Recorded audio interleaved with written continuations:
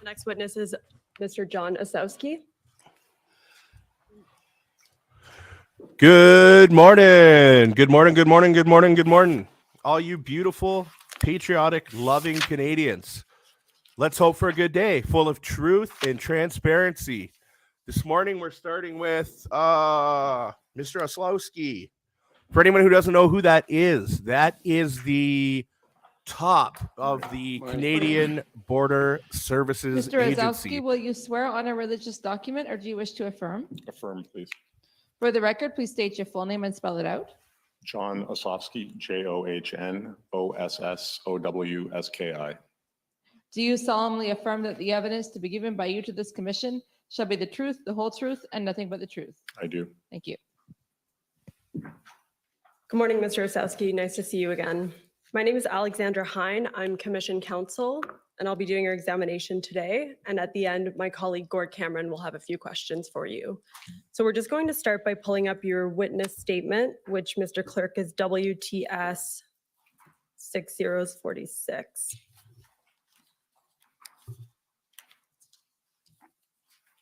Thank you. So you recall that you participated in an interview with Commission Counsel in anticipation of your appearance here today on August 24th. I do. And three of your colleagues, Christine Desrochers, Scott Harris, and Ted Gallivan, who are not here today, were also interviewed. Is that right? That's correct. And so I would ask you to confirm that you've reviewed the summary of that interview, and if you have no changes to make, confirm that insofar as it contains your information, it is accurate to the best of your knowledge and belief, and you adopt it. And insofar as it contains information from your colleagues, you believe that information to have been reviewed and accepted as accurate by your colleagues. I confirm that. Thank you. So Mr. Clerk, if we could also pull up DOJIR 706.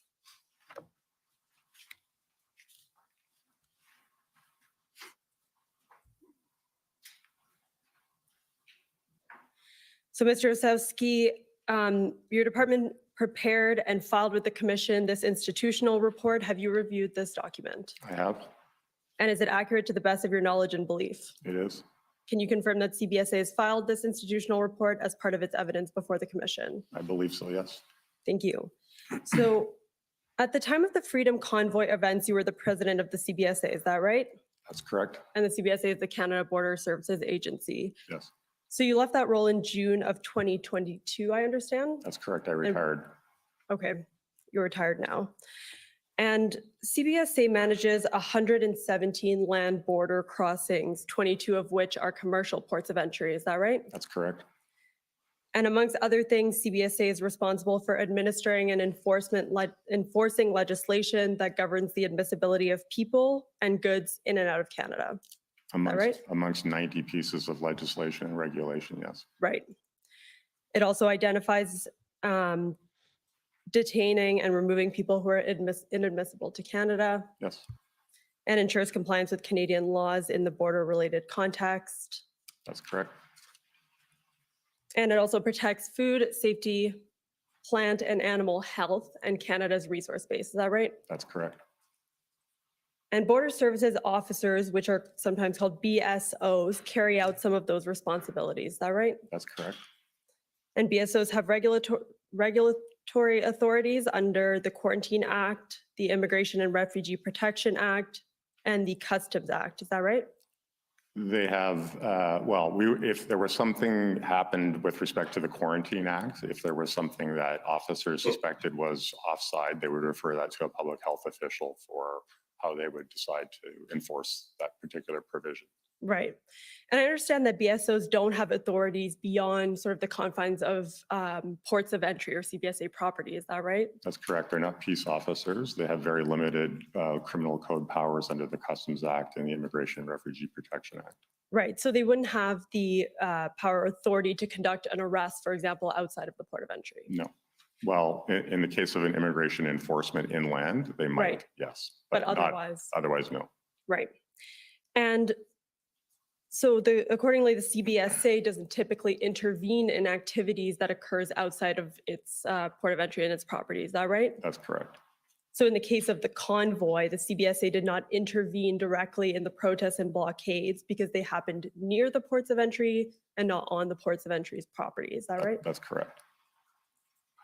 So on that note, I'll take you through the convoy. And the way I'm going to structure this is I'm going to start by asking you questions about CBSA's response to the convoy and specific blockades. And then I'm going to ask you more specifically later in the examination about your roles and responsibilities during the convoy. Thank you, Mr. Commissioner. So we'll start with CBSA's response to the convoy. I understand that on January 15th, there were certain order in council provisions that had previously allowed foreign national truckers to enter Canada unvaccinated that expired. Is that right? That's correct. And on the same day, Canadian unvaccinated commercial truckers entering Canada became subject to testing and quarantine requirements for which they had previously been exempt. That's correct.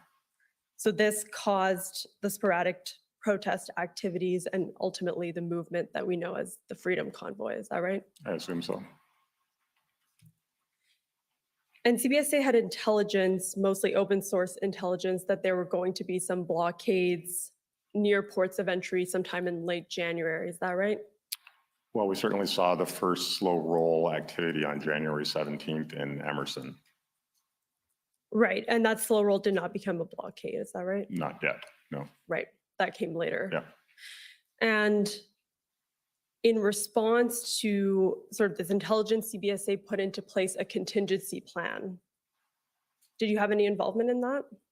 That would have been put together by the operational folks in the field with supervision of the leadership in Ottawa, yes. Right, but you knew about it? Yes. Right. Yeah. And that was on January 28th, I believe. Is that right? Yes. Amongst other things, I don't think we need to pull it up. I'll just note for the record that that's PBNSC CAN 9523. But it identified the safety and security of CBSA employees as its top priority. Is that consistent with your recollection? Yes. And it also provided regions and headquarters with high-level contingency awareness and guidance on CBSA's operational posture. That's correct. And it also set out a process whereby BOC, which is the Border Operations Center, would provide situational reports twice a day. Is that right? That's correct. And my colleague Gord Cameron is going to touch on that, so he'll pick it up later. But I understand that CBSA, in addition to the contingency plan, also implemented different port hardening measures.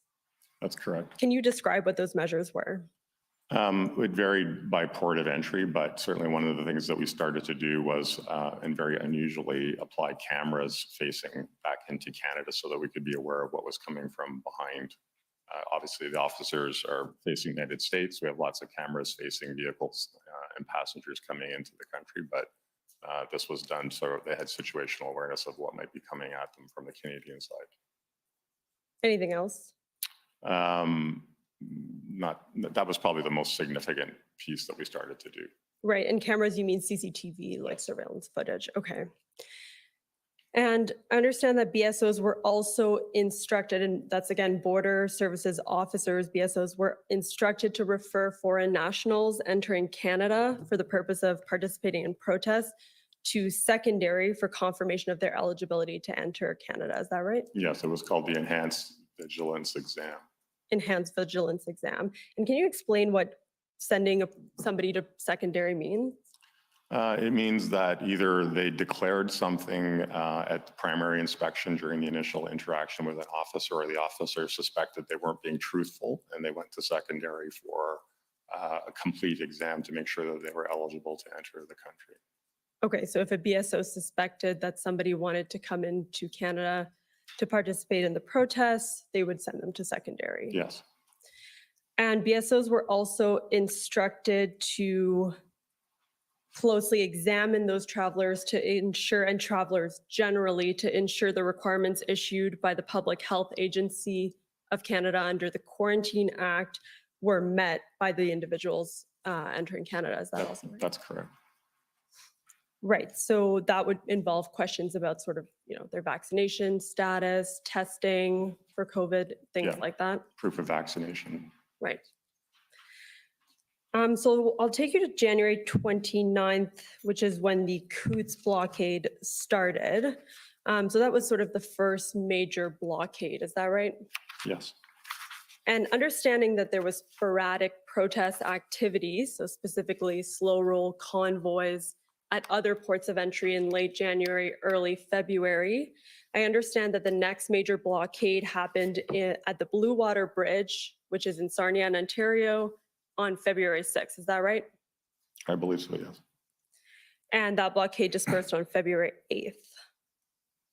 Yes, And then the next major blockade happened in Windsor on February 7th. Is that right? that's right. And that's when CBSA issued its first border alert, Correct. which advised people that the Ambassador Bridge port of entry was experiencing delays. Is that right? Correct. And specifically experiencing service disruptions. That's correct. So could you explain first what's a border alert and what is, second, what is a service disruption as opposed to a service suspension and a closure of a port of entry? Sure. So a border alert is just something that we would send out to either the traveling public or to the commercial side, so that they're aware that they might need to choose another port of entry to come into the country. Okay. Service disruption just means that for some reason the port of entry isn't accessible, and or there's some, it could be an IT outage, for example, that there's a disruption, or it could be that there's an excessive backlog of traffic. We try to maintain a 60-minute service standard, no longer than 60-minute border wait time. And if that's not the case, then we'd send out an alert for traveling public and commercial entities to know. Right. And a port of entry closure, I understand, doesn't happen very often. Is that right? That's correct. And in what circumstances would that happen?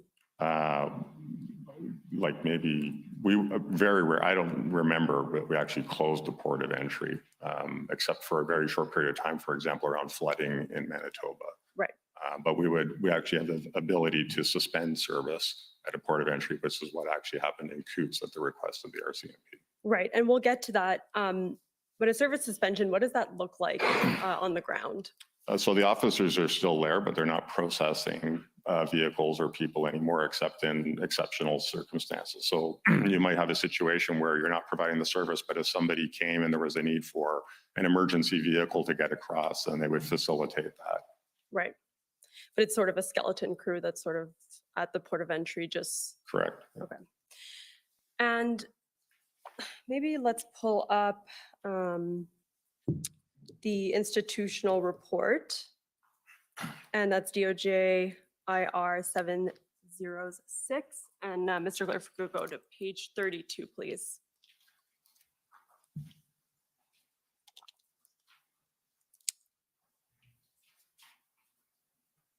All right, so this is a chart that sets out the service disruptions and suspensions that occurred sort of at the major ports of entry during the convoy. Is that right? Correct.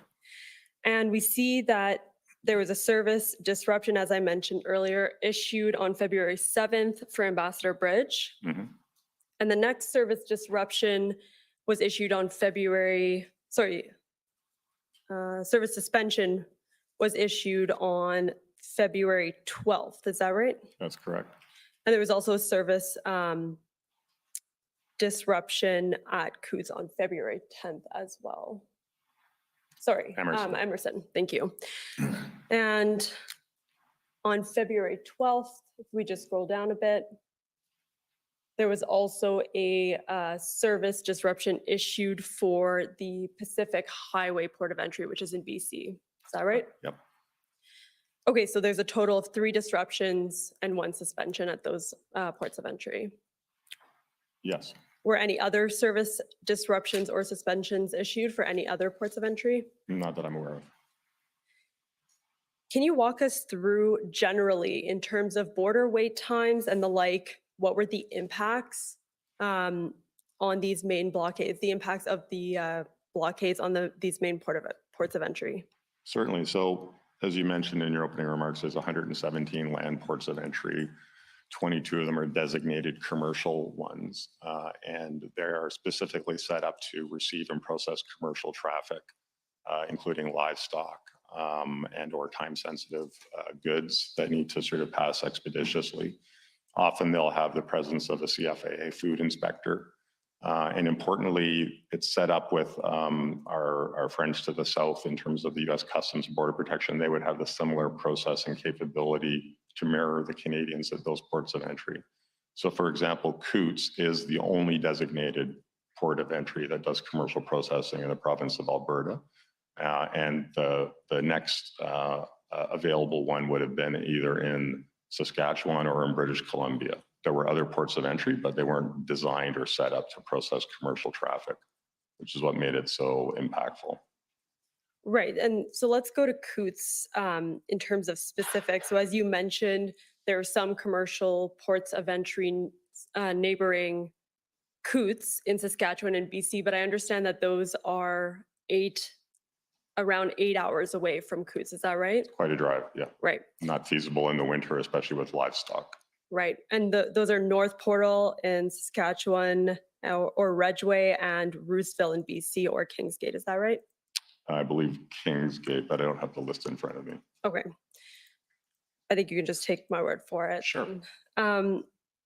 And so the CBSA, I understand, in response to the convoy, and because those alternative commercial ports of entry were so far away, they identified Del Bonita and Carway, which are two ports of entry that are closer to Coutts, much closer. Del Bonita is about 50 minutes away, and Carway is about an hour and a half away as potential alternative ports of entry. But as you noted, they were not outfitted to necessarily process commercial traffic. Is that right? Absolutely. So we would have redistributed officers to help with any traffic that chose to go those routes, but they're not set up. For example, if we had to do an enforcement action, there's no facility there to offload the vehicle and inspect it completely. So they just weren't set up to deal with that type of full commercial operation. Right. And they don't have infrastructure either, like Canada Food Inspection Agency set up there, Correct. and no USDA veterinary services for livestock. Exactly. Right. And so we understand that in response to these obstacles, Brad Wozni, who is your colleague, and he's the regional director of the Prairie region, which captures both Manitoba and Alberta. Is that right? The regional director general, yes. Regional Director General, thank you. And so he worked with the RCMP, which was the local police of jurisdiction in Coutts, the U.S. Customs Border Protection Services, and CFIA, so that's the Canada Food Inspection Agency, and the U.S. Department of Agriculture to facilitate the movement of commercial traffic through those alternative ports of entry. Is That's that right? correct. Yeah. So that's specifically Del Bonita and Carway. And as he explained in his witness summary, which for the record is WTS 7044, they arranged for traffic moving southbound. So that's going from Canada into the US to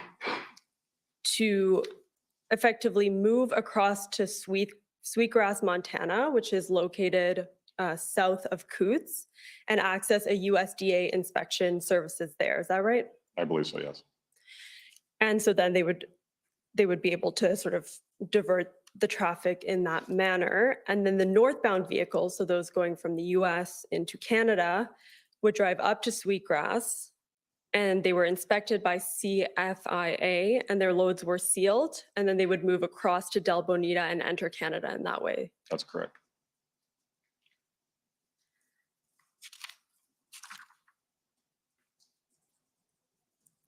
And so I understand that there were impacts to the Coutts port of entry all the way until around February 13th, where there was some enforcement action by the RCMP. Is that right? That's correct. And can you explain sort of what that enforcement action entailed? The RCMP arrested 4 individuals and laid criminal charges.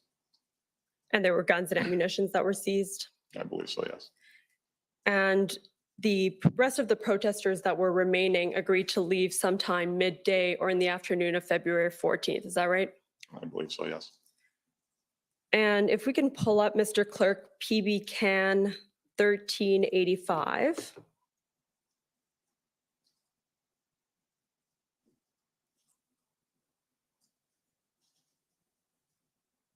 So, Mr. Ostowski, this is an email that you sent to Minister Mendocino, who's the Minister of Public Safety, on February 15th. Is that right? Yes, it is. And you advised him that protesters were leaving Coots as of 3 p.m. on February 14th, That's correct. and that around 8:30 p.m., the CBSA was advised that the RCMP had removed the conveyances blocking the lanes and had been able to secure the area. Is that right? Yes, And you also advised Minister Mendocino that the CBSA was in a position to open the Coots POE on the next day. yes. Sorry, on that day, on Yes. February 15th. Okay, so we'll move on to Ambassador Bridge.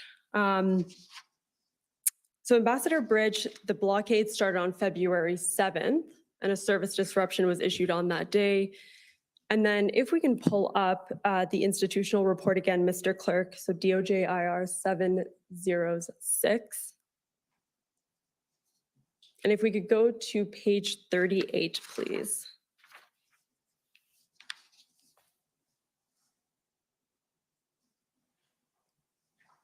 So this is a chart that is provided to us by the CBSA that shows the commercial conveyances volume from January 15th to February 25th at the Ambassador Bridge. Is that right? Yes, it is. Can you walk us through the chart sort of from February 8th to February 13th and just explain to us what those numbers mean? Well, as you can see from the preceding days, and there's a very sort of predictable weekly pattern here in terms of the movement of goods, obviously less on the weekends and more as you build towards the end of the week. So for example, February 1st on Tuesday, we had 4,982 commercial conveyances. So that's the truck and trailer across the board. And on February 8th, as a result of the disruption, 5 passages were recorded. Right. And then if we go to February 13th, for example, we see that there are 0 commercial conveyances that passed on Yes. that day. Yes. And so, Mr. Clerk, if we could just scroll down. So traffic, yes, keep going. Thank you. So traffic from the Ambassador Bridge was diverted to Blue Water Bridge, is that right? Yes, Which is approximately 2 hours away from the Ambassador Bridge.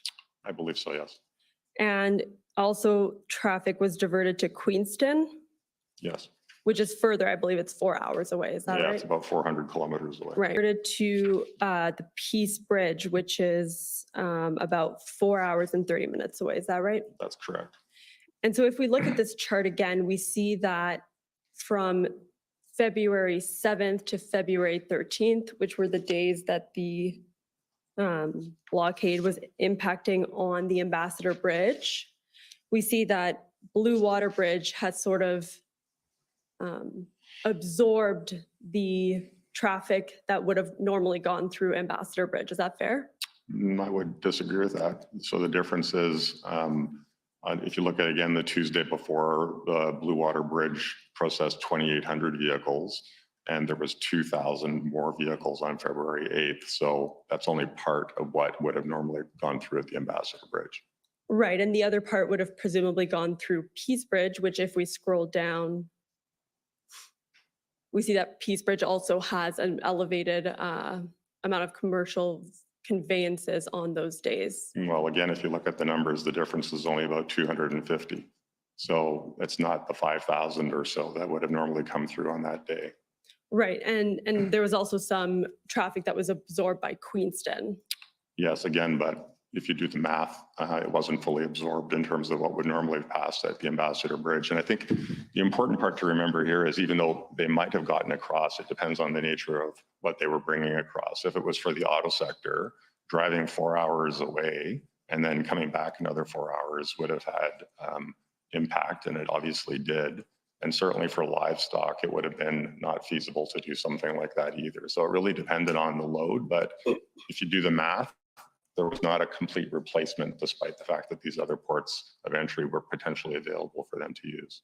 Right, so is CBSA tracking what happened to those commercial vehicles? No, They weren't, no, okay, no, we just simply track the passages through our systems. right. So it's possible that those vehicles went home. It's also possible that they entered in a different manner. I couldn't speculate on that. Okay, thank you. So is it fair to say that most of the commercial vehicle traffic was successfully diverted to neighboring ports of entry, but not all of it? I guess it depends on how you define most. Right. So if you go day by day and look at the numbers, I would say a portion of them, but I wouldn't say most. And what about at other ports of entry? I think if when I looked at the data for the Prairie region, so Coots and what would have gone through some of the other ports of entry, I think there was a higher level of substitution there, if you will, in terms of finding another way to get across, Right. but So- less so in Southern Ontario.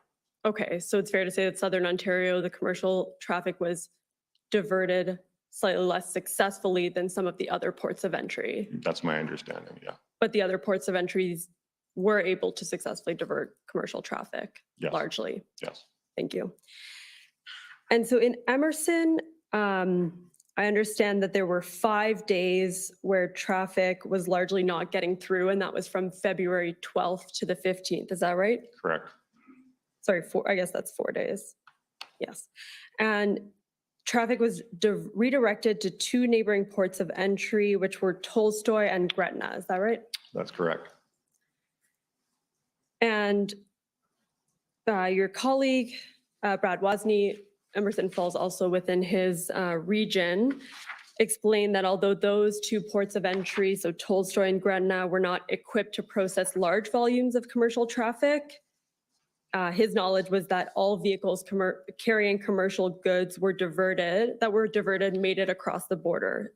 Is that consistent with your recollection? That's correct. And in fact, neither Tolstoy or Gretna are designated commercial ports of entry. And if we actually included pictures of them in the institutional report, you can Right. see that they're actually very small operations without the appropriate facilities to conduct normal Right. commercial operations.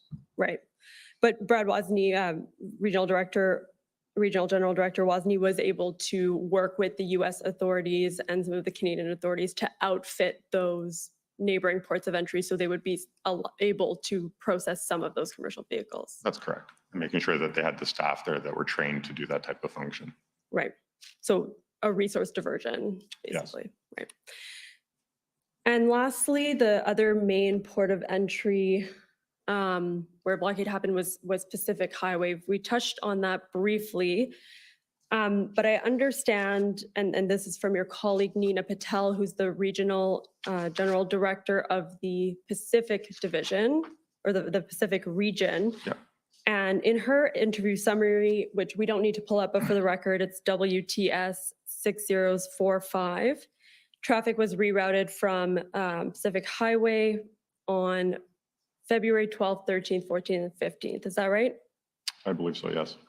And they were redirected to the neighboring ports of entry of Aldergrove, which is about 20 kilometers away from Pacific Highway, That's correct. and Huntington, which is about 40 kilometers away. That's correct. And I understand that Aldergrove and Huntington are commercial ports of entry. I don't believe Aldergrove is, but I could be wrong. I think your colleague Nina Patel said that they just didn't have the same commercial vehicle capacity as Okay. Pacific Highway. Yeah, they might not have had the same number of lanes available for Exactly. processing. Yeah, that's exactly right. So in the email that we showed you earlier, which we don't need to pull up again, but is the email where you advised Minister Mendocino in regards to the Coots Port of Entry. Do you recall that? Yes. And you also advised him that at 11:05 p.m. local time on February 14th, the RCMP had successfully cleared and opened the north and southbound roads at the Pacific Highway for the resumption of traffic. Is that right? That's correct. And so the traffic flow resumed, and there were very few protesters remaining on site, which is what you advised him of. Yes. Sorry? Yes. Thank you. And so you've mentioned that when traffic is diverted, there's an increase in border wait times. Truckers have to drive longer to get to their destinations. In the case of Ambassador Bridge, thank you. In the case of Ambassador Bridge, there were some impacts on supply chains. Absolutely. So I think it's closer to 200 kilometers away from Ambassador Bridge to the Blue Water Bridge. The Blue Water Bridge has 7 commercial lanes compared to the Ambassador's 15. given the fact that processing time takes the same, you're trying to squeeze more volume through a smaller sort of sieve, if you will. And at one point, I heard reports that the traffic lineup was 10 kilometers long at the Blue Water Bridge. So it had a significant impact. And there was a significant or specific impact on the automobile industry, is that right? Absolutely, just because of the just-in-time manufacturing sector in Southern Ontario, where the whole process is set up to not have inventory on hand, but have it delivered as it's required. So it's very finely tuned. Right. And the Ambassador Bridge blockade was cleared up on February 13th as a result of enforcement action. Is that right? I think it was February 14th, we reopened. Right. You reopened on February 14th, but because the protesters had cleared on February 13th. That's correct. Right.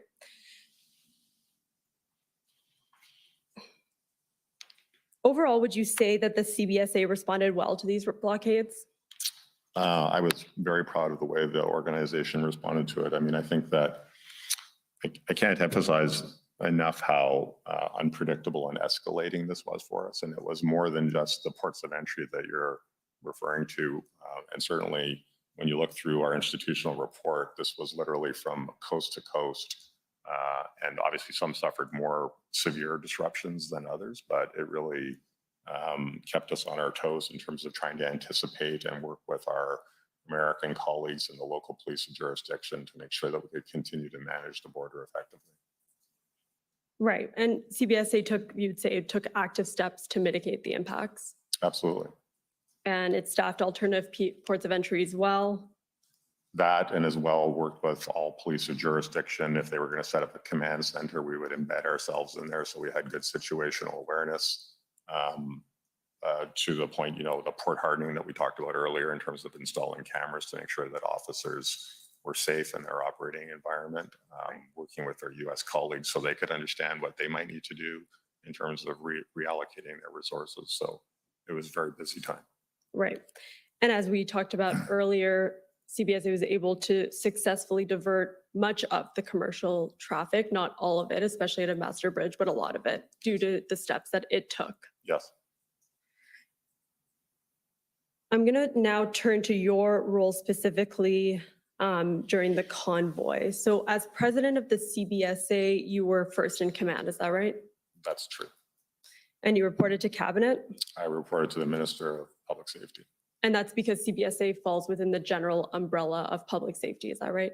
All of the deputy heads report directly to the minister. To the minister, you mean Minister Mendicino? Yes. And deputy heads, you mean of the agencies that fall within public safety's mandate? Yes. So CSIS, RCMP, Right. CBSA, Rural board. Correctional Service. Right. How did you report to him? So was it oral briefings, written briefings? Emails, text messages, oral briefings, written briefings. Yes. And how often? Very frequently. A few times a day? Yes. And your second in command was your executive vice president, who at the time was Ted Gallivan? Correct. So I understand that you attended meetings throughout with officials and at the political level. That's correct. You attended Deputy Minister Committee on Operational Coordination meetings, and Yeah. we refer to the DMOC. DMOCs, Yeah. right? And sometimes I understand you sent Mr. Gallivan as your delegate to those meetings, or, That's correct. okay, so you didn't attend all of those? Correct. And you also attended meetings of the Cabinet Committee on Safety, Security, and Emergencies, is that right? Yes. And we refer to that as the SSE. Yep. And so there were 3 meetings, the 3rd, the 6th, and the 8th. Did you attend all of those meetings? I don't recall exactly which ones, but I think you attended the 3rd and the 6th, and Mr. Gallivan attended the 8th. Does that refresh your memory? that sounds right. Okay. And you also attended meetings of the Incident Response Group, I did. and those occurred on the 10th, 12th, and 13th, and then every day from the 15th to the 23rd, I understand? I believe so, yes. Do you recall whether you attended all of those meetings or only some? I think most of them, but I don't think I was all of them. Okay. And if you weren't at one of those meetings, you would have sent your delegate, I assume? Yeah, Ted would have. Right. And you also attended some of the FPT CPPC meetings, which is the federal, provincial, territorial Crime Prevention and Policing Committee. Is that right? That's correct. So I'm actually going to take you to a readout of that committee's, one of the meetings of that committee, which happened on February 7th. So that's SAS 8012. Mr. Clerk, please.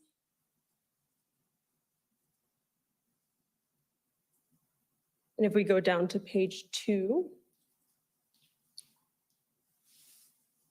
So we see that you gave an update here, major commercial vehicle traffic in Alberta, 1 lane open, still protesters there, but allowing through, presumably allowing some traffic through. And normally double, other areas, Ambassador Bridge, blocking in Windsor, Detroit area, major port of entry blocked. Is a police of jurisdiction issue, working with POJ to share intel, but comes down to enforcement. Ready to work with PT partners to share what we know. We'll continue to work with them. Do you recall this? Yes. Is this the type of update that you would have typically provided at these meetings? Yeah, just to sort of give everyone situational awareness of what we were seeing and hearing and what potentially might happen. Right. If we go down to page 3.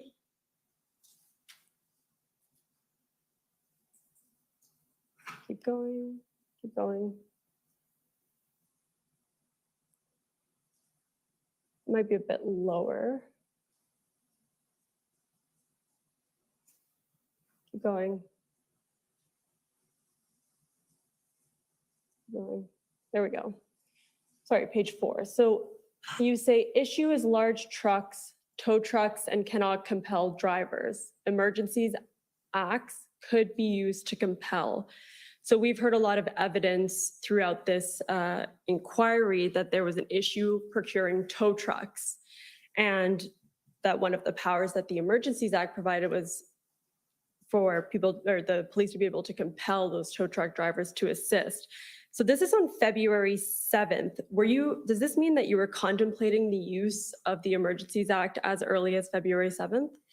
No, in fact, when I saw this readout, I looked at that and I was looking at the plural of that. And I think in the context of the call with the FPT meeting that we were having, we were talking about provincial emergency powers that could be brought to bear to compel tow trucks. And your understanding was that provincial emergency powers could be used to compel tow trucks? I wasn't sure who had them. I understood afterwards that Alberta actually had that power, but I wasn't sure who else might have that power. And when you say Alberta might have had that power, what do you mean by that? Under their Emergency Act. Is that the Critical Infrastructure Defense? No, I Act? think it's another act that they have Okay. the ability. Their to do so. provincial emergency? Yeah. Okay. And your understanding was that other provinces may or may not have had? And I think that's what we were trying to discuss here was how Okay. could we get these tow trucks into action? Was there ever any follow-up on that? Not that I'm aware of. Okay. To be clear, we had no authority to procure tow trucks at the CBSA ourselves. I mean, Right. We had a very limited role that we'll probably discuss later with respect to helping tow trucks come in from the United States. Right. Because of an agreement that we have with USCBP for emergency vehicles. Right, well, we can discuss it now. So I understand that effectively CBSA's role could have been not the procurement of tow trucks, but facilitating immigration for those tow trucks to come assist. Is that right? Yeah, so normally there would be, to bring a vehicle like that into work in Canada, you need a work permit. And so what we would do is say we would waive that requirement in the sense of the emergency agreement that we have and allow them in and make sure still that they weren't, unable to enter so that they didn't have any serious criminality issues and weren't bringing guns with them or anything like that. Right, and did you provide that assistance for any of the ports of entries? We did in Windsor, yes. And how, do you recall if tow trucks actually came over the bridge? They to did, assist? yes. Okay, any other ports of entry? No. All right, so Mr. Clerk, if we could pull up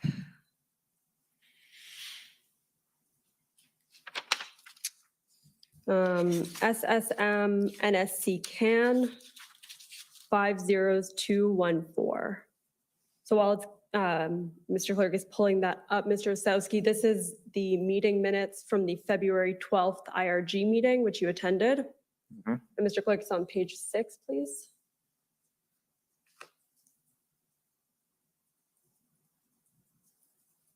And keep going down. Sorry, page 7. Right. So we see here at the bottom that it says the Prime Minister asked for an update on other POEs and what is being done to prevent further disruptions.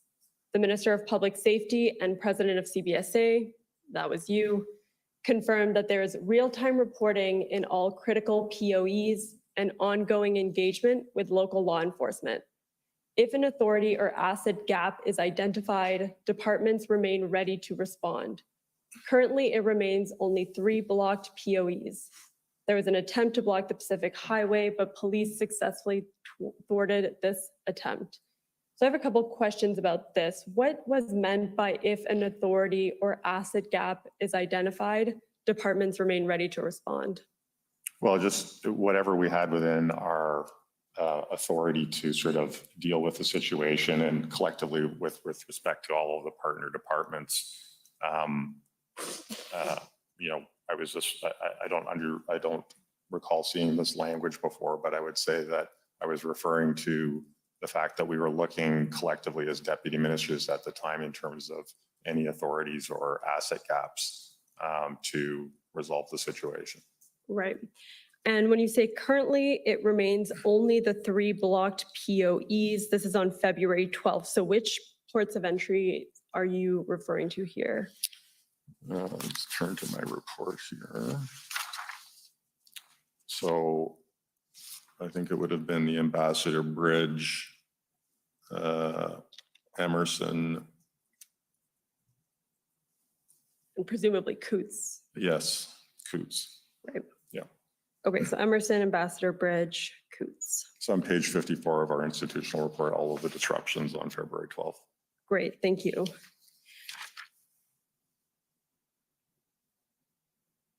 And then if we can go to SSM CAN 6095. While that's being brought up, Mr. Suski, this is the February 13th IRG meeting minutes. Okay. Mr. Clerk, we'll just go down to page 5.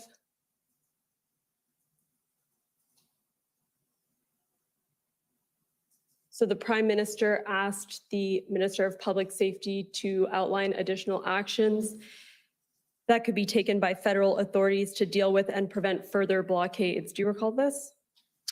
Yes. And the Minister of Public Safety explained that great progress had been made in clearing and securing the Ambassador Bridge, but that there was no definitive timeline for reopening. Correct. But as we established earlier, the Ambassador Bridge was reopened the next day. Yes. And he also noted that enforcement actions were occurring in Coots and Emerson. Do you recall this? Yes. And lastly, and we'll skip the part about Ottawa, at the Blue Water Bridge crossing, the CBSA had also doubled its capacity for commercial vehicles, allowing carriers additional corridors for cross-border trade. Is that right? Correct. And that was in response to the Ambassador Bridge blockade. Yes. So that was the update that Minister Mendicino provided. Did you also contribute anything to this meeting? Generally, at these meetings, I would have provided any situational updates in terms of what was happening at ports of entry and/or what we might have gathered in terms of potential disruptions that would be happening in the near future. And when Minister Mendicino gives an update like this, is the information that he's conveying information that you have briefed him up on Yes. in the context of your daily touching base? Yeah, we would have, and/or reports that we would have shared with the minister's office and public safety as well as other departments. And what kind of reports were those?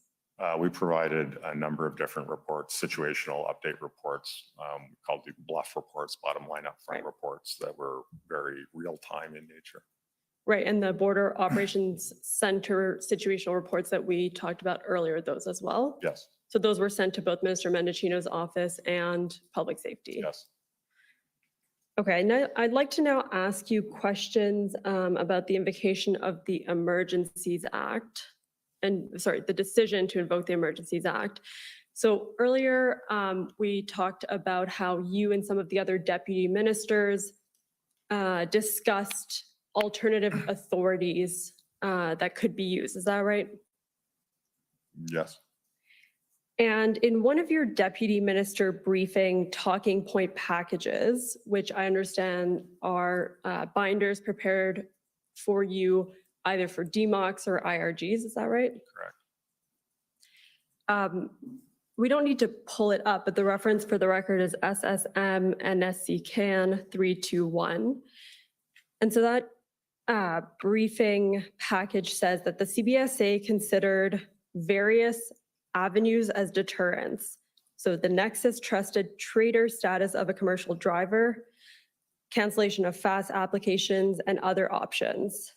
This is not the first time that those options had been raised, is that right? I believe so, yes. It was not the first time? Or it I was? don't think it was the first time, no. Right, because this was February 13th. And if we go to February 10th, which actually, we will pull this one up, SSM CAN 402301.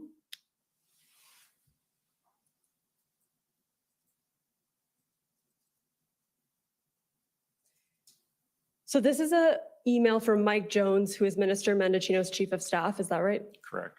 To Mike Maca from Transport, Samantha Khalil from PMO, and Zita, who is Bill Blair's Chief of Staff, is that right? Correct. And he says, I've received these enforcement options from CBSA, which I've asked for more context around. I understand that it is part of a broader effort to provide options to the clerk. I'm tracking down from my side, and Z is going to check in with the NSIA.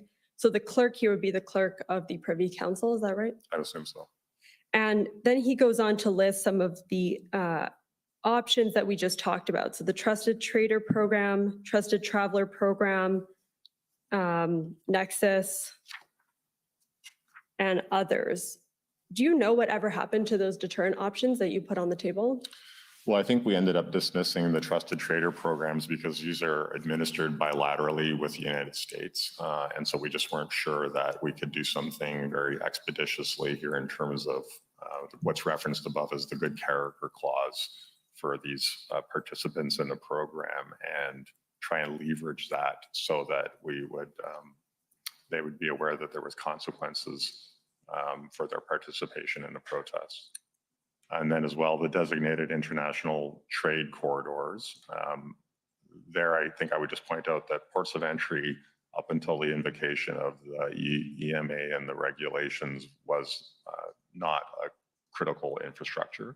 And certainly the trade corridors, the highways, were not federal. There also are provincial responsibilities. And so the designation of the routes to and from the ports of entry were an important aspect. Right. Right, so the EMRs designated the ports of entry and the trade corridors as critical infrastructure. Yes. And we will pull it up pursuant to Section 6, made those exclusion zones, is that right? Yes.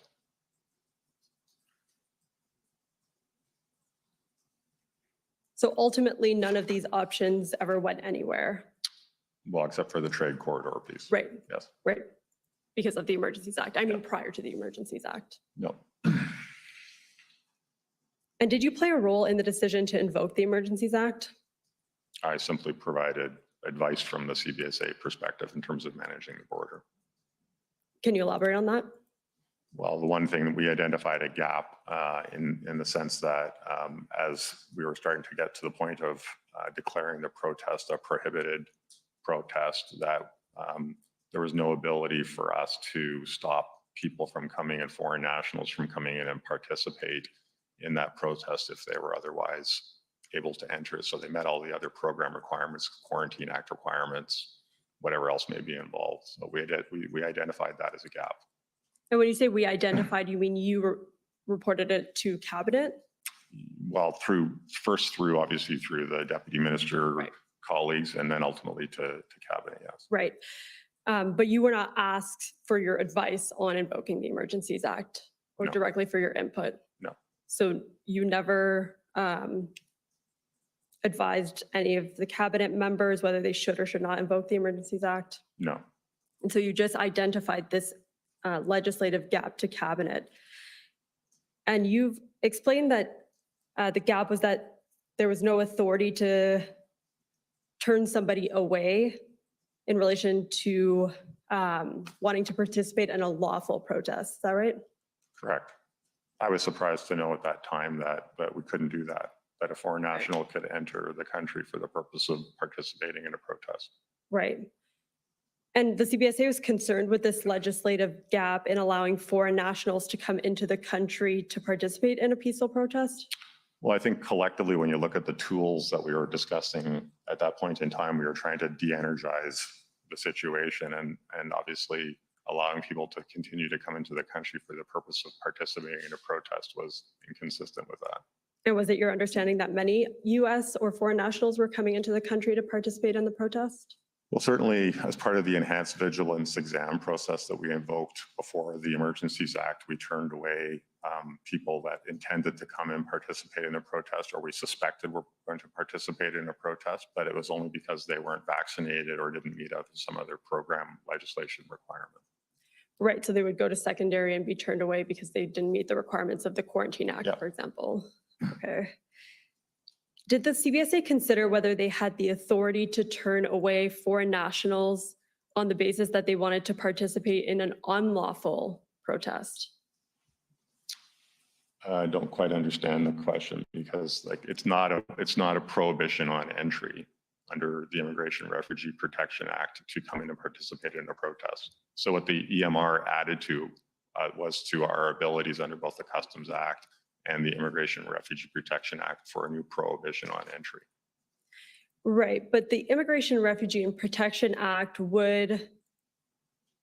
it does set out admissibility and inadmissibility Yes, criteria, right? yes, And if somebody went to the border and there was reasonable grounds or they were suspected to want to be admitted to Canada to engage in unlawful activity, would that be sufficient basis to turn them away? certainly if the officer felt that they weren't here for a lawful purpose, you could turn them away. But Okay. if someone showed up at the border today and said, I want to come to Ottawa to protest something, that's not a reason to prohibit their entry if they're otherwise admissible. Right, so the legislative gap was specific to turning foreign nationals away who wanted to participate in a lawful, peaceful protest. In an unlawful protest. What was defined in the act as a prohibited protest, I believe is the language. Right. And so I guess what I'm getting at is it seems like the Immigration and Refugee Protection Act would have already given the CBSA that power at the point in which the protests were deemed to have been unlawful. Not specifically, because it wasn't a specific prohibition on entry into the country.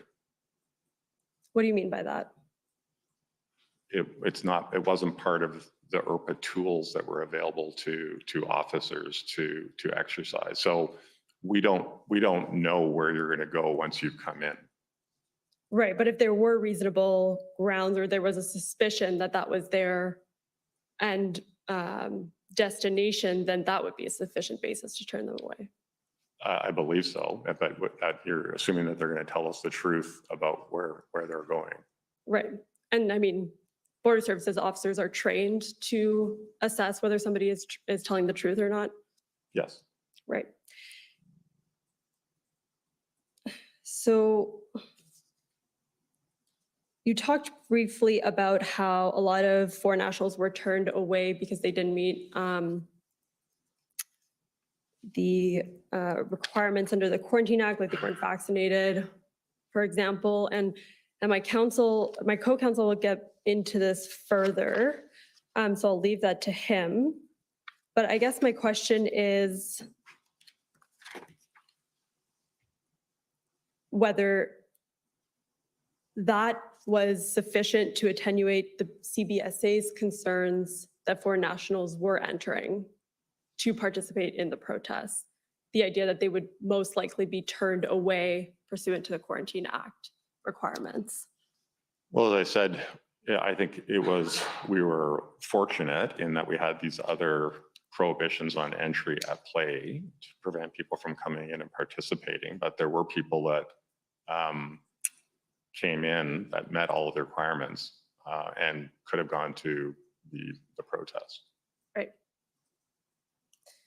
Okay, thank you. So I only have about 5 minutes left before I'm going to turn it over to Mr. Cameron. So I just want to pull up one last document, and that's Mr. Clerk COM 50670.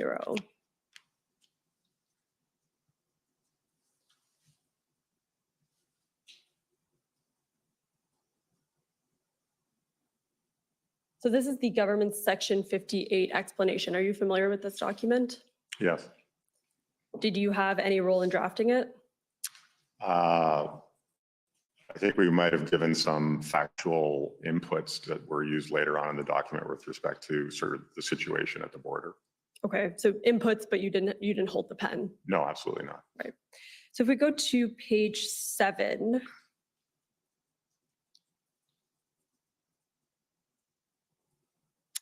Yeah, right there. So just a little bit up, just where it says in addition. So it says, it describes 2 events where that occurred, one at the Pacific Highway Port of Entry and one in Fort Erie. And it says that at those 2 locations, protesters had breached the confines of the CBSA Plaza, resulting in CBSA officers, thank you, Mr. Commissioner, locking down the office to prevent additional protesters from gaining entry. So the event at Fort Erie happened on the 12th, is that right? I believe so, yes. And according to a situational report, it was 120 vehicles that converged in the area of the Peace Bridge, is that right? I believe so, yes. And protesters accessed the CBSA Plaza, which I understand to mean sort of the parking building. lot. Yeah, the buildings, yeah. Right. On foot. And then it says that police and the CBSA were able to direct the protesters to leave after 20 minutes. Is that right? Well, the officers in the case of Fort Erie locked down the building because they were trying to get access to the building. And I think the building was locked down for 12 hours. And I would just actually make a correction here that at Pacific Highway, there was a vehicle that you may recall, there was pictures of in the media that had sort of military camouflage paint that breached a barrier, but I don't believe that they actually locked down the building in the Pacific Highway region. Right, and we have evidence from Dwayne McDonald, who's the commander for the E Division of the RCMP, and he describes the event basically as exactly as you've just put it, so that there was sort of a painted vehicle that crossed a threshold, but it wasn't a breach per se. Yes. And he also observed that the media reports on that specific event were not accurate. Would you agree with that? I couldn't speculate without reading them, yes. Okay, do you have any reason to doubt his evidence? No. And just for the record, I'll note that that's WTS 6069 at page 20, which is the RCMP panel witness summary. And Dwayne McDonald's evidence is in there. So my last question for you before I turn it over to my colleague is that the Section 58 explanation also talks broadly about the economic impacts of the border blockades. And I understand that CBSA itself did not conduct any analysis on the economic impacts. Is that right? That's correct. We just simply track the number of conveyances that cross the border. And as well, we do something else called value for duty, but that's wouldn't be used for any kind of real economic value impact analysis. Okay. Did you say value for duty? Yeah. Okay. And who did you provide that data to? All of that data is provided as a matter of course to other government departments, Department of Finance, Statistics Canada, other entities that sort of track these types of things. And so they would have then undertaken the economic analysis I assume based so. on your data. You assume so. Okay. Okay. Thank you so much, Mr. Osowski. Those are all my questions. I'm going to pass it over to Mr. Cameron now. Okay, thank you.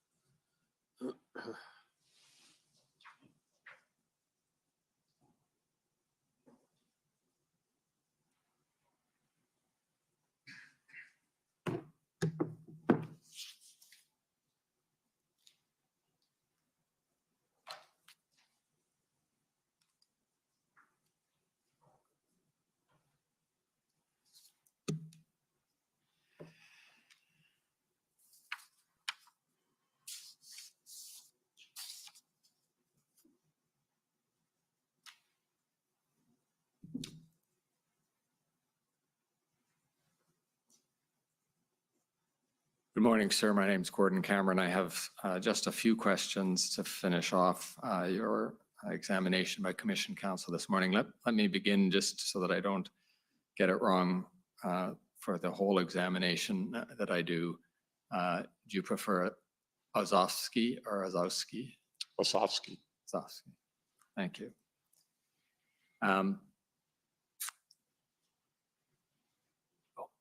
And I'll apologize if I speak in the present tense because I acknowledge you've since retired.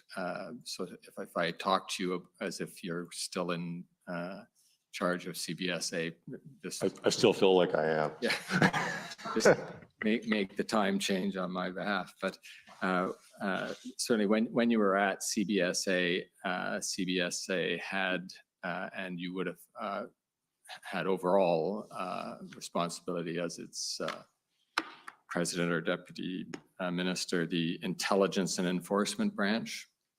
That's correct.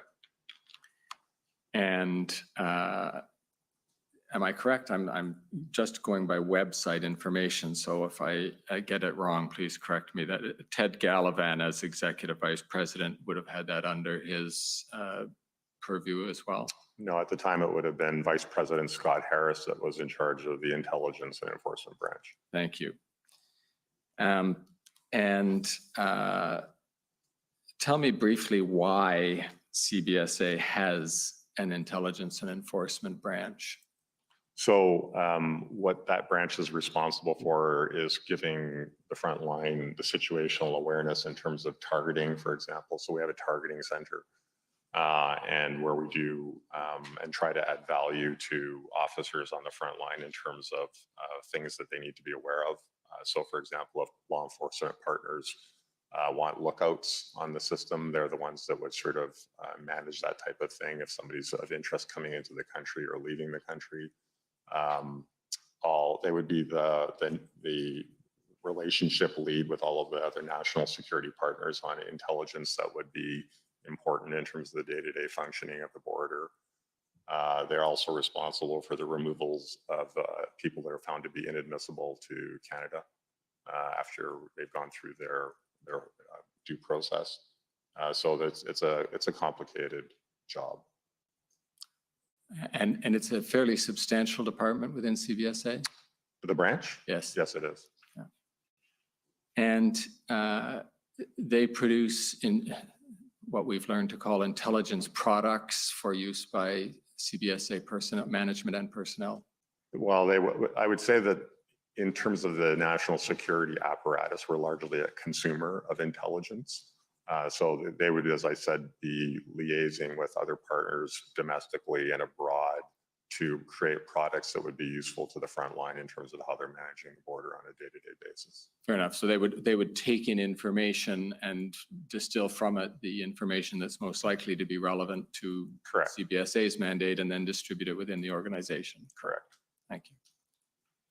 And it seems just by instinct that the two concerns here will be using that intelligence and those assessments to protect the security of Canada in terms of people who might be coming into the country, and to protect your personnel who have to deal with these situations on the front line. Absolutely. That's it. Thank you.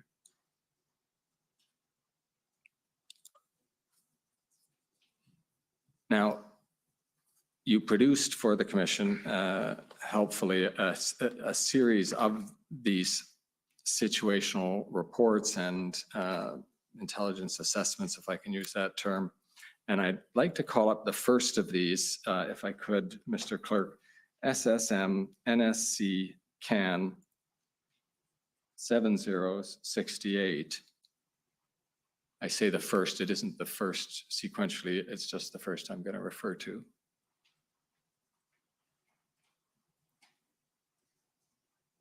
And we can see that this is a situational report for February 14th at 10:30 in the morning. Is this type of report that you're familiar with, Mr. Ozowski? That's correct. And if the clerk can just scroll down the page so that people looking at the screen can see that just the type of content in this sort of report. We see a description of each of several ports of entry, and keep going. Mr. Clerk, I'm going to ask you to ultimately to get through to page 8, but just scrolling through, people can see the type of statistical and observational analysis that this type of report would give to your personnel for the objectives we just described. And when we get through to page 8, there's a table and then a heading, intelligence and law enforcement. Sorry, intelligence and enforcement. And then underneath that, a heading, intelligence landscape. And I'm going to make a point of observing the parenthetical comment, updates in red, close brackets. And then the first heading there is BLUF. Can you tell us what that acronym is for? Do you remember? Bottom line up front. Okay. Bottom line up front. So it's a compact presentation at the top of the assessment that gives the high level view. Yeah, I mean, this was an evergreen document. And so it was just so you don't have to scroll through the entire thing every day. You can get to the bottom line. very quickly. Right. And the words there, as of February 14th, 2022 at 08:30 Eastern Time, the overall threat to CBS officers and infrastructure is low. And this is February 14th, so the convoy and the protests have been going on for more than a couple of weeks. I just wonder if you can confirm for me, so because it's certainly the impression that Commission Council got, that had been the bluff in these reports throughout February. That is exactly as it appears there. Is that your recollection too? Yeah, I don't think it ever changed from low. And I would say overall, we're looking at the entire national picture here, right? As opposed to little things that might be happening at individual ports of entry, but overall the threat was low for the entire period. Thank you. Now, And if I just may add, what I'm really referring to here is, and it says officers and infrastructure, but that is our domain, right? So there's obviously a duty of care responsibility to the officers to make sure that they're trained and operating in a safe environment, and as well that the infrastructure itself is properly protected. and thank you. That's actually a very helpful addition for the point I'd like to see if we can learn from the next document. And so, Mr. Clerk, if you could pull up same prefix, but 1519 SSM NSC CAN 401519.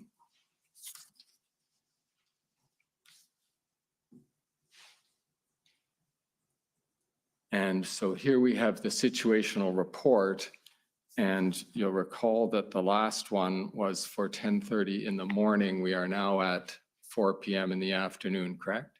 That's correct.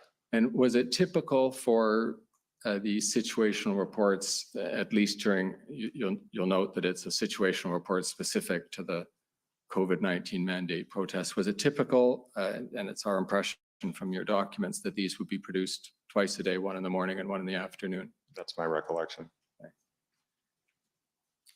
And again, Mr. Clerk, if it can just scroll through and take us down to page 8. Again, the same type of situational analysis of the various crossings with tables and statistics and maps and whatnot. Then we get, again, our bluff bottom line up front. And we have the same statement as we saw in the last one, and that, as you confirmed, had been in all of the bluff bottom line encapsulations of intelligence and enforcement at this time, February 14th, 2022, though now later in the day. The overall threat to CBS officers and infrastructure is low, but there's now an addition. Mm-hmm. And the addition to this bluff is there has been a significant operational impact that may result in a threat to Canada's economic security and prosperity. Now, you know why you're here today, and we've all been watching the progress of events in the first couple of months of February. So you'll appreciate the significance of the date, February 14th, right? Yes, As the date that the government invoked the Emergencies Act. yes. And do you recognize that language? There has been a significant operational impact that may result in a threat to Canada's economic security and prosperity as language that is lifted from the Section 58 justification that Canada used for the invocation of the Emergencies Act? I'm not aware that it's exactly the same language, but if you say so. No, I'm not going to say it's the same language. So let me put it this way. It's the concept that you will have been familiar with as having been part of the Section 58 That's correct. explanation, correct? Thank you.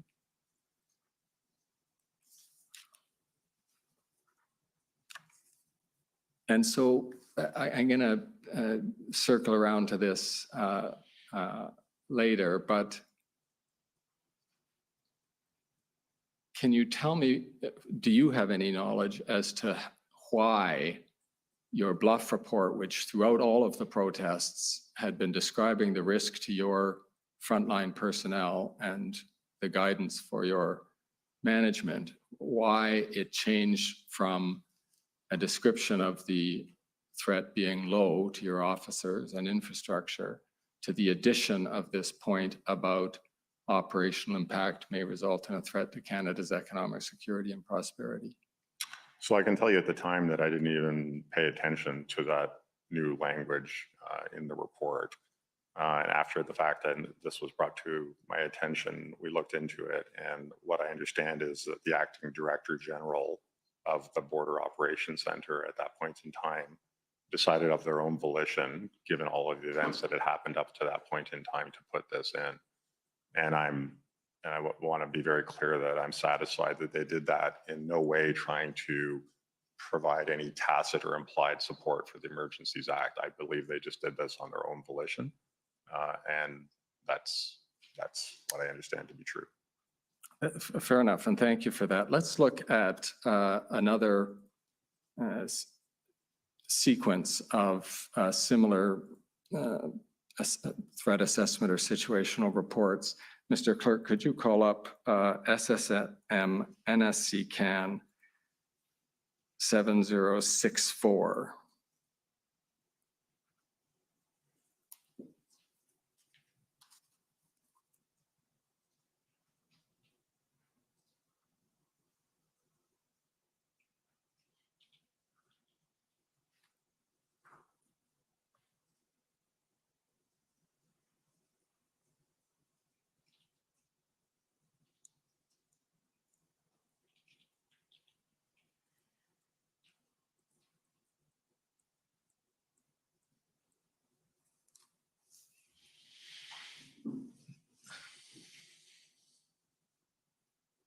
Now, just have a look at that, Mr. Ozovsky, and perhaps as the clerk scrolls down, you'll be able to just tell us, roughly speaking, what this is. A very similar looking report, although different in some respects. Can you describe what type of report this is?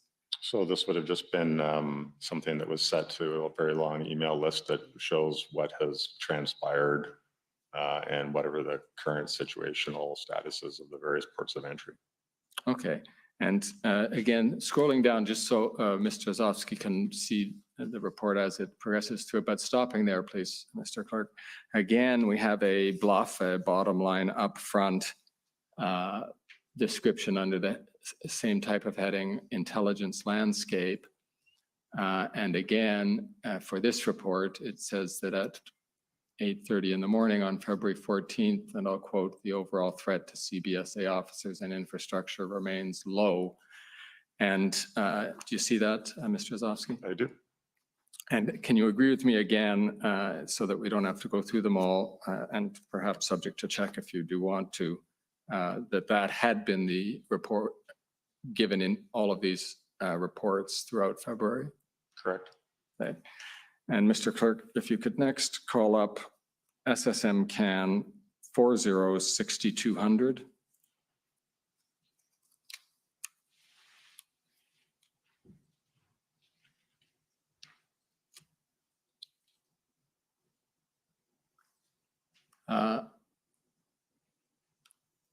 And I think we'll see that as you described it earlier, a wide distribution email with similar situational information. And if you could just scroll through it, Mr. Clerk, we're looking for page 4, bottom of page 4.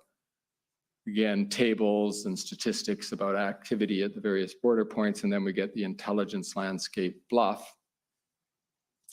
And I'm sorry, you know what I forgot to do was to get the date and time of this. Mr. Clerk, could you go up to the top, please? Thanks. So we are now the next day. So this is February 15th. Thank you, Mr. Clerk. I just wanted to make sure we understood this. So this is the next day's report of the same type. And when we look at the intelligence landscape bottom line up front, we see the same word about, same words about the threat being low, but there's some more words. But caution should be exercised in light of recent reporting surrounding IMVE groups. And do you know why that appeared on February 15th, the day after the invocation of the Emergencies Act? Not specifically, no, but I can say in general, when events like this happen, one of the things that as a national security, part of the national security apparatus is that you're always concerned that that might tilt somebody from just being an online sort of person thinking about this type of thing that actually moves to action and does something. And that actually happened later on after this on February 17th. I can describe an event where something like that potentially happened. And you see that below the sentence we were just talking about IMVE groups, we have a repeat of the observation that the protests at POEs have caused significant operational impact that may result in a threat to Canada's economic security and prosperity. The one we saw last time in the other report, correct? I see that, yes.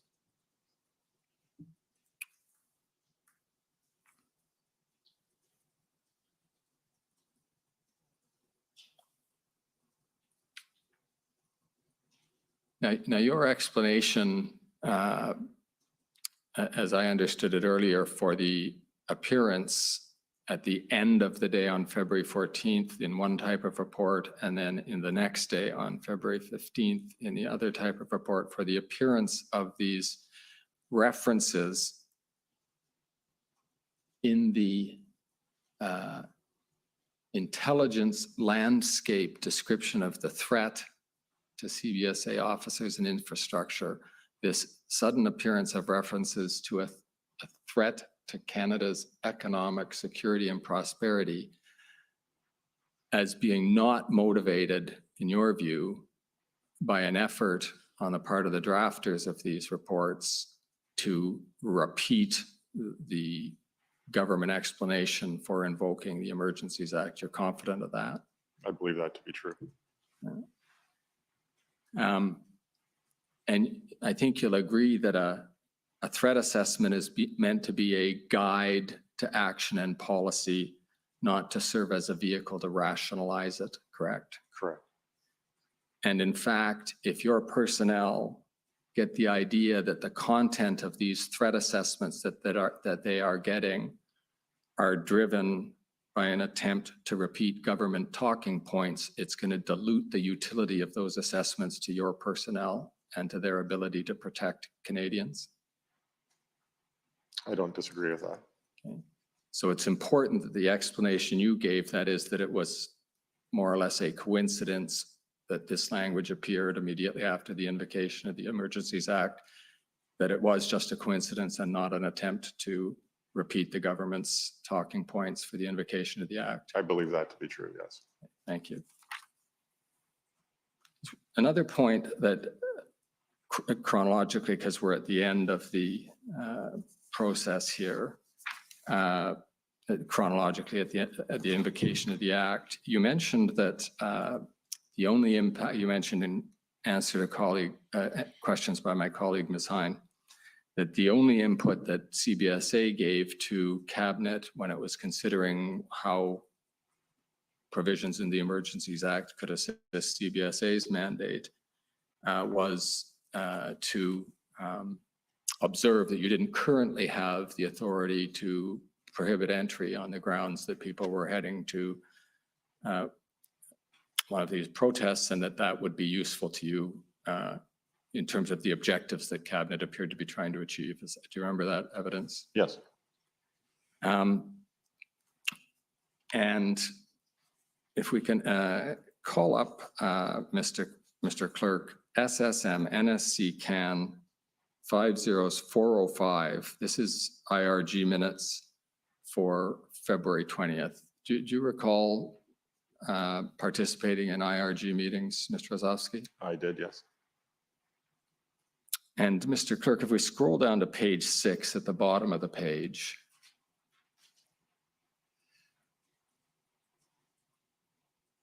you could, so just slow down a little bit, Mr. Clerk, so we can get the context here. Can you go up just a bit? So this is the IRG reporting on progress and with respect to actions that have taken place consequential on the invocation of the Emergencies Act. And then we have some input from CBSA at the very bottom. And Mr. Ozovsky, did you provide that input to the IRG? I believe so, yes. And did you participate in person or virtually in this meeting? It was all virtual. And for your virtual participation, was this you speaking or had you submitted a report to this effect? It was probably me reporting this. And you would have been briefed in advance, I suppose, even for the president of CBSA, an appearance at the IRG is a significant event. You'd have had your staff brief you on this input. Yes. So February 19th, there was an event in Prescott where 2 people were turned back using the emergency management regulations. Sorry, can you just slow down a little bit and repeat that? So on February 19th in Prescott, at the Prescott Port of Entry, 2 individuals, 2 foreign nationals attempting to come into the country for the purpose of participating in the protest, who are otherwise not prohibited from entry, were turned back using the EMR powers. And that's what that refers to. Right. And had you made any other reports to the IRG about similar instances in which the Emergencies Act powers had been used by CBSA? That was the first time I reported on that, I believe. And I think it was the last time also. Yes. Okay. And so as far as CBSA is aware, the authority in the Emergencies Act that empowered CBSA to deny entry to people was with respect to a couple who were turned away on February 19th. That's correct. And that's the totality of it. That's correct. Thank you, Mr. Commissioner. Those are my only questions.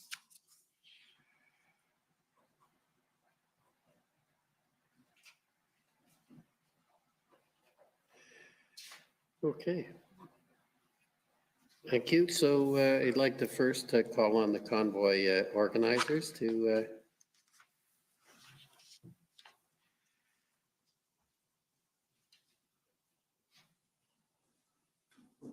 Good morning, sir. Morning. For the record, Brendan Miller. We've corresponded before on other files, as you might recall. I'm counsel for Freedom Corp, which is the representatives of the protesters that were in Ottawa in January and February. Nothing to do with the borders, sir.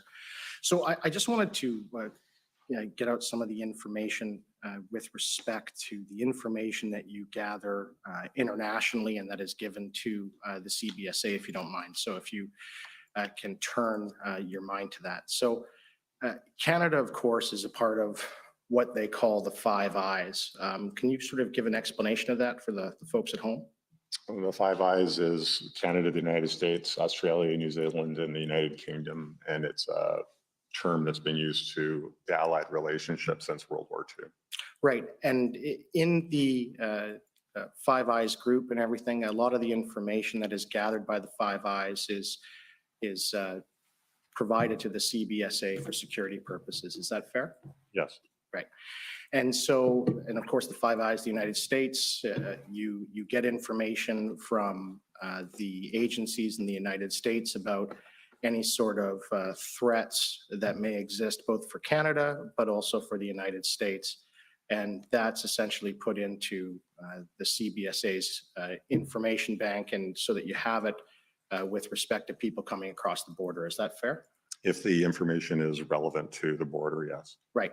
And it's fair to say that throughout the protest, and at least based on the disclosure, the agencies in the United States, such as the FBI, et cetera, they did not provide the CBSA or the Five Eyes any form of information with respect to any threat to Canada. Is that fair? I wouldn't be aware of that exactly. I think you'd probably better talk to those like Communication Security Establishment and or CSIS to Right. find that out. Right. But nothing was brought to your attention as the president of the CBSA with respect to any sort of threat to Canada coming from the United States during the protest. Is that fair? That's correct. Right. And so, of course, you never relayed such information to cabinet or to any of the political executive because you weren't given any. I believe that to be true, yes. Right. And just to be clear, and I think my friend has made this clear, at no time did you advise cabinet or provide information to cabinet that there existed a Section 2 CSIS Act threat under the CSIS Act. Is that fair? It wouldn't have been my purview to refer to a CSIS Act threat. Right. And so is it within, and we keep hearing that, we haven't had CSIS testify yet, all of the law enforcement agencies that have testified to date have said that that purview was solely up to CSIS. Is that your understanding of how it works? That's correct. Right. So, and if CSIS is the only agency providing that information, and CSIS says there's no Section 2 Security Act threat, is it fair to say that cabinet would have been never advised of any Section 2 CSIS Act threat? You'd have to talk to the director of CSIS about that. When you were present, when you were dealing with the IRG, is it fair to say that no law enforcement agency, no intelligence agency within Canada advised the government that there was a Section 2 CSIS Act threat? Again, you'd have to talk to the director of CSIS about that. Right. And during your dealings with the political executive, essentially, they have been stating in public that law enforcement agencies advised them that the threshold for invoking the act was met. All right. What law enforcement agency advised them of that to your knowledge? I'm not aware of who may have provided that advice. Right. Neither are we. Thank you. Okay, next I'd like to call on the City of Windsor. That was really good. He did really good. He got everything he Good needed morning, out of Mr. him. Osofsky. Am I pronouncing your name correctly? Yes. My name is Jennifer King. I'm legal counsel to the City of Windsor. The Ambassador Bridge proper and the structures housing the CBSA around the bridge are privately owned by the Canadian subsidiary of the Detroit International Bridge Company, correct? That's correct.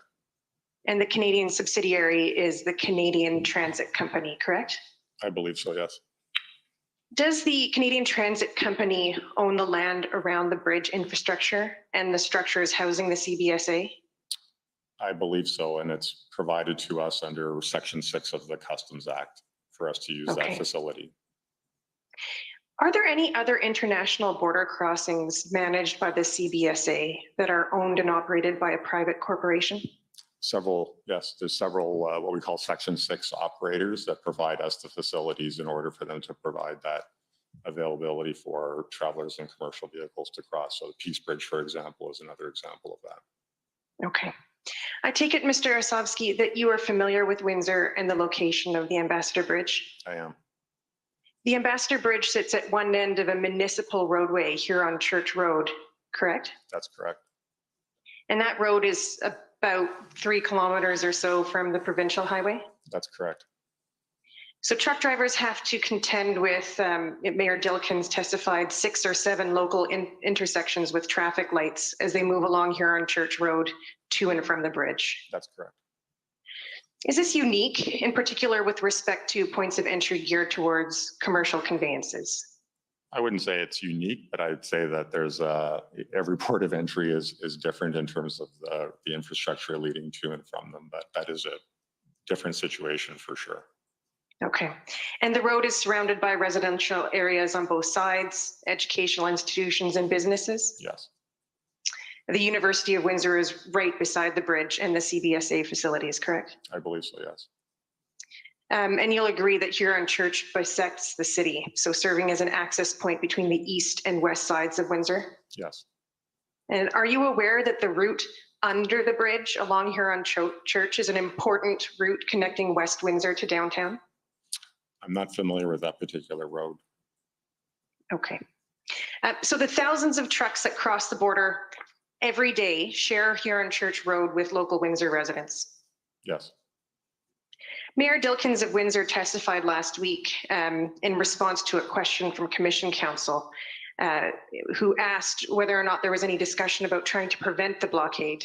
And Mayor Dilkins testified that because of the distance between the Ambassador Bridge and the highway and the number of businesses, homes, hotels, and schools that require direct access to Huron Church Road, he said that it would be, for all intents and purposes, practically impossible to guarantee with any certainty that you could provide a route for trucks without having huge disruption to the community. Would you agree with Mayor Dilkins? I agree. And in fact, there was a fair bit of activity after the bridge reopened to put Jersey barriers up there to make sure that other protests didn't manifest along those intersections. Okay, well, if I can just ask, I wanted to ask you a few questions about that. If Mr. Clerk could please pull up SSM NSC CAN 50340_REL.3001.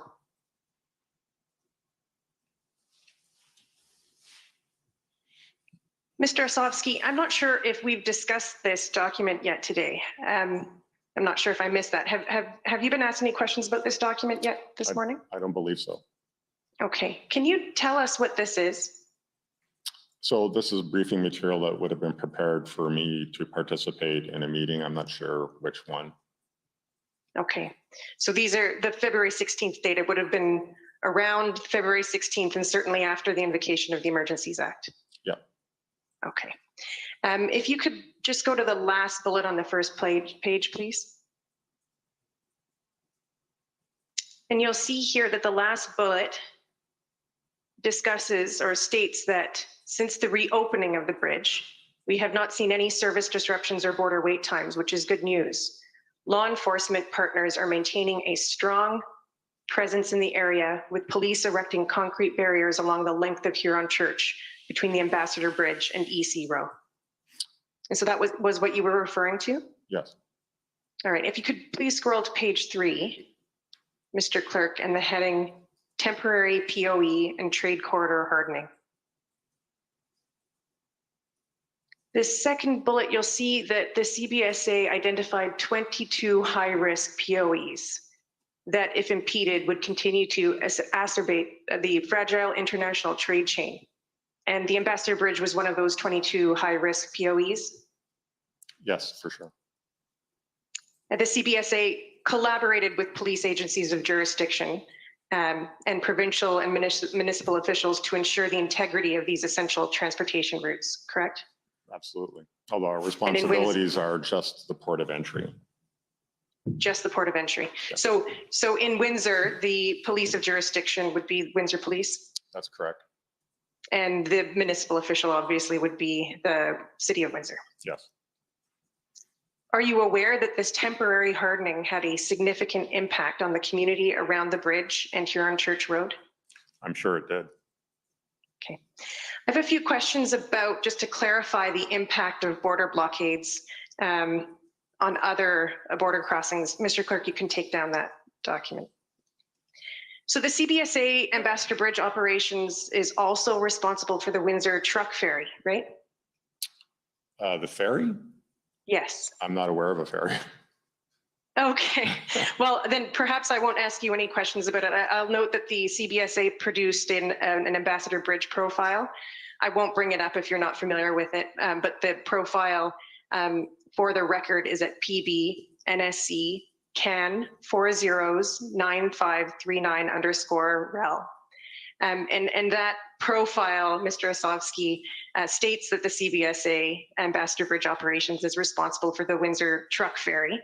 And I wanted to ask you whether or not there was any impact on the truck ferry operations. Yeah, unfortunately, I wasn't aware that there was a ferry aspect to the Windsor Short Bridge. Okay. You spoke this morning about the impact of the Ambassador Bridge blockade on the Blue Water Bridge and some of the other bridges. Did the slow rolls and blockades of other border crossings like Blue Water impact traffic at the Ambassador Bridge? Absolutely. So I mean, I think I can't overstate sort of how tied together all these events are, and that when one slows down, we would send out a border alert, or people would go to our app to see where the border wait times are the shortest, and they would reroute themselves. And so if there was a disruption or a planned disruption, then we would try and reallocate officers and or provide situational awareness to our American counterparts to make sure that we could manage whatever flows might materialize. So it was a very dynamic time for us. I understand this morning you stated that the Blue Water Bridge, the blockade of the Blue Water Bridge started around, was it the 6th of February? I believe so. I'd have to go check my notes. Okay. Yeah. At that time, were there slow rolls also at the Ambassador Bridge? Again, I'd have to go back and look at the reports, but yes. Okay. But certainly slow rolls and blockades of any of the bridges in Southern Ontario will impact the use of the neighboring bridges. Absolutely. Okay.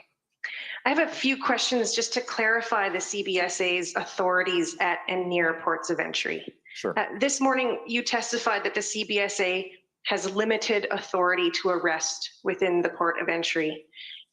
Your institutional report confirms that the CBSA does have arrest authorities when conducting their duties at a port of authority. Yeah, so our authorities are limited generally. The arrest authorities are under the criminal code for what happens under the Customs Act, and the Immigration Refugee Protection Act. An example might be if we would detain somebody that is suspected of drinking and driving or drinking under the influence, then we would call local law enforcement, and then they would proceed with whatever criminal charges that. So we're circumscribed to the Customs Act and the Immigration Refugee Protection Act. Well, are CBSA officers, do they have the authority to arrest under the criminal code? Only with I'd have to defer to the lawyers, but I believe that it's only with respect to the Customs Act and the Immigration Refugee Protection Act. Okay, so they don't have the authority to enforce, for example, a breach of a court order under the criminal code?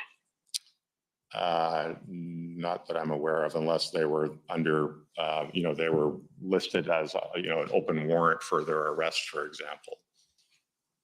So if we could look at SSM NSC CAN 50-340_REL.301.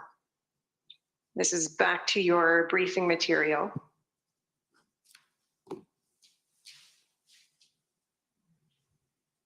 And if you could go to page 5, please. This seems to be an attachment to your speaking notes, Mr. Osowski, entitled Emergencies Act CBSA Actions. Do you recognize this document? No, but looks like it was one of ours, yes. Okay, if you can just go to page 6 and the second last bullet, please, Mr. Clerk. And you'll see here it states CBSA officers are not designated to enforce the criminal arrest provisions of the Emergencies Act and cannot directly engage in enforcement operations at prohibited public assemblies. Do you see that? Yes. And that's your understanding? Yes, because CBSA officers are not peace officers, so they wouldn't be able to enforce those provisions under the Act. Okay, and then the last sentence states that CBSA officers are advised to immediately contact their regional intelligence officer, who may share information with their appropriate law enforcement agency in accordance with disclosure requirements. And I missed the first part of that sentence, but it's in circumstances where an officer encounters an offense under the EA regulations. That's correct. Okay. So if a prohibited public assembly happened even within the port of entry, you would still rely on the police of jurisdiction to enforce? We always work with the police of jurisdiction for matters that we don't have the authority to deal with ourselves. Okay. And certainly outside of the Port of Authority in Windsor, you relied on Windsor Police Services to address the blockade because that blockade happened at a municipal intersection, That's correct? Yes. You embedded CBSA's district director in charge of Windsor, Mr. Joe McMahon, in command at the command center that WPS set up near the Ambassador Bridge, right? That's correct. Were you aware that the command center was located in the city's emergency operations center? I wasn't aware of the exact location, no. Okay. Was it your understanding that there was some disagreement between the province of Ontario and the federal government over which level of government had the jurisdiction and authority to respond to the blockade at the Ambassador Bridge? Not in any great detail. I was aware of the extent of our authorities, which are, limited to the port of entry itself.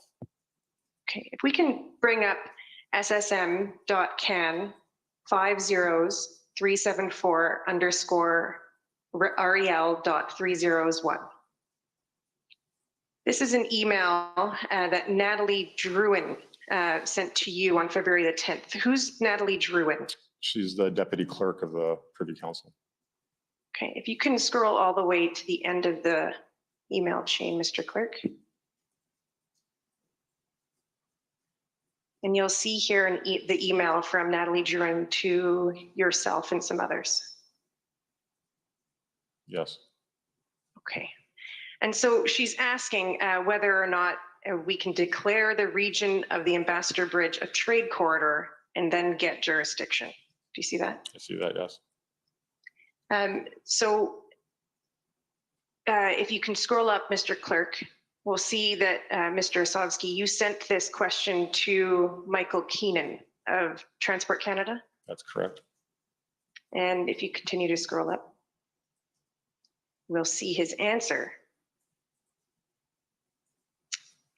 Do you recognize this email? Yes. Yes, and I won't go through the entire response, but I will. But this email references that the Ontario Minister of Transportation was continuing to suggest that the federal government had full authority to manage international crossings. And Mr. Keenan responds that this purposefully confuses authorities between governments. Do you recall that? I'm reading it as you're telling me this, yes. Okay.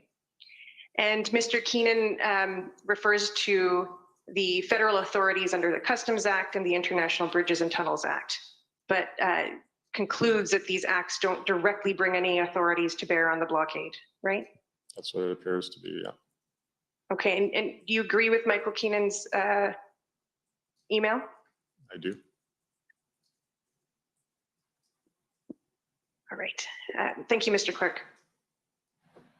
Mr. Osowski, you understand that Windsor and other municipalities were challenged in terms of their capacity to respond to these protests, in terms of the availability of local policing and other resources, such as, in Windsor's case, Jersey barriers. I do. Would you agree that bolstering local capacity and resources is necessary to mitigate the risk of major impacts on the operation of the federal border crossings in the future? I think that would apply to many ports of entry that saw disruptions like this based on their unique geography and or access routes to and from the ports of entry.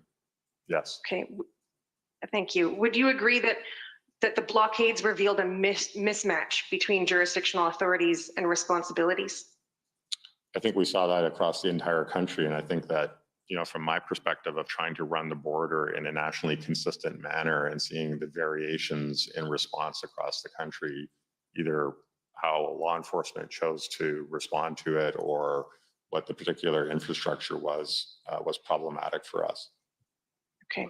Mr. Commissioner, I know I'm at the end of my time. I just have a couple more questions. Yeah, you're actually over your time, but please wrap up as quickly as possible. Thank you.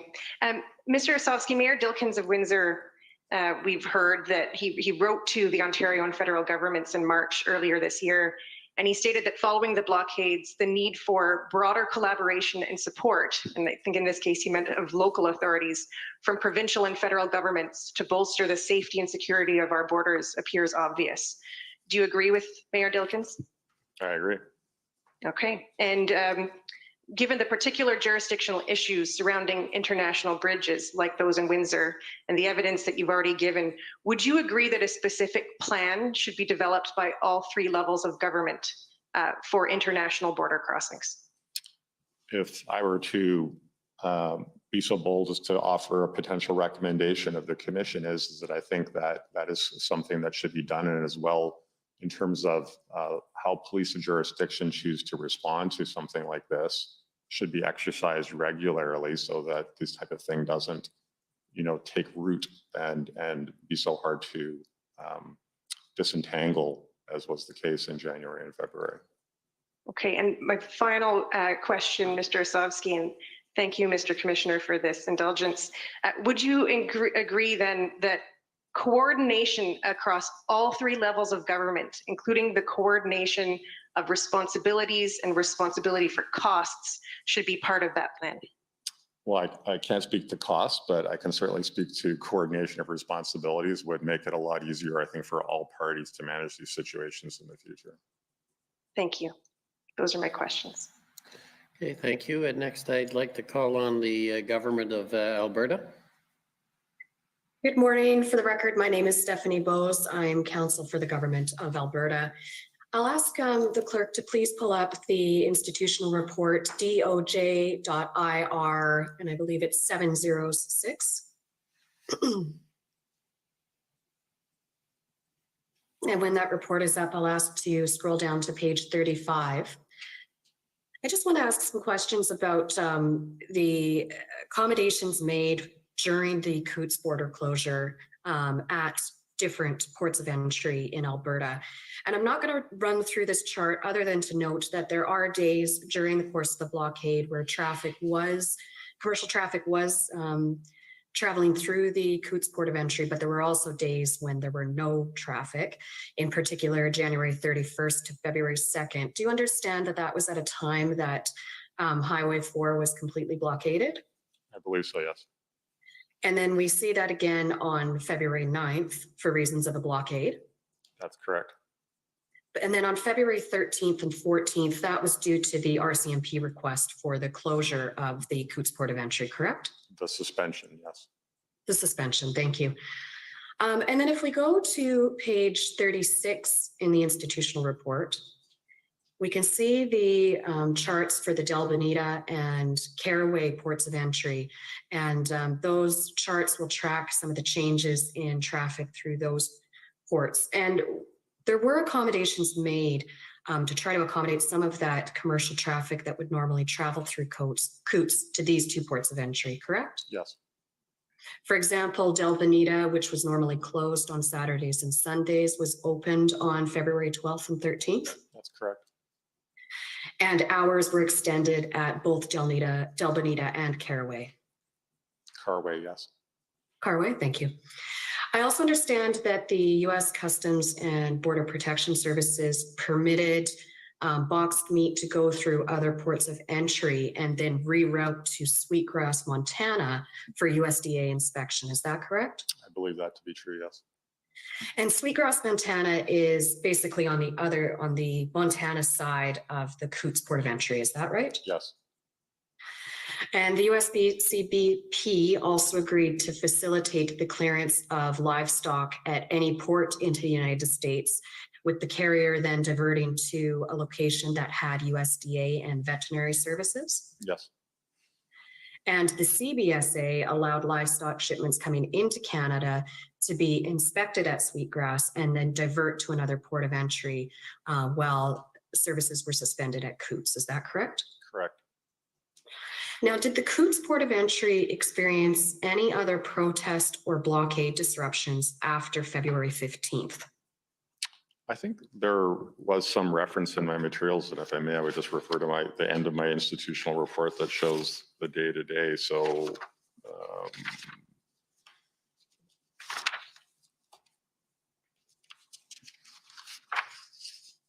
I think on February 21st, I reported in the institutional report on page 58, the RCMP was monitoring assembly of protesters at Milk River. So I would call these more sort of skirmishes that were happening after the arrests were made, when essentially the blockade came down, but there was still activity happening. Activity, but did it affect services at the Coots Port of Entry? No. Okay.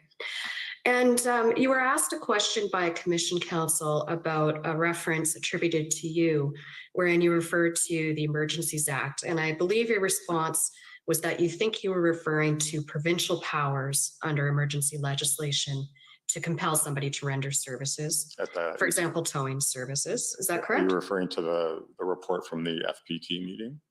Yes. Yeah. And you were specifically thinking about Alberta and powers that it may have under its legislation? I think I was just making a general reference to what provincial powers could be used to compel tow trucks. And I found out And you after were- the fact that Alberta, I think, has that power under its emergency powers. Right. And I just want to clarify one thing, because Commission Council put to you that it was under the Critical Infrastructure Defense Act. You said no, you believed it was under emergency legislation, correct? That's what I believe to be true, yes. And if I told you that the legislation you're referring to is the Emergency Management Act, would that accord with your memory of what you were likely referring to? I believe so, yes. Okay, thank you. Those are all my questions. Okay, thank you. Next, calling on the Ontario Provincial Police.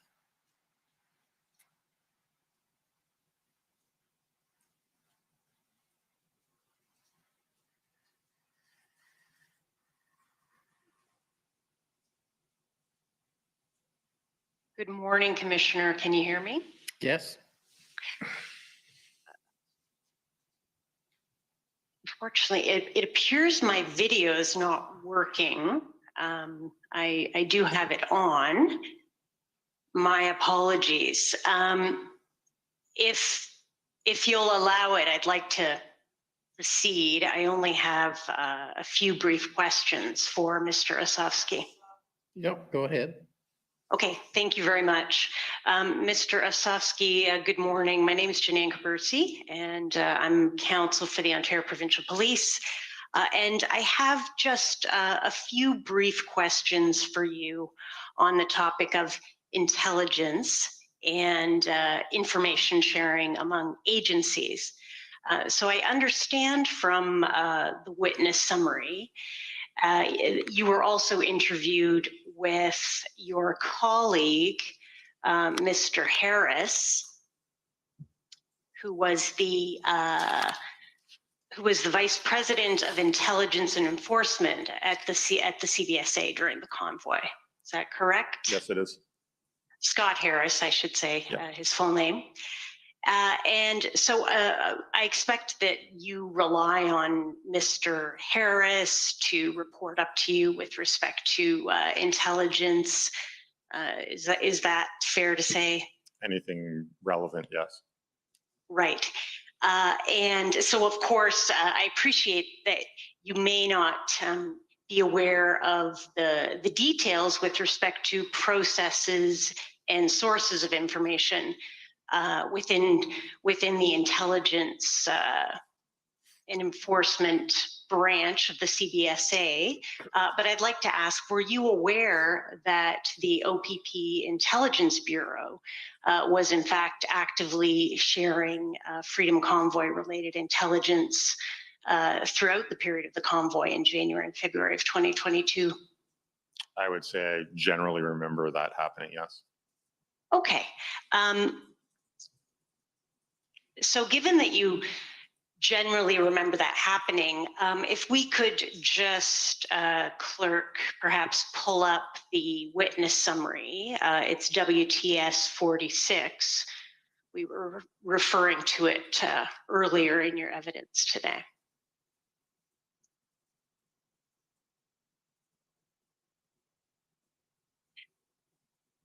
Now, if we go to page 3, I'd just like to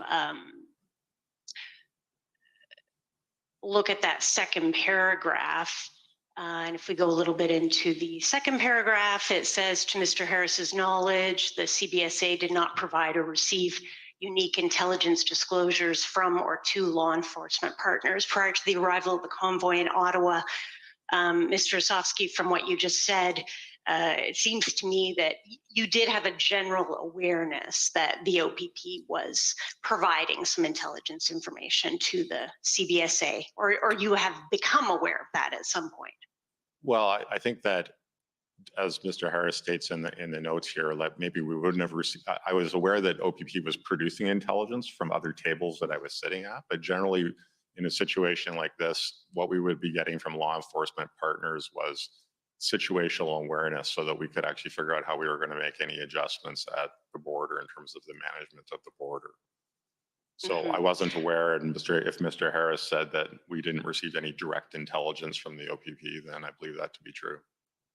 Okay, and you know, it's not that I'm questioning Mr. Harris's knowledge as set out in this witness summary, but just from the perspective of the OPP, just want to ensure that the record is accurate with respect to information sharing in the intelligence realm.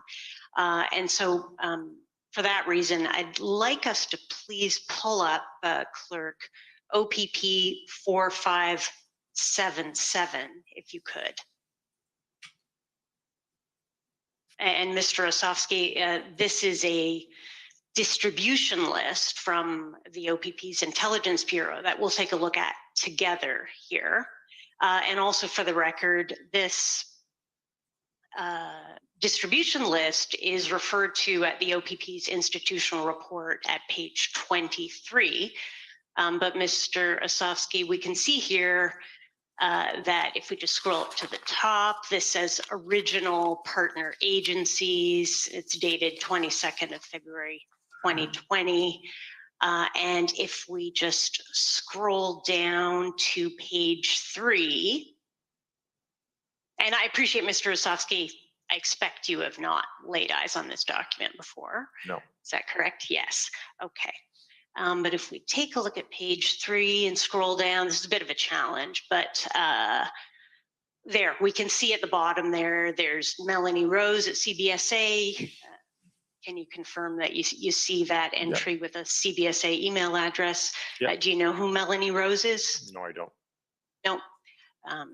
And if we scroll down a little further to page 5, we'll go about halfway down. Again, just seeing, again, we see a CBSA address. Clerk, I think if you continue on that page, we will see some additional CBSA addresses. Joshua Newby, for example. Mr. Osofsky, so you confirm that you can see that this distribution list includes some CBSA staff. Mm-hmm. Okay. Yes. And are you familiar with Joshua Newby, just to assist us in understanding his role within the organization? No, I'm not. Okay. You're now out of time, so you're going to have to wrap up. Okay, one last quick point. Thank you very much, Commissioner. Clerk, if you could pull up PB Can 401535, please. I'd like to take a look at that document.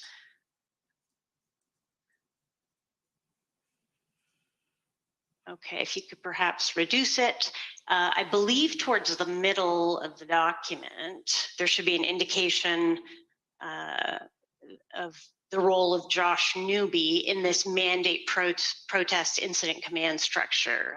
Mr. Osofsky, do you see that? Yep. Okay, and so according to this chart, it appears that Josh Newby was executive director in dealing with the mandate protests. Is that what we see here? That's what it appears to be. Okay. Okay.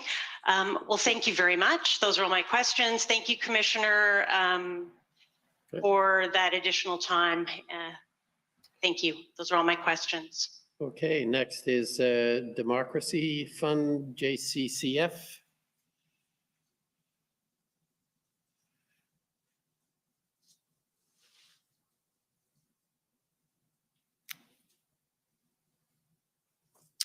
Good morning. I'm Hatem Kir, Counsel for the Justice Center for Constitutional Freedoms. The first topic I wanted to ask you about is the power for border agents to turn people away if they were coming to participate in a protest under the Emergencies Act. So you testified that that was one of the powers that was granted to border agents by the emergency regulations. Yes. And you were also asked about the ability of border agents to turn away people who are coming for a known unlawful purpose, and they could do that if they knew about that, correct? Before or after? The, Sorry, before the emergency measures were. well, it wasn't an unlawful protest at that point in time, before the Emergencies Act, right? Right, but you were asked if you knew someone was if your agent, sorry, knew that an individual was coming to enter the country in order to engage in unlawful activity, your agents could turn that person away, correct? If it was not for a lawful purpose, yes, they can turn somebody around. Right. And you indicated that one of the problems with that is that your agents would actually have to know that a person is coming for that purpose, which could be difficult, right? Yes. Okay.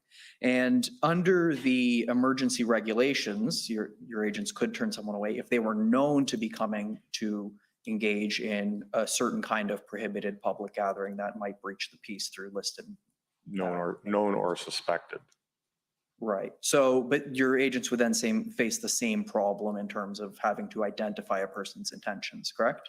Well, a standard question for a foreign national is what's the purpose of your visit to the country, right? And so that would just lead you down a line of questioning that the officer then would decide whether or not the person was prohibited from entry or not. Right. And the same thing would happen if a person's purpose for coming was an unlawful reason, correct? Yes. Okay, thank you. And the other topic I wanted to ask you, so you described how the CBSA was able to help facilitate obtaining tow trucks by waiving the requirement for a work permit to enter the country, correct? A little bit broader than that, but essentially, yeah. So basically, with the agreement with the United States for emergency vehicles, where we got many communities that share access to these vehicles to help each other out, is we would facilitate the entry of those vehicles to participate in whatever the event was, notwithstanding the fact that they didn't have a work permit. Okay, so under the normal circumstances, there's some sort of a regulation, I assume, that requires them to have a work permit? Well, under the Immigration Refugee Protection Act, you have to have one of the requirements for entry would be a valid work permit.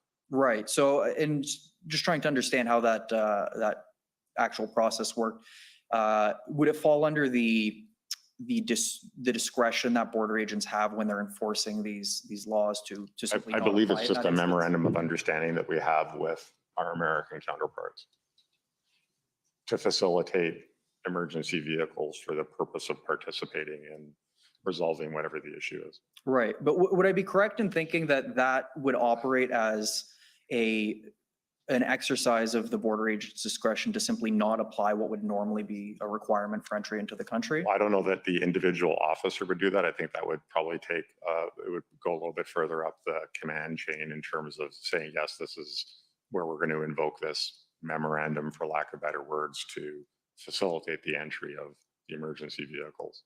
Okay, but what I'm trying to get at is the operation of law that's happening here. It's a decision not to apply a law that normally exists, Yes. right? So yes, officers have discretion. Right, okay. Now, we heard yesterday from Deputy Commissioner Curtis Zablocki that one of the things that RCMP tried to do in Coots was to obtain tow trucks from the United States, but some of them couldn't actually come and help because they were unvaccinated. Did the CBSA waive any of the vaccine requirements for tow truck drivers to come and help? I'm not aware of that. Okay, those are all my questions. Thank you for answering them. Thank you. I don't know if we should take the break now and because there's not much time left for this witness, but I'm in your hands. Mr. Commissioner, if it's all the same to you, I would probably benefit from the break to just tighten up my examination a little bit, but I could also go if that's your preference. Okay, well, if you're okay, we'll take the break now and That's fine. come back in 15 minutes. Okay, perfect. Thank you. The commission is in recess for 15 minutes. La commission est levée pour 15 minutes.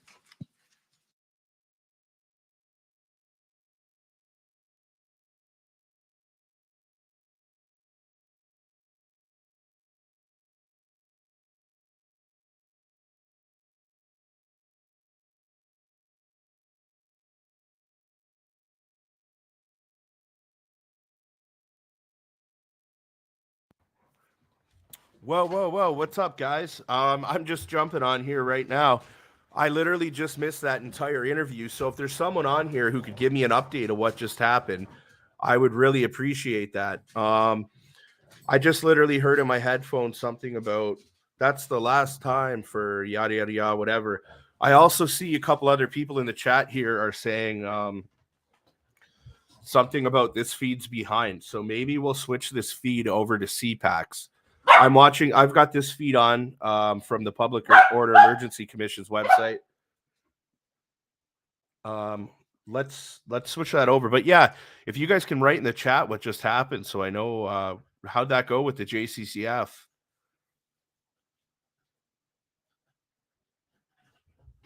Okay, let's switch the stream.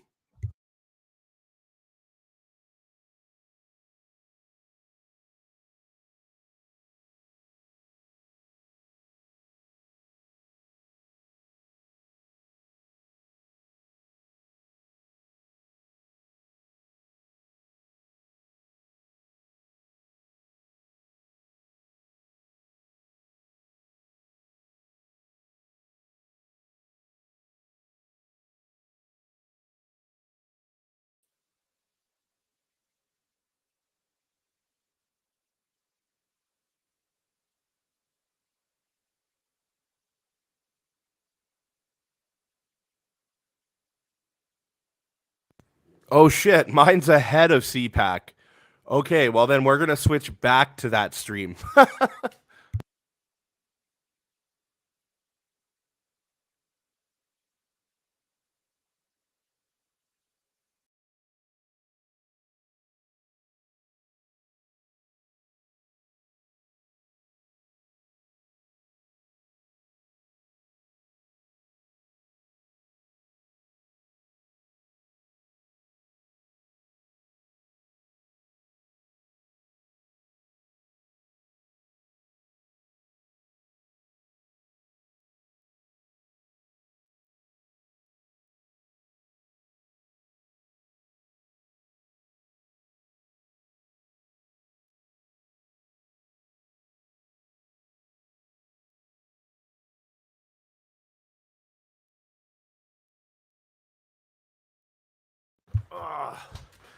Oh yeah, guys, sorry. I apologize there. I wasn't paying. Okay. 6 questions and not an answer for them that mattered. Oh yeah, that doesn't surprise me, right? We're used to seeing that now. Nobody wants to answer questions these days. No wonder there's why do people have so many questions? Because nobody ever answers the questions. It's simple. We used to live in a country where you could ask questions and you would get answers. They might not be the answers you like, but then you could move on and you'd have oppositional parties that represent you. We do not have that anymore. I just wasn't here with you guys for a couple minutes because I've been reaching out to a few different contacts now. I'm trying to get in touch with America Media, like Fox News and that. We need to get them to start covering some of this stuff. It's very important. We have media in our country that won't cover anything that happens, that won't cover the truth. That's working for the powers that be. So we need to find different avenues to make sure that people around the world are seeing what's going on, because the developments that have happened here in Canada over the past couple weeks are incredible. And when I say that specifically, I mean that in regards to us finding out that CSIS, and a lot of you don't know who CSIS is. CSIS is Canada's surveillance intelligence. They're our version of the FBI. let our government know, along with the Royal Canadian Mounted Police, that we did not meet the threshold to invoke the Emergencies Act, that we didn't have a national security threat to our country, and that this wasn't something that we had the power to do. And the few people in power went ahead and did it anyways. They undermined our chain of command. That's exactly what they did. And it's very unfortunate. But it needs to be heard, and it needs to go out there. So I just got off the phone with a couple people who have some connections, and I'm hopeful. And I just sent Jimmy Levy a text message, so I'm sure he'll get back to me shortly. And hopefully he can hook that up.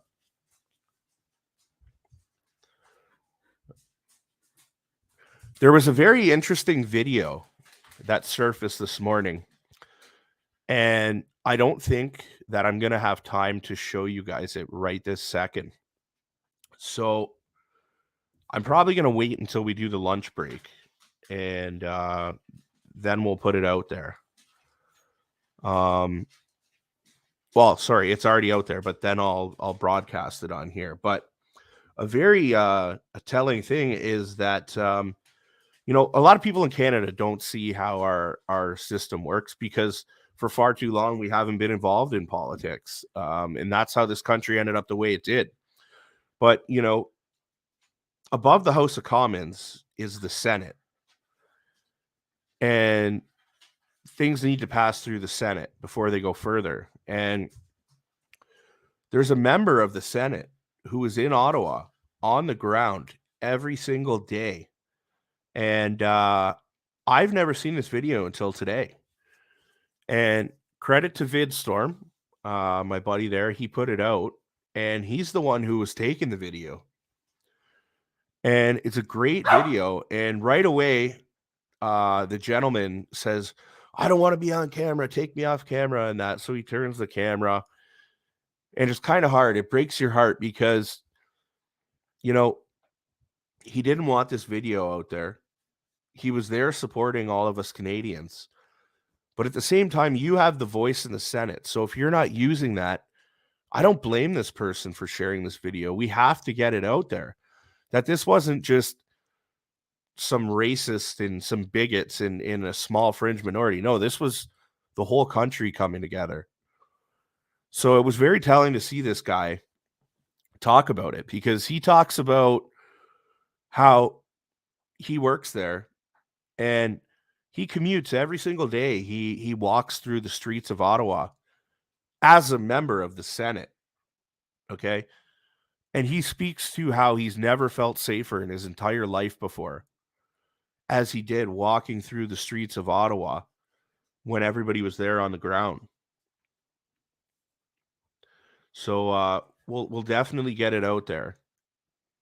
And he speaks to a few other things, but I don't want to misquote anything he said. So it's about an 8-minute clip. And we'll play it when we have a lunch break here. But other than that, if you can't wait, you can go over to VidStorm's channel and check it out there.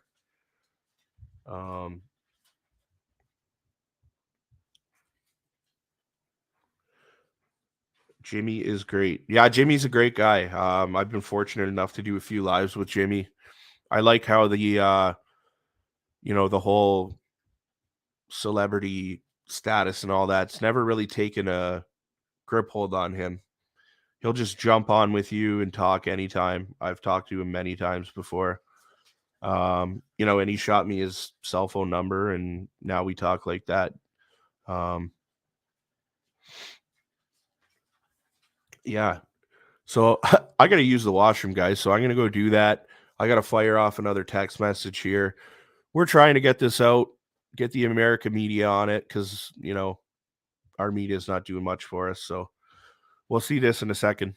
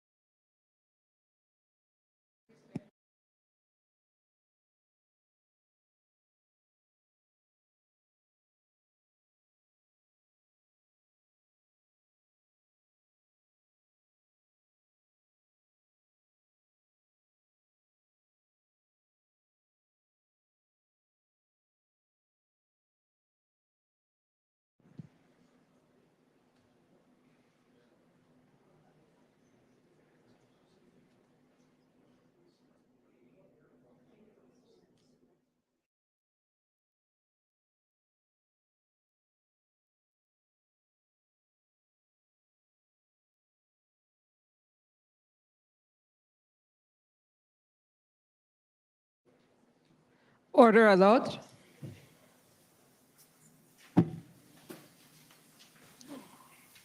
The commission is reconvened. La commission reprend.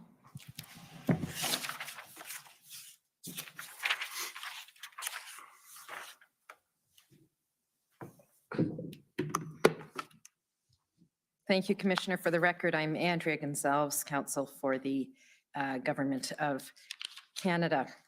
Mr. Vzovsky, you mentioned in your testimony that the impacts of the blockades and the protest activity were coast to coast, and the situation was escalating and unpredictable. Recall that evidence? I do. And you testified that there were official service disruptions at 3 ports of entry, Emerson, Ambassador Bridge, and Pacific Highway? Correct, where we actually put out a border alert. I Right. think was that context of that. And at the Pacific Highway, it was in fact 2 times there were border alerts issued, right? That's correct. And the second one was after the Government of Canada had invoked the Emergencies Act on February 19th, right? Correct. And there was then the service suspension at the Coutts Port of Entry. But is it accurate to say that the impacts were experienced beyond just these service disruptions and the service suspension and at other ports of entry? Absolutely. And in fact, if you look at the institutional report, I believe 22 different ports of entry had varying degrees of disruption throughout the protests. You mentioned in your evidence in response to Commission Council's questions, the delays, the added travel distances and times of having to divert to other ports of entry, that this created problems in particular for just-in-time supply chain manufacturers, as well as for perishables or livestock. We have heard some evidence that at some ports of entry there were alternate roads, in some cases gravel roads. Were those a viable option for commercial traffic looking to cross the border? Not always, because there were load limits. So an example that pops to mind is at Coutts, there was a side road that the BSOs were able to use to drive to and from the port of entry while it was functioning, but that would not have been appropriate for a large commercial vehicle to go on. Let's go to ssm.nsc.can 6050.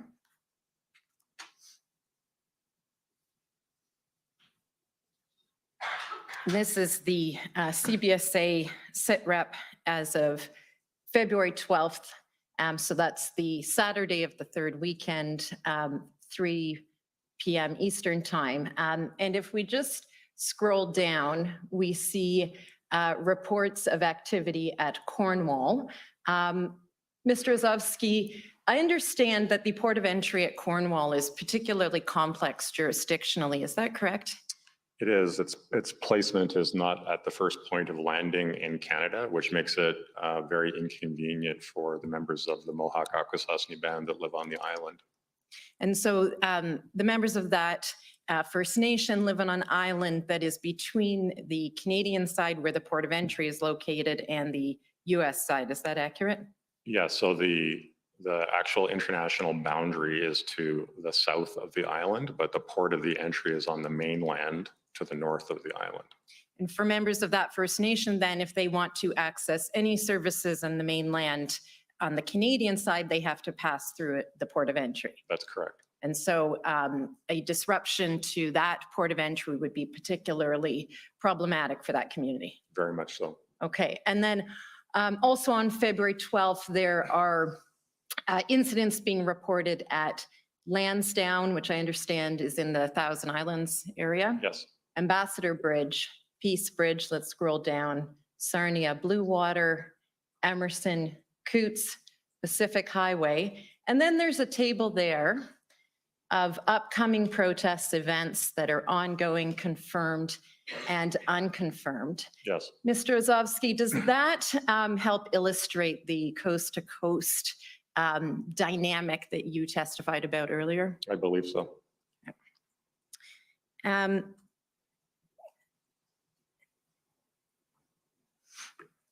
And did the protests and slow rolls and blockades near ports of entry stop on or before February 14th, or did they continue after? Several disruptive activities continued well after the invocation of the act. And we can look to the details of that in the chronology in the CBSA institutional report. Yes. You mentioned port hardening measures that were imposed at the time. Are those still in effect? I believe the cameras stayed up, yes, that I referred to earlier, the CCTV cameras. Now, in response to some questions earlier, I understood you agreed with the statement that prior to the invocation of the Emergencies Act and the EMRs, CBSA could use the Immigration and Refugee Protection Act to stop a foreign national from entering Canada to join an unlawful protest. Do you recall those exchanges? I do. And I just want to be clear, my understanding is that under the IRPA, There must be an assessment made that an individual poses a danger to Canada or will engage in violent crime when they cross over into Canada. Am I correct on that? I believe so, yes. And where that assessment is made, it's not the situation that the CBSA would prohibit entry, but rather it would look to detain the individual. Likely. And then there are two options from there, either to transfer the individual to the police of jurisdiction to handle concerns about future crime. That's one option. Yes. Or CBSA could prepare an inadmissibility report on security grounds under IRPA, and then that would trigger the inadmissibility process before the Immigration Board. That would be the other option. I agree, yeah. And both of those entail delay and an expenditure of resources that is significant. Yes. So it's not a situation of being analogous to the EMR provisions that create a direct back power where the individual could simply be denied entry. Correct. Okay. You testified that CBSA collected information from open sources, including social media, in relation to the convoy protests. That's correct. And based on the information that was available to you, did you understand that there were connections between the Ottawa protests and the border blockades?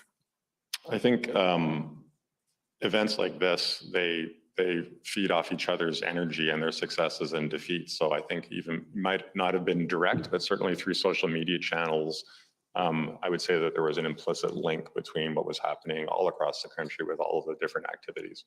So let's go to pb.can.401317.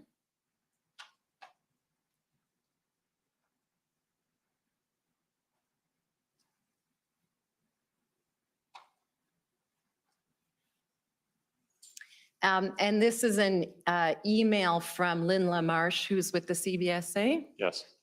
And if we scroll down, she discusses reports this morning from information received by BIS operations. What's BIS? Border Information Service. Okay. And pasted there is information received from the public by email. And we see where it's shaded in the first bullet.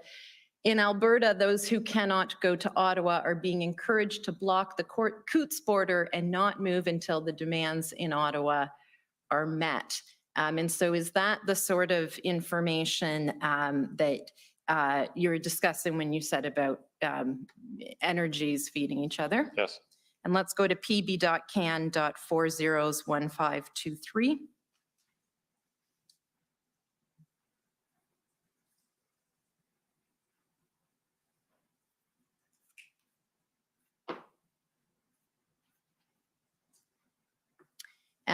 This is a CBSA Prairie Region Intelligence Alert. And if we scroll down, they're reporting on some information about a group that intends to stay at the Coutts border. And if we look to the right there, they're talking about, there's the poster, and it says, trucks and vehicles all over Alberta are planning to head for Coutts, Alberta, starting Jan 29, and are staying there until all mandates and restrictions are lifted. And did you have any understanding about whether well, in fact, on the left, it says sources indicate that the group intends to stay at the border as long as the larger convoy stays in Ottawa. And did you have any understanding of whether those objectives were similar to the objectives of at least some of the Ottawa protesters? Yes, and they're obviously inspiring each other in that same vein.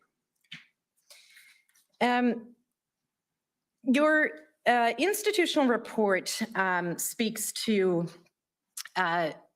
threats to safety and security, both to CBSA officers as well as information received by CBSA. I just want to highlight a couple of those, including examples that are referenced. If we go to pb.can.401541.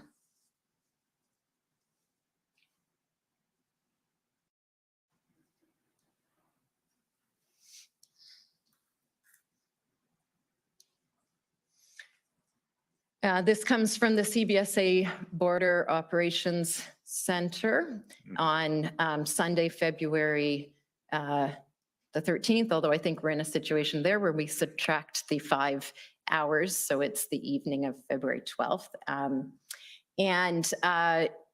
This email, Mr. Azovsky, indicates that the BOC was notified that 2 emails from the same client containing threats to the CBSA as well as to the Prime Minister of Canada were received through the CBSA Contact Us web form. My understanding, that's an online form where individuals can submit. That's correct. Okay. The first email, which was on February 7th, says, we would like to come to Ottawa to support the protest, and if you want a war on your people, we are prepared to die to stop you. No border of yours will hold us back. Liberty or death, you choose. I take it this is being reported by the BOC because that's a matter of concern for CBSA? Yes. And the second one, which is sent on February 12th, says, in the event there is no solution and the Canadian government continues its destructive path, we are prepping to come to Canada to support the people's fight against Canadian government tyranny. We will donate a gallows to the people of Canada to assemble for Justin's hanging. Again, that was a matter of concern for the CBSA. Yes, it was. Let's go to ssm.nsc.can 50351.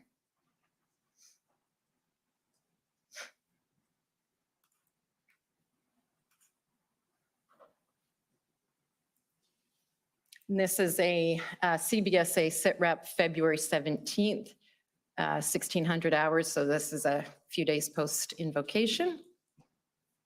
And let's go down to page 4, please.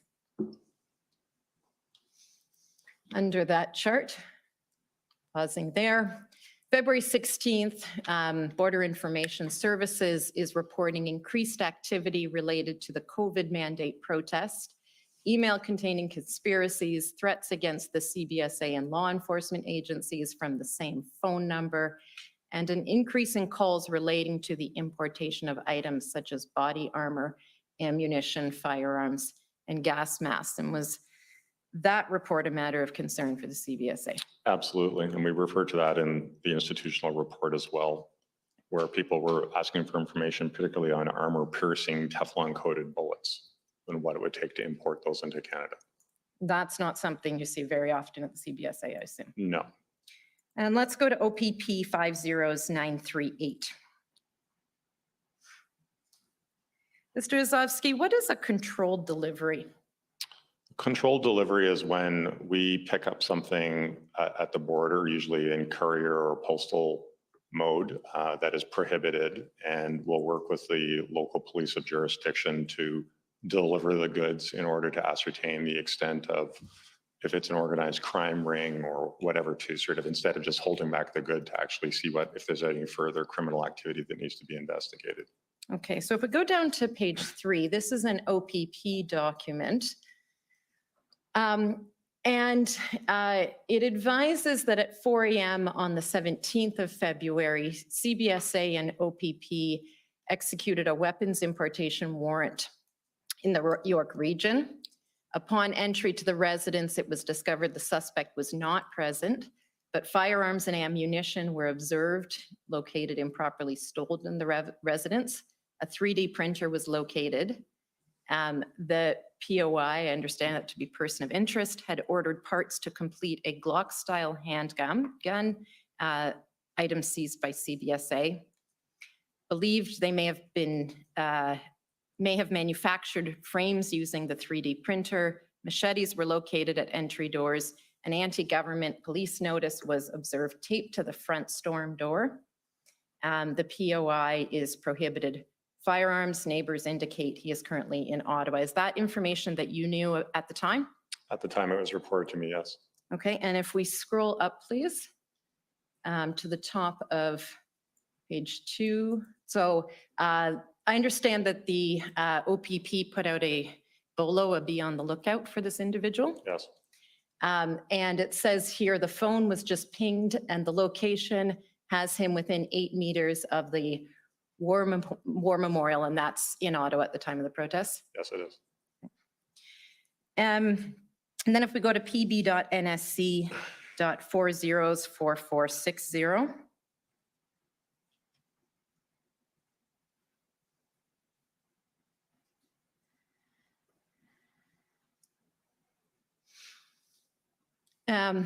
This is an email on Okanagan Nation Alliance letterhead sent to the Prime Minister, Premier of BC, Minister Miller, and Minister Mendicino, and this was also copied to you by CC. Mhm. Sorry, we just Yes. needed, yeah. And I understand this is a letter regarding an assault of a Saulks Nation member by protesters at the Soyuz border crossing. Is that correct? Yes, it is. I believe, Commissioner, I still have a few minutes. I just wanted to go to a couple of videos. Let's go to pb.can.401800.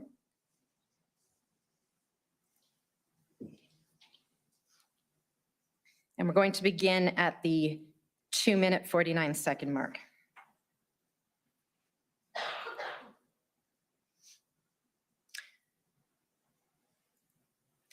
This is, there's no sound on the video, so I'll just speak. What we're seeing is time accelerated footage of the backup at the Blue Water Bridge as of February 8th, which is the second day of the blockade in Windsor. Yes.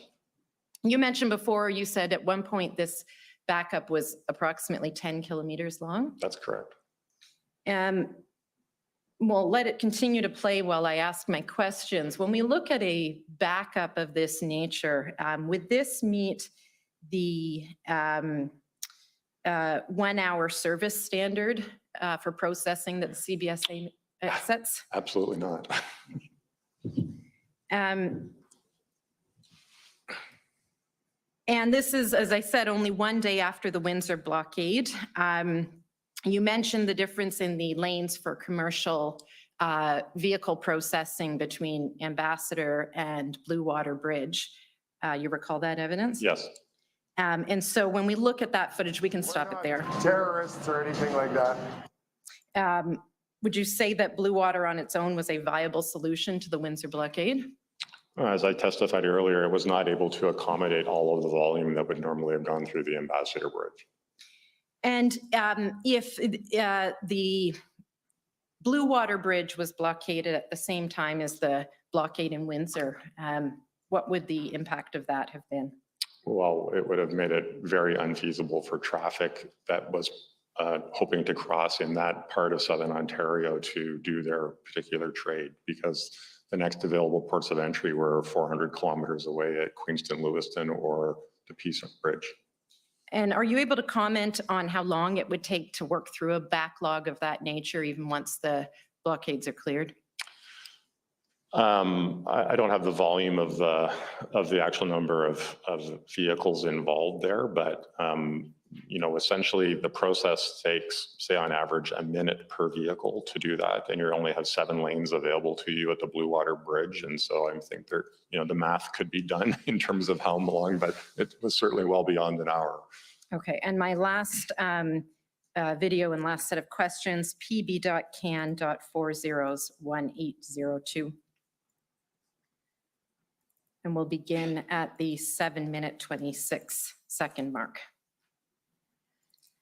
And you testified earlier, Mr. Azovsky, about the activity at the Pacific Highway Port of Entry. A so-called freedom convoy drew hundreds of anti-mandate protesters today and blocked traffic near one of the Lower Mainland's border crossings for hours. We're now learning several people could face charges under the Motor Vehicle Act after breaking down an RCMP barricade. CTV's Penny Daflos reports.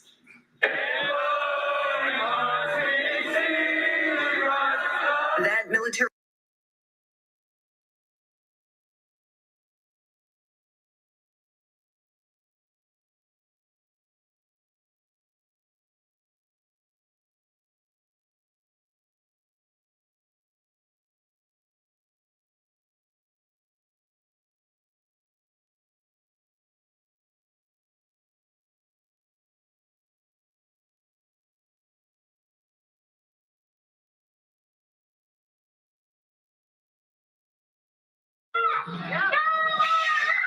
Traffic backups impacted much of South Surrey, and Mounties rushed to use their own cruisers to block access to the border.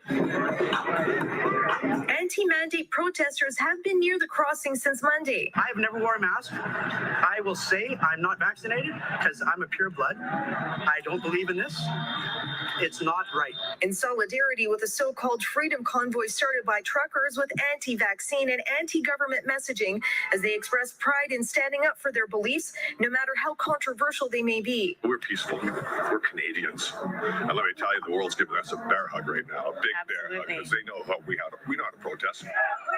We can stop that there. Mr. Azovsky, did we see in the video what you of the protests being essentially on the doorstep of the plaza at the POE? That's correct. And the vehicle that you described, military style, being painted in camouflage? That's correct. Okay, thank you. Those are my questions. Okay, thank you. Any reply?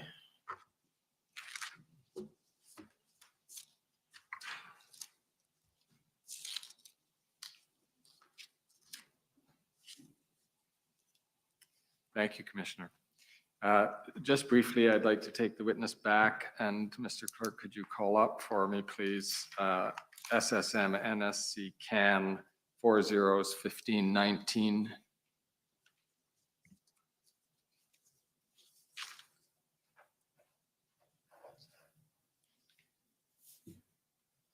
And go to page 8 of that document.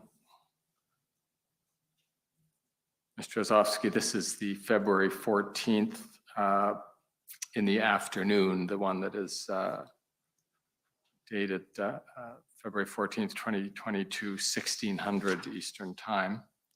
And this is the one we looked at before where the sentence is added to the bluff, the bottom line up front heading of the intelligence landscape. And on the next page, the line was added, there has been a significant operational impact that may result in a threat to Canada's economic security and prosperity. And when I asked you questions about this before, I might not have gotten as complete an answer as I should have about why you believe that sentence appeared on that document. Do you know where it came from? That is where the person who added that sentence got the information and why they decided to put it there? I don't know why they decided to put it there, but when we were made aware of this additional sentence, the colleagues at CBSA went and made some inquiries, and my understanding is what they found out is the acting director general at the Border Operations Center decided to add that line in. So if I can just put a little flesh on what you were saying, what you're saying is when this point was put to you in your interview by Commission Counsel, you then followed up on this point? Yes, we did. And can you repeat that again? It sounds like you consulted with the person who added this sentence, and the answer was they decided to add the sentence. I don't understand or have any understanding of what their motivation was to add this in, but I think that what was reported to me was that with all of the activities that had escalated to that point in time, they decided to put that particular language in. I also believe they said that this was not an attempt to provide any tacit or implied support for the Emergencies Act. So that's all I know about it. Thank you. Mr. Commissioner, that's the only matter I wanted to follow up on. Okay, thank you. So thank you very much for coming and testifying. You're free to go back to your retirement. And it's much appreciated that you came to give evidence today. Thank you very much. Okay, so next we have, I believe, a panel. It may be preferable that we take a short break to organize the panel. Is that, so I'll just take 5 minutes to do that if that's agreeable. So we'll just take a 5-minute break and come back. The commission is in recess for 5 minutes. La commission est levée pour 5 minutes.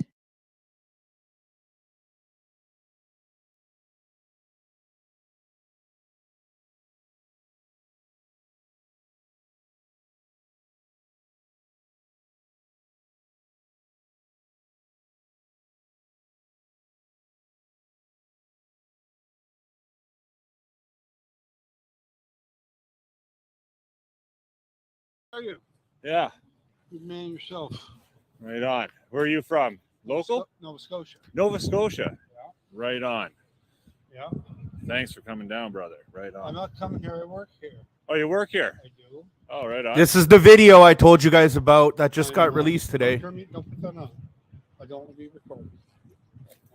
Okay. Just want to talk to you as a friend. Sure. Talk to me, brother. Right? This is so important. Like I'm saying. This is so important. Oh, yeah. No, people realize nothing gonna be freedom in this country anymore. Are we a country anymore? Are we gonna be sit around with a bunch of fucking androids being told what to do?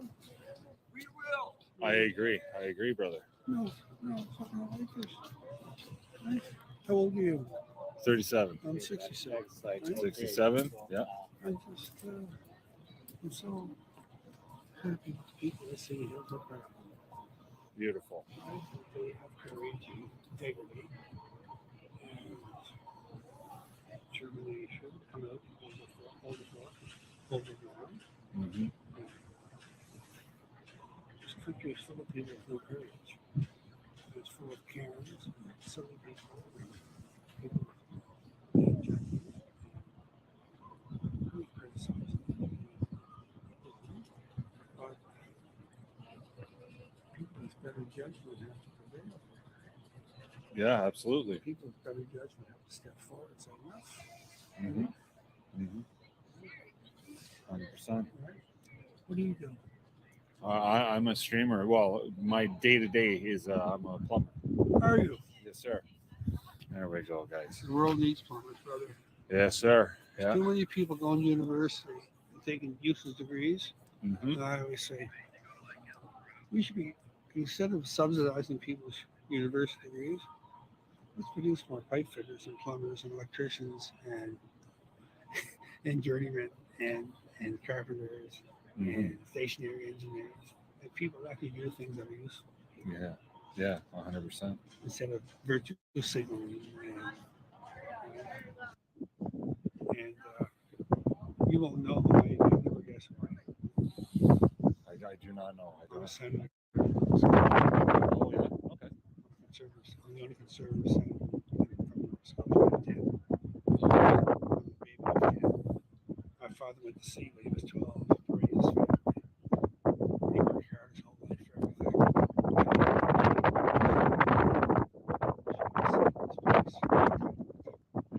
People at 6 feet or so,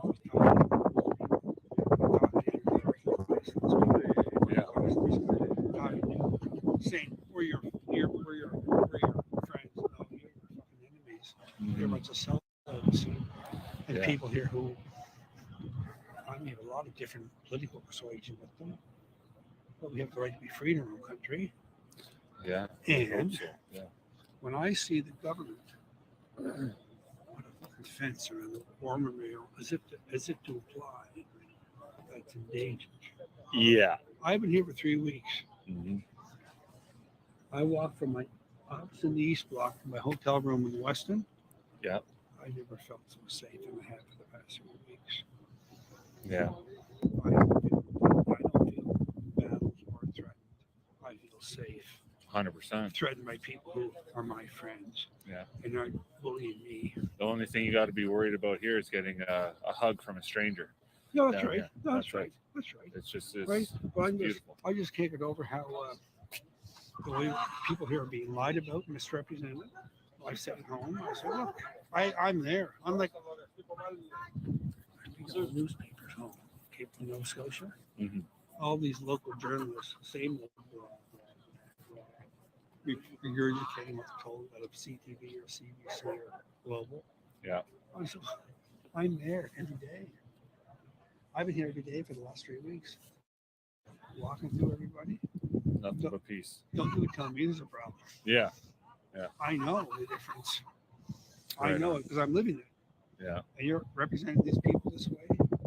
If you think this is only truckers, there's a hell of a lot more than truckers. Yeah. Oh, yeah. It's There's a cross section of Canadians that said we have had enough of the bullshit and the duplicity and the lies and the social management and the bullying and the control freaks and everything else. right? And we're up against a lot. I mean, the country's full of Karens. My wife's a Karen. It's scared to death. Oh, I just wish they'd leave. I said, let them leave. I said, I don't care if they leave Windsor or in the other places where they're shutting down transportation. But in Ottawa, I don't want them to leave. Yeah. Oh, well, everybody's watching. This is worldwide. And Everybody's people, watching. People here. say, oh, I hear this all the time. They're in our city. It's everybody's fucking city. This is the capital of the country, not your goddamn city. Yeah. Just because you have a 6-figure salary and you work 20 hours a week, but you haven't worked full week in 2 years. Yeah, yeah. No, it's sickening. Yeah. It's sickening, I hear you, brother. right? It's sickening. Look, Thanks, my man. I really appreciate talking to you. I grew up with nothing. Yeah. I'm not a better person than anybody else. I'm a special person. I grew up, I'm the baby of 10. You know, I paid Maui University. I peeled pulp and I went to the Grand Banks because my parents had no money. You know what I'm owed? Nothing. I'm owed nothing. This country gave me more than my father had and my grandparents, right? And I'm so sick of the entitlement in this country and this fucking city. Everybody around the city with their 6-figure salaries and 20-hour weeks and their bullshit nonsense. A couple of people bigots and racists and everything else. This is so unfair to the country and so unfair to people. And I know it's unfair because I'm here. Yeah. I know it's not true. Right? Absolutely. Thanks for having the courage and the decency to come here. Thanks, brother. Right? You're not alone. Thanks you. Right? Thank you. Thank you. Thank God you. bless you. God bless you too, man.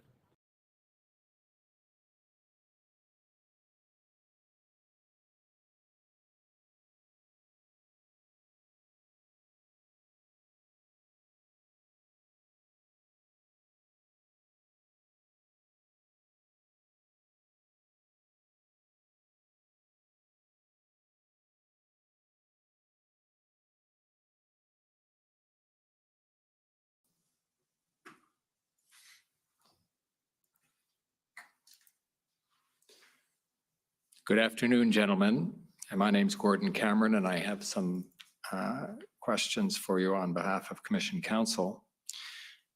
First, I would ask you to cast your minds back to August 30th of this year when you were interviewed by my colleagues in company with some of your colleagues. And so what I'm going to ask you to do is confirm to some extent what you can confirm and to some extent what you can confirm on behalf of your colleagues. And in particular, have you reviewed the summary of that interview that was prepared by Commission Council? Yes, I have. And you, Mr. D? Yes, I have. Thank you. And to the extent that that summary captures information that you two provided to Commission Council, can you confirm that it's accurate and that you adopted as your evidence before the Commission? Yes and yes. Yes as well. Thank you. And to the extent the information is that of your colleagues at the interview, can you confirm that it was reviewed by them for accuracy and believed to be accurate? Yes and yes. Thank you. And also, Transport Canada filed an institutional report with the Commission. Can you confirm that that document is accurate and that it forms part of the evidence that Transport Canada has submitted to the Commission?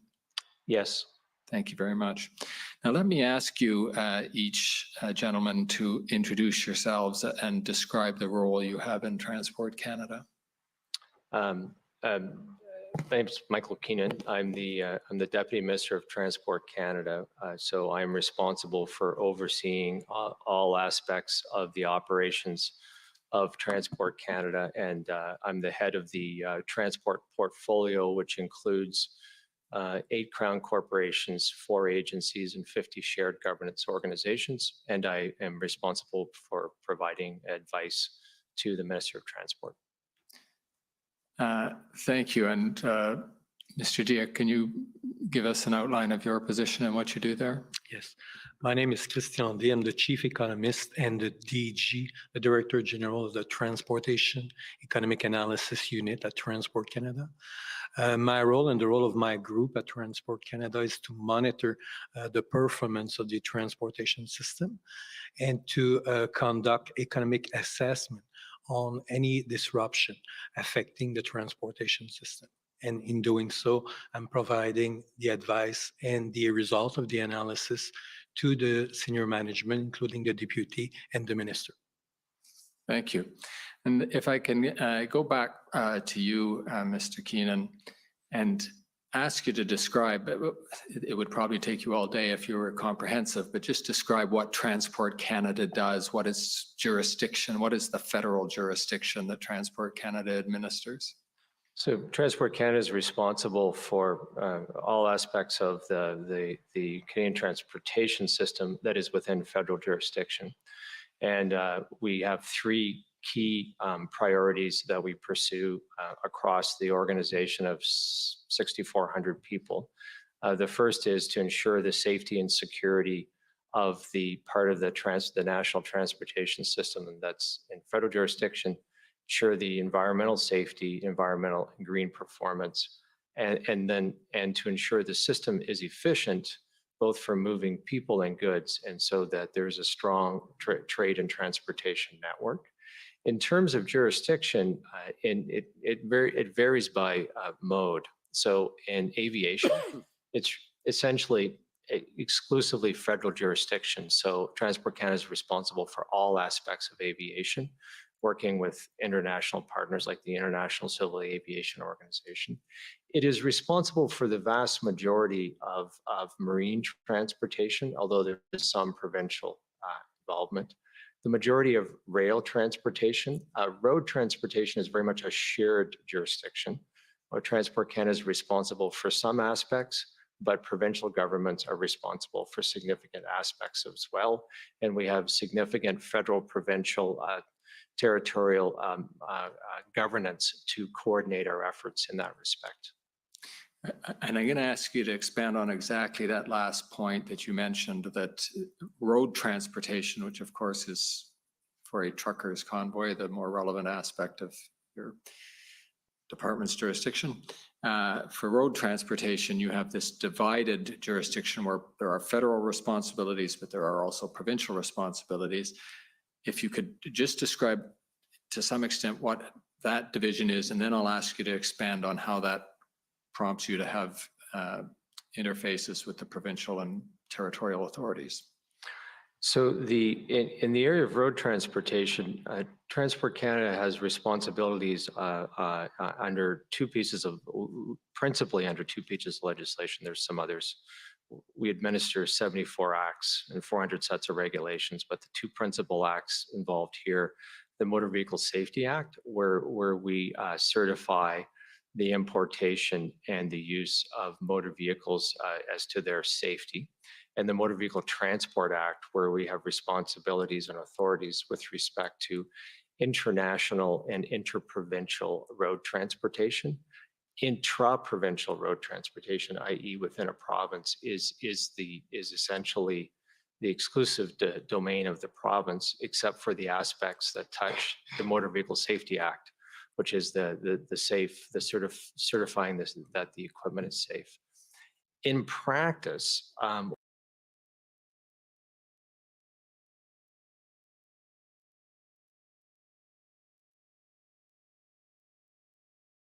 while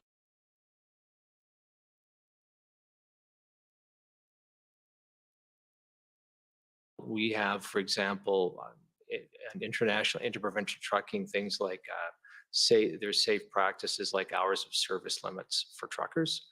In practice, that is federal. The interprovincial rules are federal jurisdiction. But for trucks that don't travel interprovincially, they're provincial jurisdiction. We work together very closely at the two levels of government, and there's a lot of coordination of all of the rules and the regulations and the policies with respect to commercial transport through the CCMTA, the Canadian Council for Motor Transport Administrators, and the Council of Deputy Ministers of Transport and the Council of Ministers of Transport. It's some of the federal rules we delegate to provincial authorities to enforce. For example, the hours of service with respect to interprovincial trucking. And we work as much as possible to get an alignment between the provincial and the federal rules. So there's as much as possible a consistent set of rules across Canada. Canada being a decentralized federation, there is some diversity in the rules across the country with respect to motor vehicle transport. The licensing of the operators and the conduct and the operation of the vehicles on the roads is typically in provincial jurisdiction, and most provinces have something like a Highways Act where they set out all of the rules and governs the regulations by which they oversee the transportation on the roads and highways of each province.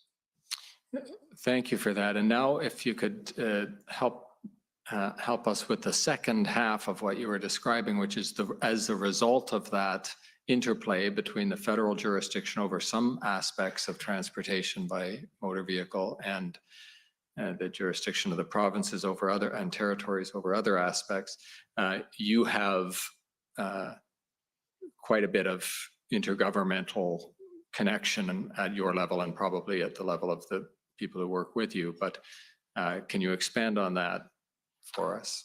I think that's exactly it. We, for the reasons you stated, the effective transportation policy in Canada requires extensive intergovernmental coordination.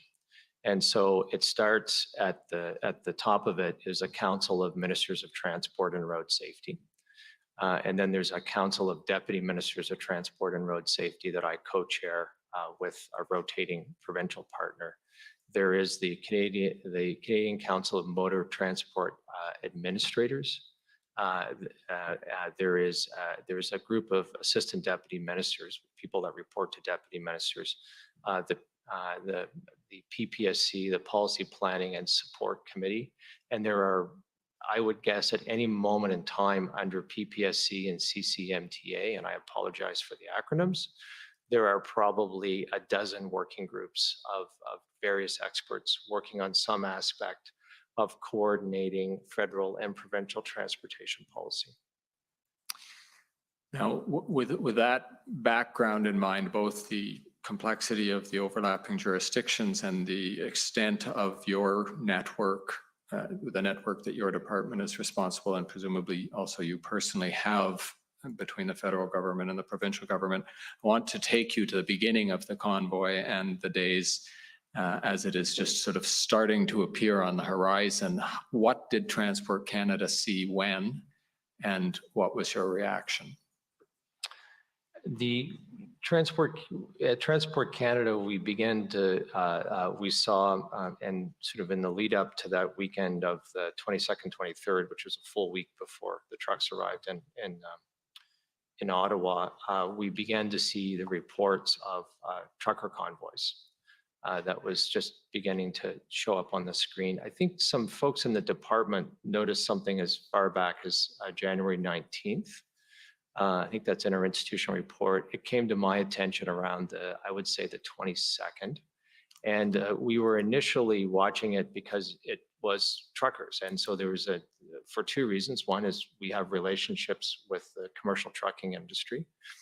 The second is that when you have convoys and the prospect of slow rolls, that has the potential to have an impact on the transportation and trade corridor system, a potentially negative one. So we began watching it about a bit more than a week before the trucks got to Ottawa. And then shortly after that, it began the interdepartmental monitoring and deliberations began through the deputy, for example, the Deputy Minister's Operations Committee, DMOC, of which I'm a standing member. I'm just going to stop you. Just we've heard about that, but I'd just like you to rewind just a little bit. Describe the committee again and what your role is in it.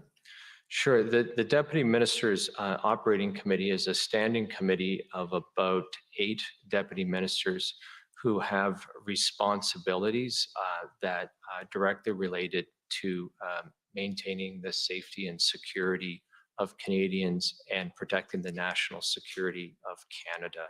It's chaired by the National Security and Intelligence Advisor, the Prime Minister, and it has the security agencies are on RCMP, CSEC, et cetera, as well as a number of departments that have responsibilities that connect directly to the safety and security of Canadians. Transport Canada is one of them. Our responsibilities in that respect are geared towards the transportation system, but we have significant responsibilities with respect to both safety and security. For example, a threat, there have been, unfortunately, in the past, terrorists and ideologically motivated extremists have targeted the transportation system, and so we have a mandate to ensure the system is safe from such attacks. And so I had interrupted you there when you were describing the invocation of the ADM and SOPS meeting that you attended as the convoy is coming onto the horizon. It's a small correction, if you permit me. I'm a member of DMOC, the Deputy Minister's Operating Committee, but my assistant Deputy Minister for Safety and Security is a member of the ADM and SOPS. Thank you. So you were describing the DMOC. Please go ahead with that. So transport, because of it started out with, I would say, the brand of a trucking of a truck convoy and a trucker protest. Transport was involved because we were monitoring early because of our relationships with the industry. And that started a few days before the DMOC. I think the first DMOC meetings on this were early, around the 24th or 25th, around there. The one thing that came to our attention fairly early on is that the brand of a trucker convoy wasn't really accurate. And in fact, when we talked to the professional trucking industry, the Canadian Trucking Alliance, the private motor carriers, transport, PMTC, I can't remember, too many acronyms, and we're so focused on acronyms. They made it clear that this wasn't them and this didn't represent the professional trucking industry, and pretty quickly started making public statements, initially distancing themselves from this activity, and then making it clear that they didn't support it, and then finally articulating how it was harming professional truckers. And can you describe the steps then that your department started to take to respond to the emerging convoy? The first step was trying to understand what was happening and what was brewing, because as I think you may have heard from other witnesses, it was quite hard to get a fix on, because it was rapidly changing, it was dynamic and quite unpredictable. So it would have been some initial discussion with industry partners to get a sense of what was going on, and finding that point I raised, that it really wasn't the industry per se. Second was working with in the structure of DMOC and ADM and SOPS, working with our partners in public safety to understand what the collective assessment was of what's going on. So that was a key aspect of I would say the early activities leading up to the arrival of the movement in Ottawa. As things progressed, our roles evolved into sort of probably about 4 different types of activities. Why don't you list those now and we'll go from there? Sure. So the first I just covered. The second is that as we started to see blockades and occupations, we started analyzing what the potential impact was on the trade and transportation system. And then that accumulated in, I would say, peak impact once the Ambassador Bridge was closed for several days. The third is that when you start, when in the event of major events, protests, incidents, whatever that requires a large and complex police response and crowds, Transport Canada will provide certain sort of technical expertise and authorities in support of local law enforcement. And in this way, in this crisis, we did that in two ways. The first is that we, because of our responsibility for aviation, we will close airspace at the request of local police as they try to manage large events, riots, whatever the activity. Over the course of this crisis, I think we issued airspace restrictions. They're called NOTAMs, Notice to Airmen, and we issued them in about a dozen cities across Canada. And we do that as a matter of course when the police of jurisdiction are seeking that in order to help them manage some major event or crisis. The other aspect of operational support is that we make we essentially make our authorities and our expertise available in support of police of local jurisdiction as required. In this, and that will vary. In this incident, one very relevant authority and expertise we have is the transportation of dangerous goods. We have a significant directorate, and we have significant responsibilities to ensure the safe transportation of dangerous goods in Canada. And I think around the 9th of February, the Ottawa Police Service, they were growing quite alarmed at the extent of propane being stored in unorthodox manners and the extent of the transportation of diesel and gasoline. And they sought some expert advice and support from Transport Canada. We had the same assessment just watching from a distance. There was a lot of dangerous conduct with respect to explosive and flammable material like propane and diesel. We provided 2 inspectors who did ride-alongs with the Ottawa Police Service to give them technical advice as they were seeking to monitor and ensure the safety of the occupation in Ottawa. They were on scene with the OPS, I think, for about 3 days, and supported the OPS in writing up probably about 20 sort of administered monetary penalties for violations of the safe handling of essentially a lot of propane and diesel. So that was the third. I think the fourth, it would be the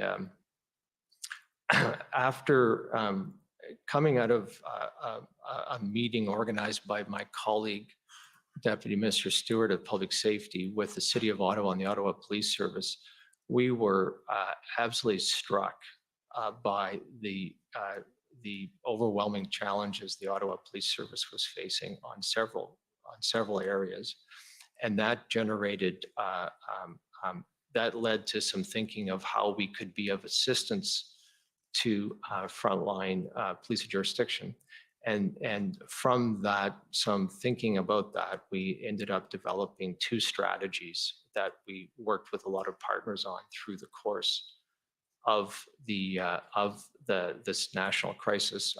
They became known. The first became known as the Strategic Enforcement Strategy, and the second became known as the tow truck strategy. And that would be, in sum, the 4 areas of work by Transport Canada with respect to the crisis.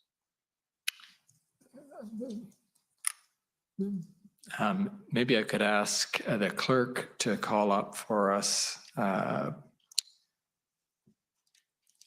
PB Can 50860.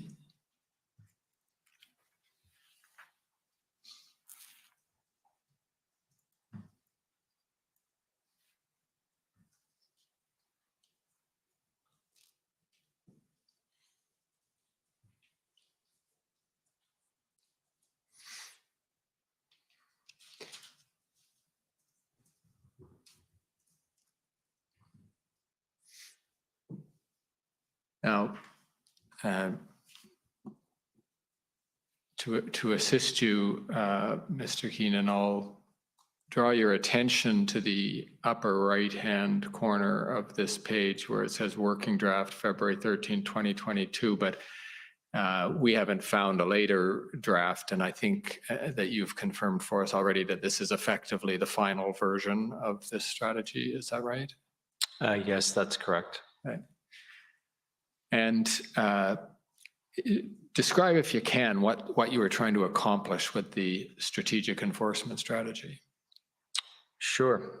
So the genesis of the strategic enforcement strategy came out of the February 3rd call between a few deputy ministers of Canada with the City of Ottawa, the chief, and a few senior officers of the Ottawa Police Service.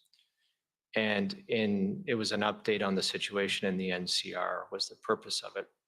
When the Ottawa Police Service described the challenge they were facing, I think we were all struck. I know I was personally struck by three things. The first is that the sheer scale of the and intensity of the unlawful activity was eclipsing their ability to manage clearly. The second is that when they applied fines, they were issuing fines to the people blocking the streets. And they were quite struck by, they just ignored the fines, they threw them out, they laughed, whatever. So the deterrence effect from the fines that they were levying seemed to be very low. The third is that when they did try to when an officer tried to take an enforcement action, they would often be swarmed, and then they would have to back down in what they described as in the interest of officer safety and public safety. And the fourth was that that they were trying to build an operational plan to bring the occupation to an end. But one of the impediments was they were unable to secure the heavy tow trucks they needed to move the commercial vehicles. And so we found that was a very sobering discussion.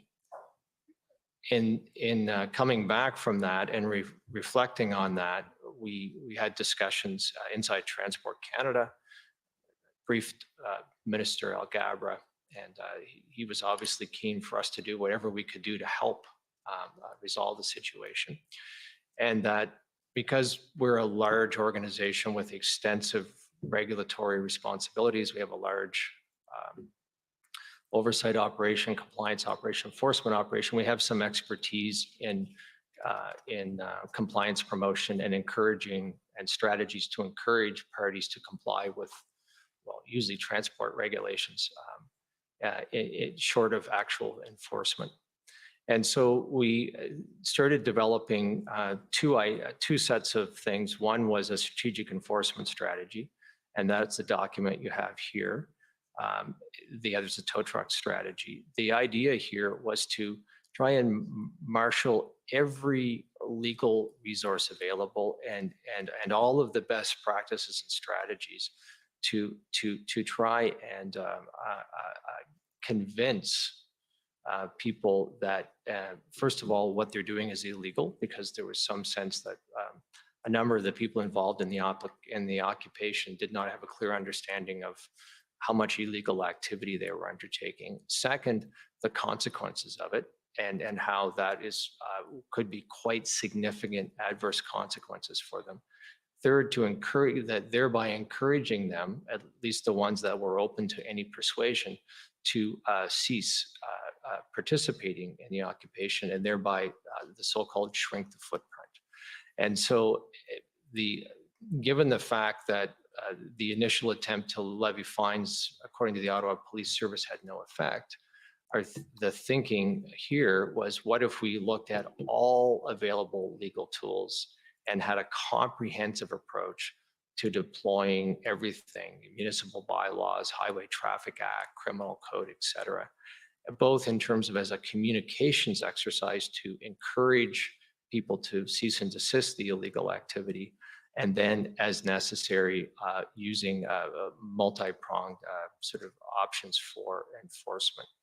This product you see here, the February 13th final draft, was the ultimate product of that initial thinking on the part of Transport Canada, but it was refined through extensive discussions and consultations with our federal partners and with our provincial partners. It went to probably, I would say, call it 10 different federal provincial discussions, both with our provincial transport colleagues and with public safety's provincial solicitor general public safety colleagues. Okay, we're going to come back to the aspect of interprovincial cooperation in developing this strategy while we're, though, describing the items you mentioned earlier in your list of points that Transport Canada mobilized to react to the situation. Can you tell us about the tow truck policy or the approach that Transport Canada developed to the point you were describing about the need for heavy lift tow capacity? And so that was the second stream of thinking and strategizing that came out of the stark realization from the February 3rd meeting with Ottawa. And we began exploring and through a series of discussions, both through the meetings convened by Deputy Minister Stewart with Ottawa and with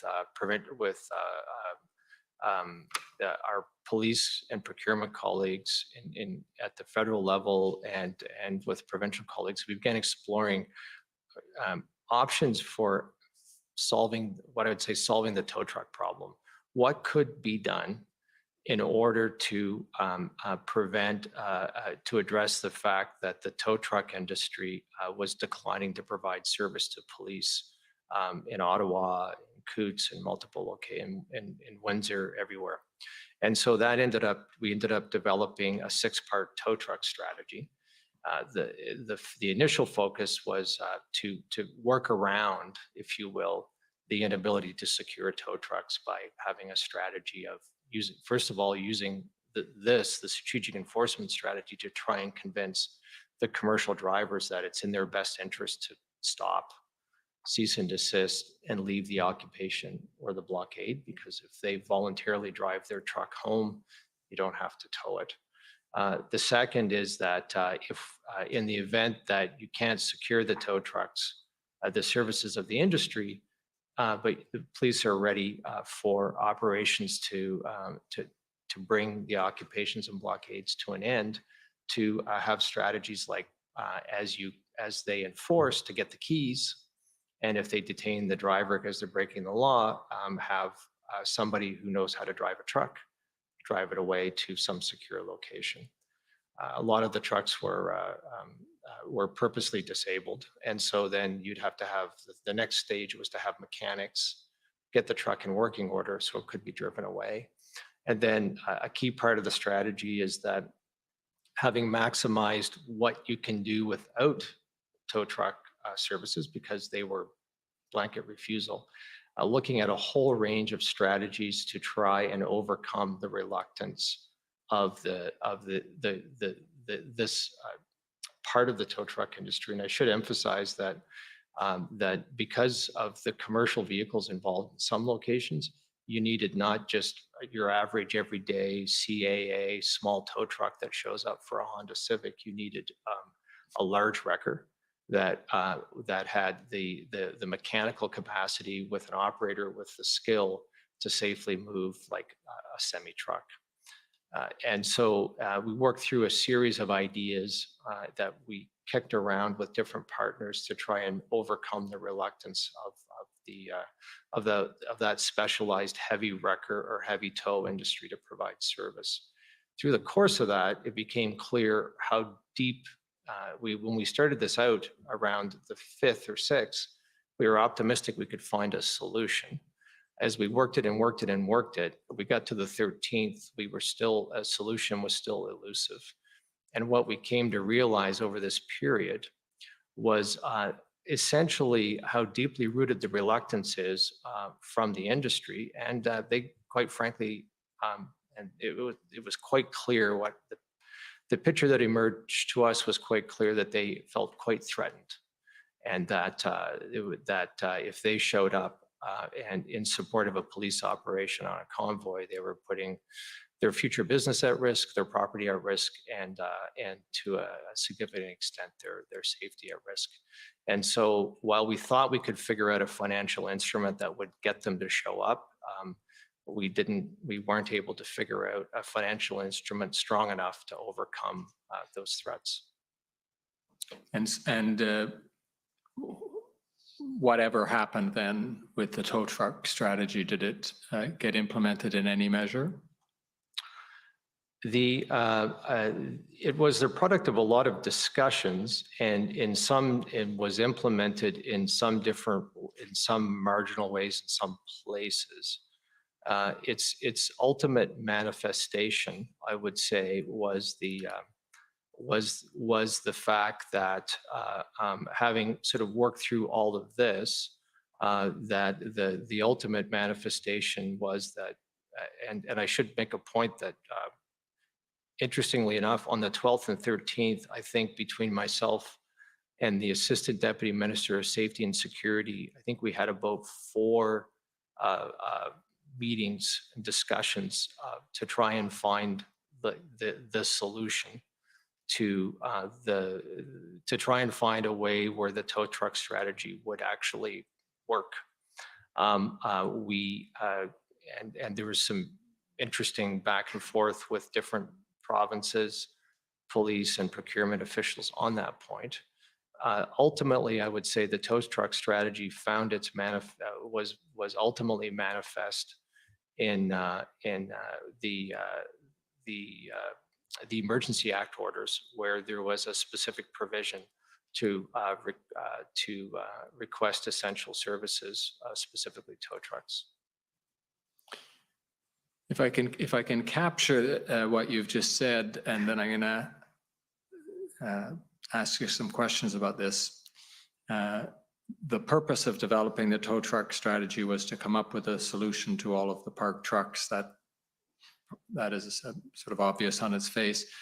And you describe an effort in which you and your colleagues thought of everything you could to deal with the fact that you had needed to move these big rigs, and different ways of either getting them to go on their own or to move them with tow trucks. And ultimately, by the 13th, you'd basically decided there was not a viable solution with the authorities you had at your disposal. Is that right? I would say that we had, and by the time we got to the 13th, we had failed to find a viable solution. Right. Now, on that point, what I'd like to hear is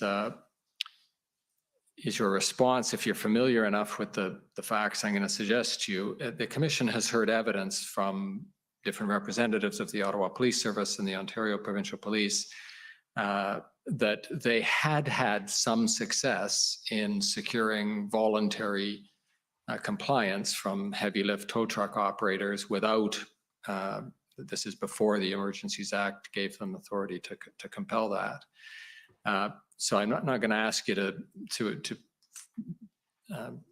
offer a view on the truthfulness of that, because I don't think you were directly connected to it. But did you have information about that effort by the OPS and the OPP at the time you were developing this tow truck strategy? No. And I should say that we'd had a lot of discussions with a lot of partners on the strategy. And and no partner had shared any information with us to that effect. And did your partners include representatives of the OPS, the OPP, and the Ontario government? Yes, they did. Is this a good time for the lunch break, or? It's a perfect time. Okay, so we'll take the lunch break and come back at 2 o'clock. The Commission is in recess until 2 o'clock. La Commission est levée jusqu'à 14 heures.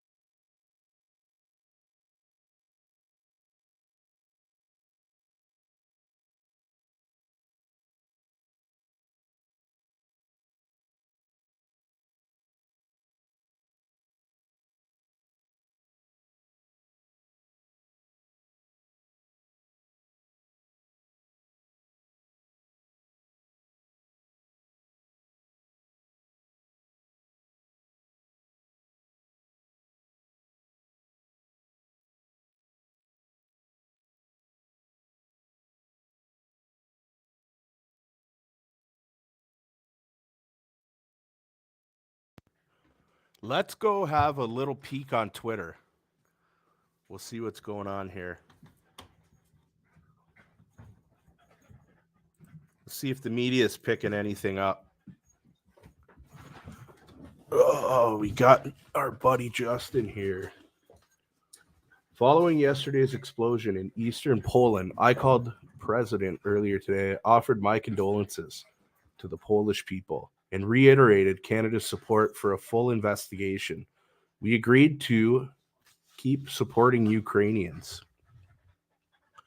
When will you support Canadians? That's the $1 million question. That is the $1 million question that we all want to know.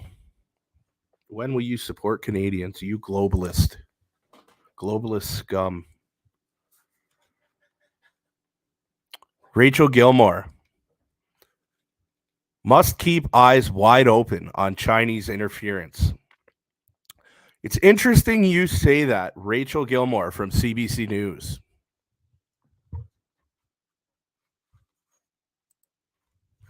Did you guys happen to see this morning? Very interesting interaction. Doesn't surprise me at all. Prime Minister Trudeau was on camera shaking hands with Xi Jinping, who is a dictator in China, who's guilty of genocide, who's guilty of crimes against humanity.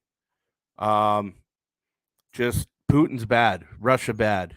Keep focusing on Russia. Keep focusing on them. Keep focusing on the political war that's going on in Ukraine and Russia. You know, Russia's bad. China good? Let's how hypocritical can you be?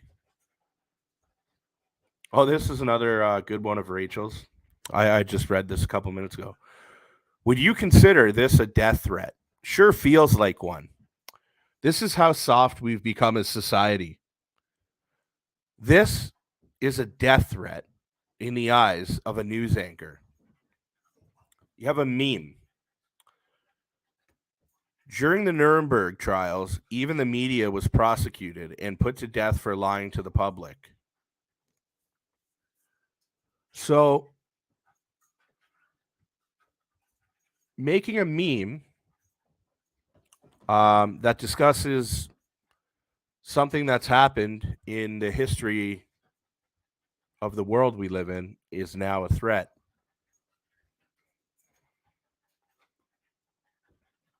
You guys want to... Hi, Volodymyr. Hello, Volodymyr. Hi, Volodymyr. It's Rishi and Justin. We are going to be extending Canada's training mission in Great Britain until the end of next year as we train up the Ukrainian military to continue to be strong against this Russian invasion. Hello, Volodymyr. Oh, Vladimir.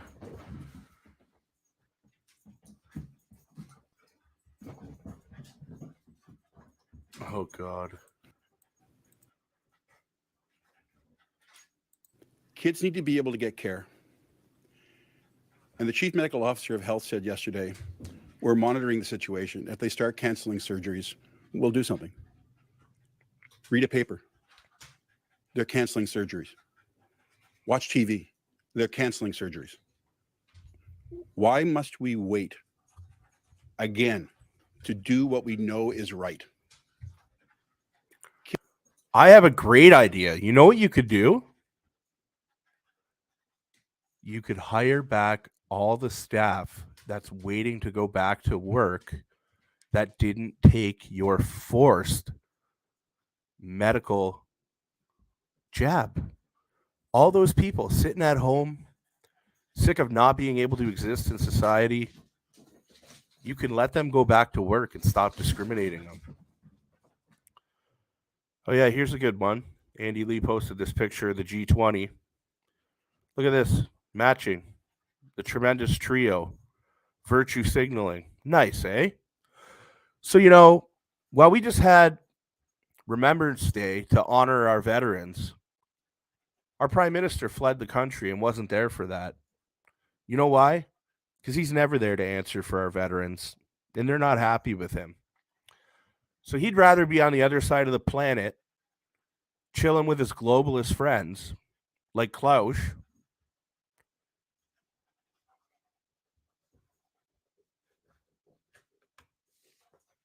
You watch this guy right here.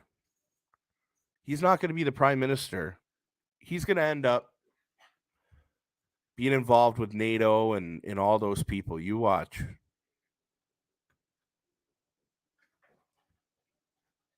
Same with Freeland.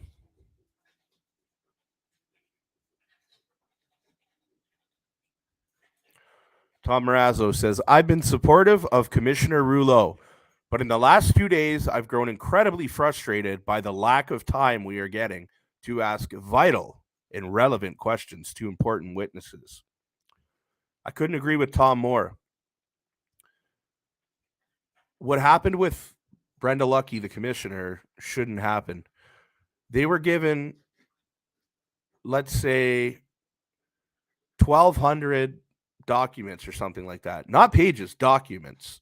So probably quadruple the pages. And they were supposed to, filter through those in a day? Now, here's something you don't see often. Trending on Twitter. Niagara? What could this be about?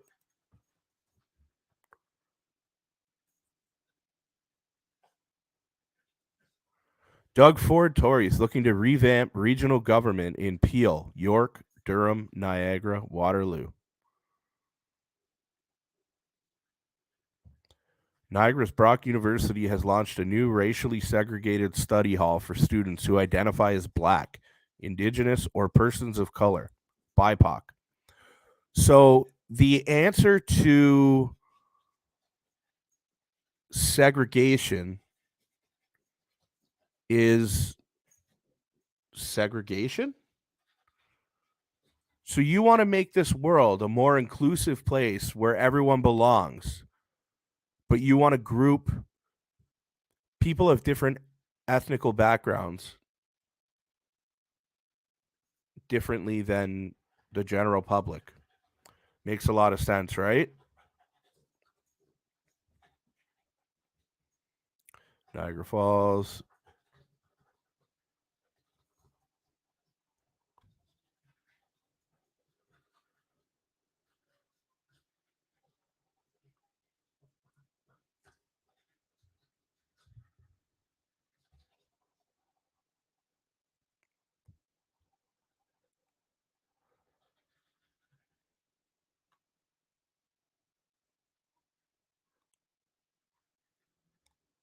Okay. I don't get why Niagara's trending.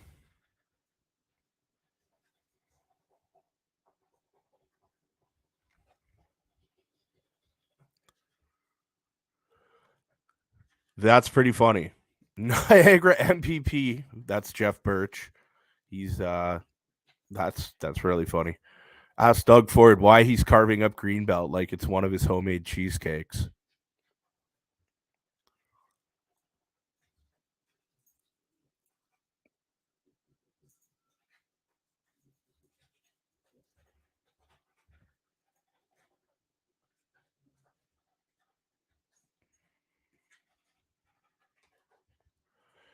Here we go.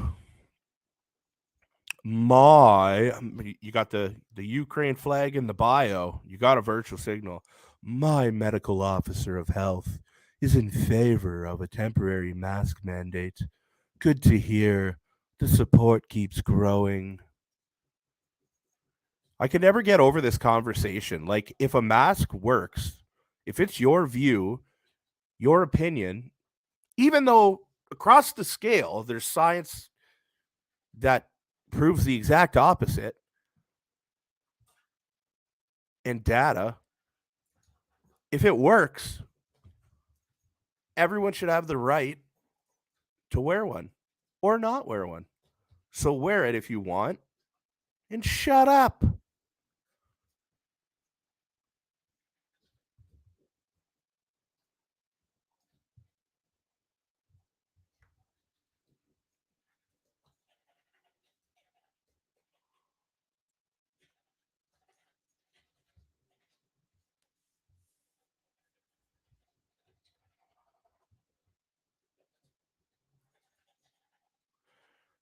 This is all about Dr. Hergy. So this is Dr. Mustafa Hergy, Niagara's top doc in support.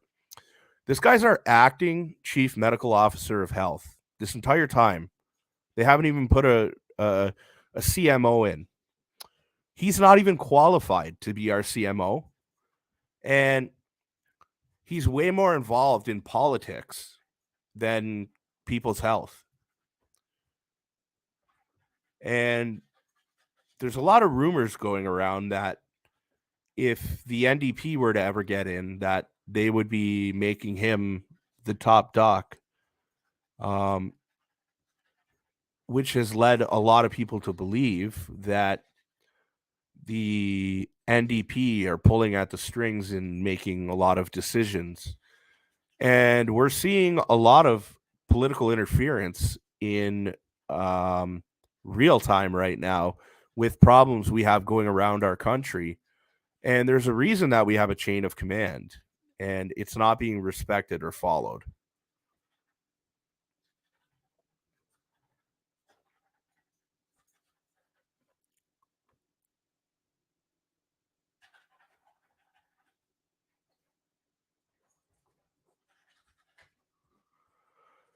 Two men arrested, accused of stealing copper wire from hydro pole on Niagara Parkway. Yeah, well, you know what? It doesn't surprise me. Everyone's poor. Everyone's broke because of everything you've done. People are desperate. You know what? The sad thing is I would look at this headline and I would think someone's addicted to drugs. They need money for drugs. They need alcohol, whatever. That's how I would normally view this article. Now I look at this article and I have a level of understanding, and I wonder, oh, is this somebody who's trying to feed their family? Is this someone who's gotten home from work all day? They don't have enough money to support the people they love and care about? Did they wait until nighttime to go and do this?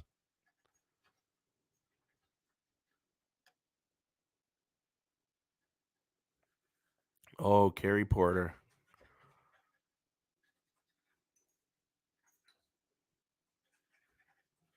Carrie Porter. Let's just not even start talking about that lady.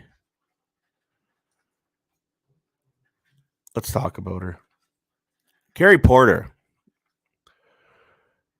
If you don't know who Carrie Porter is, she is a lady who is a city councillor in St. Catharines who does not serve the people of her riding.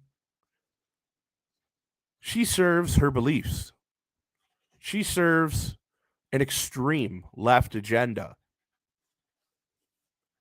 She has posted statuses before that say, I am Antifa. You know, Antifa, like Antifa. Yeah. Very woke individual. There's a lot of things that I think she's done, but I'm not going to mention things that I don't know are true because I'm not like her. I'm better than that. But yeah, when we had our original No More Lockdowns protest here in Niagara, it was beautiful. Thousands of people showed up, marched across the city from all over Ontario. There was someone there who was walking down the road with a Gadsden flag. Carrie, being the person she is, having the contacts she does, reached out to mainstream media.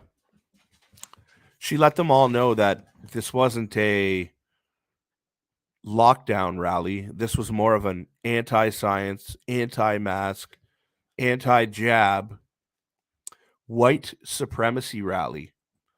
Because she's seen flags there that represented this. And the flag she's talking about is the Gadsden flag. And that's where a lot of hate and harassment started to brew in Niagara because of her. Because of her and people like her who support organizations like the Anti-Hate, who are guilty of contributing to more hate than anything, in my opinion.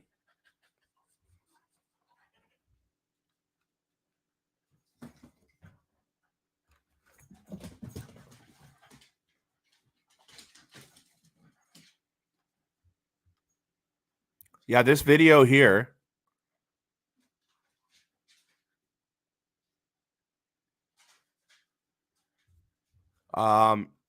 Justin is talking to this dictator, and the dictator's telling us about how they had a private conversation and Justin leaked it, and he doesn't like that. So this guy's talking to genocidal dictators. This guy's awesome. Mask of the day, a hollowed out grapefruit. Apparently, I wasn't harmful to society without a mask 2 years ago, but now, God forbid, I get caught without a mask on. COVID only exists on campus. I encourage all students to stand up for their rights. This kid is amazing. He has had some incredible masks. He had a bucket over his head the other day. I'm going to retweet that.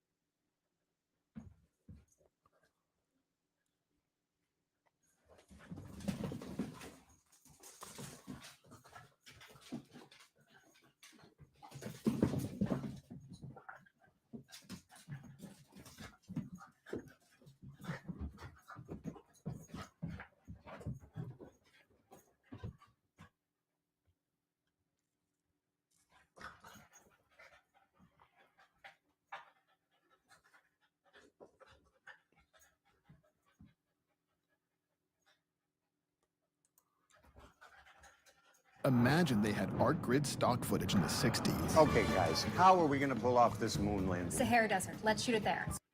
Ladies and gents, welcome back. Another day at the hearing.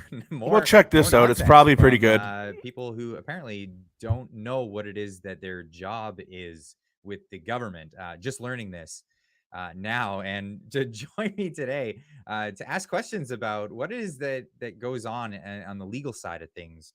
I brought in Keith. And of Wilson. course, this video is not Thanks for mine. It's joining me Clyde today. Do Something from YouTube. Great to be here. So this week went off to a really interesting start. We started with Global Affairs Canada, and it took an interesting turn, in my opinion, because we've been getting police stuff and the perspective from the city of Ottawa, but this got into what is the effect on Canada and what are the priorities that we should be looking at. Global Affairs, mind you, is the diplomatic wing of the government. And first and foremost, I thought the most diplomatic members of our government would consider negotiating with the protesters in any case. How does that fall apart? And how did we end up with that? Well, first of all, what the documentary evidence and the testimony from a number of police and now government officials has confirmed that there was a proposal to negotiate with the protesters and as you know well, the protesters in Ottawa had established a legal not-for-profit corporation and had lawyers with them, being myself and Eva Chipiuk primarily. So we were always ready to negotiate. We were always baffled as to why they had the doors closed so tight. But we now know that there was a big push from both the police at a senior level, as well as the public Deputy Minister of Public Safety and others to say, hey, let's open up a dialogue with these guys. And we also know where it was vetoed. And it was in the Prime Minister's office and a cabinet, but primarily the Prime Minister's office and the Privy Council office, which is a branch of the Prime Minister's office.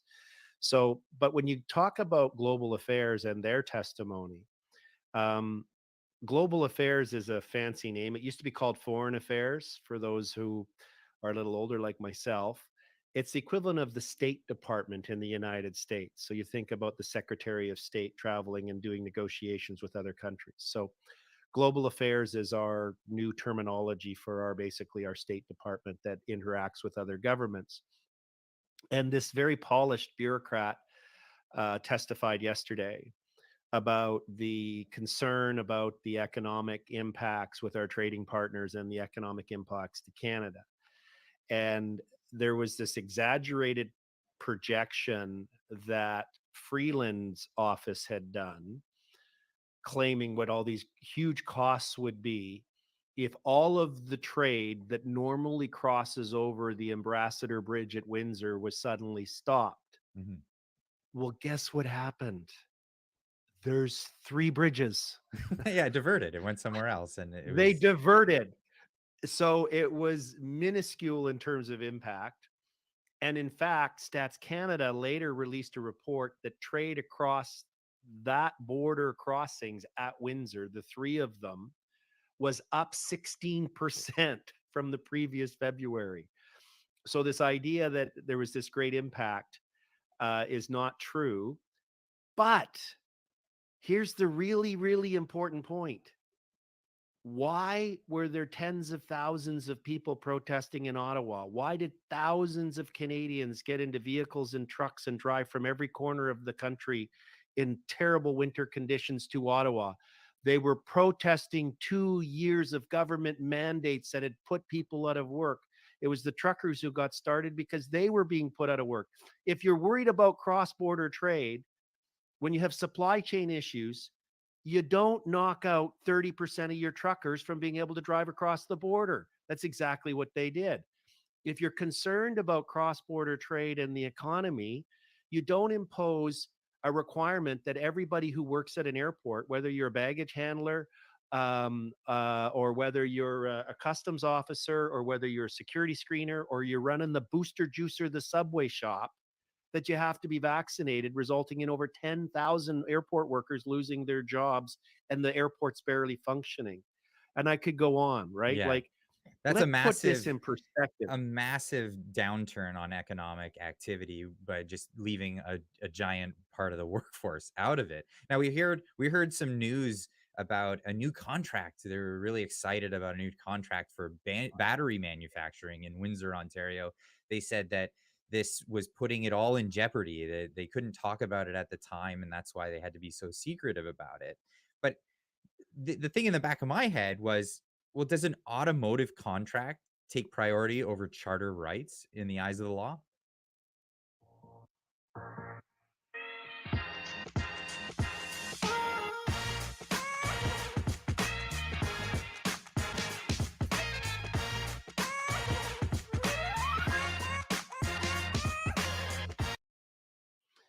It doesn't, but it's a false dilemma.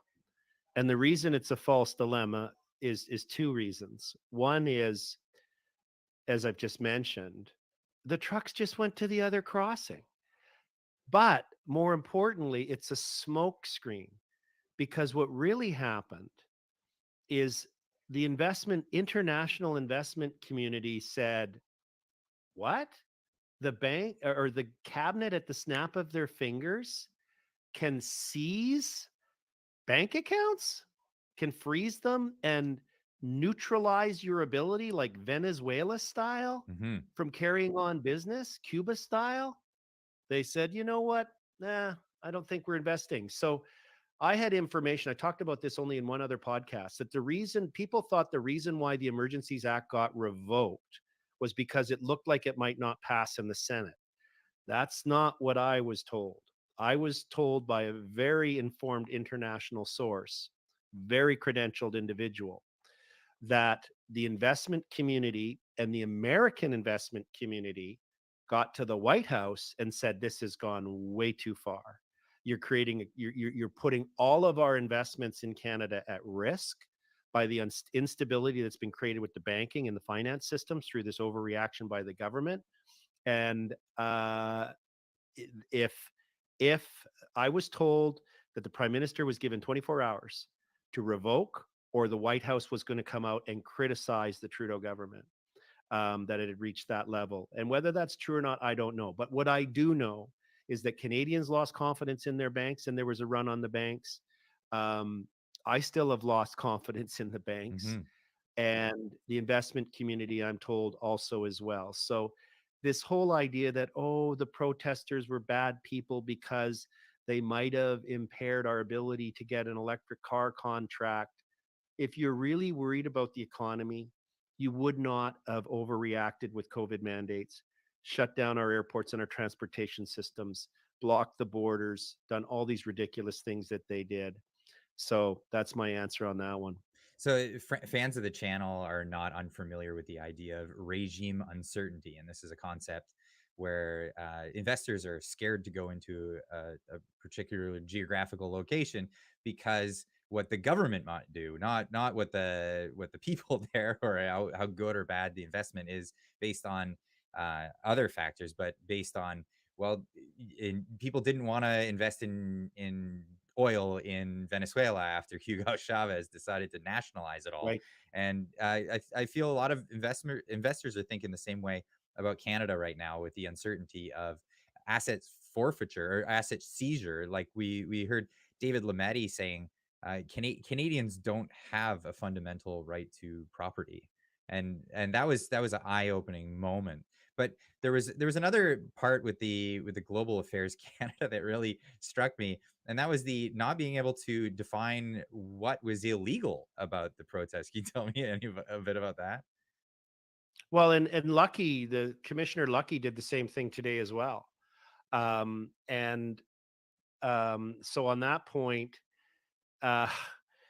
we all keep hearing this expression about the illegal protests. And you'll hear Brendan Miller, our lead counsel, say, sometimes cross-examine, well, when exactly did it become illegal and how do you define that? At no time was it an illegal protest. When I was in the unusual position for a lawyer sitting on the stand, getting cross-examined by Tom Curry, he's the tall, bald guy with the good radio voice, legal counsel for former Chief Slowly. And he pushed me on this whole idea of the illegality of it, and that TikTok video I had done with Chris Barber during the protests. And I said to him, I said,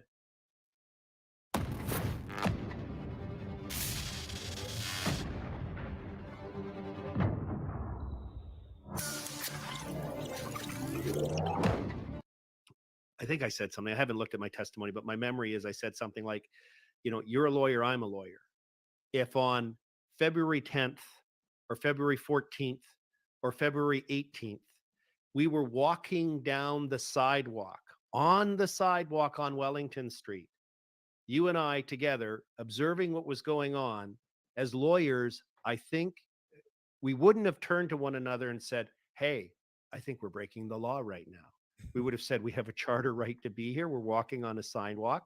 We're not causing any other problems. We have a legal right to be here. And that's the law.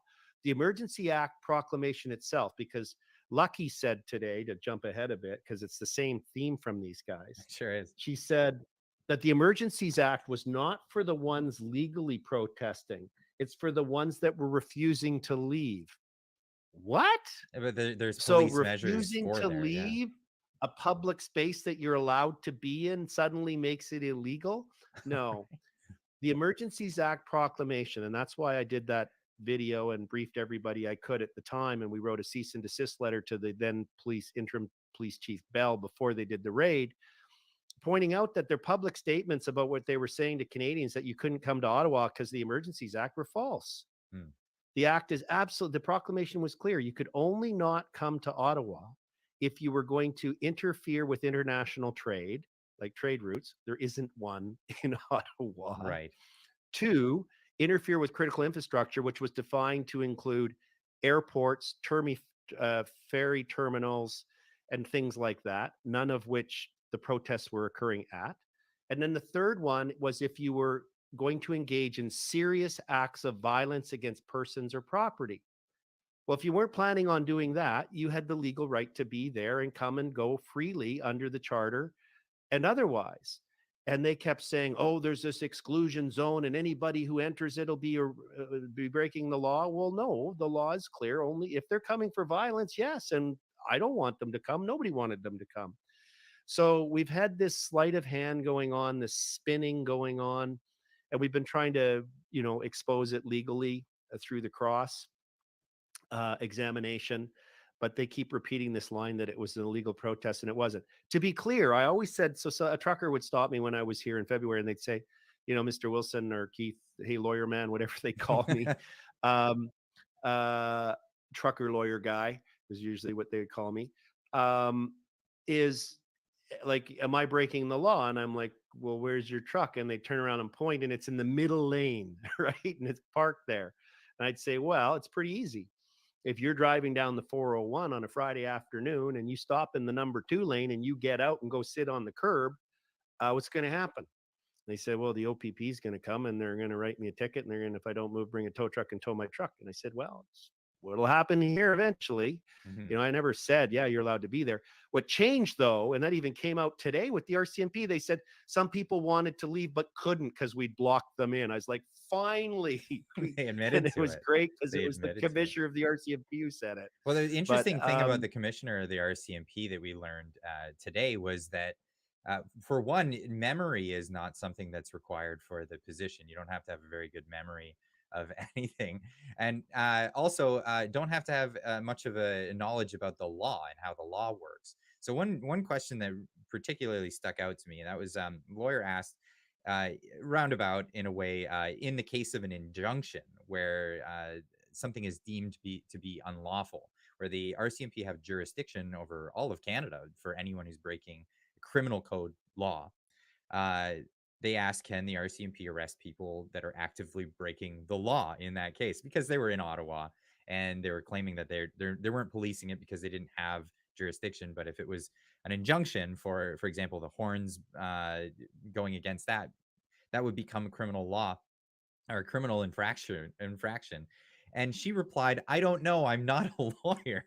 I mean, where do we stand when our RCMP commissioner doesn't know anything about the law, or seemingly? well, and it's not like she was asked about whether or not a child exemption applies to a capital gains tax under some foreign ownership of property rule or something. You know what I mean? Right. Like, this is pretty basic stuff. And on top of that, one would have thought at some point she would have been briefed on all the legal remedies available to the police in the case of a protest. Just saying. So her testimony was remarkable. It was so disappointing that the leader of the Royal Canadian Mounted Police, with tens of thousands of members of various kinds, a $5.2 billion budget, because I looked it up. Imagine they had art grid stock footage in the 60s. Okay, guys, how are we going to pull off this moon landing? Sahara Desert. Let's shoot it there. It's quiet, it's exotic, it's even shaped like the moon. Sam. We can use miniatures. It has to be iconic. Stanley, what do you have for us? I was thinking about art grid stock footage. You can find the most extraordinary shots in the universe. 3, 2, 1, 0. Liftoff. We have a liftoff. Liftoff on Apollo 11.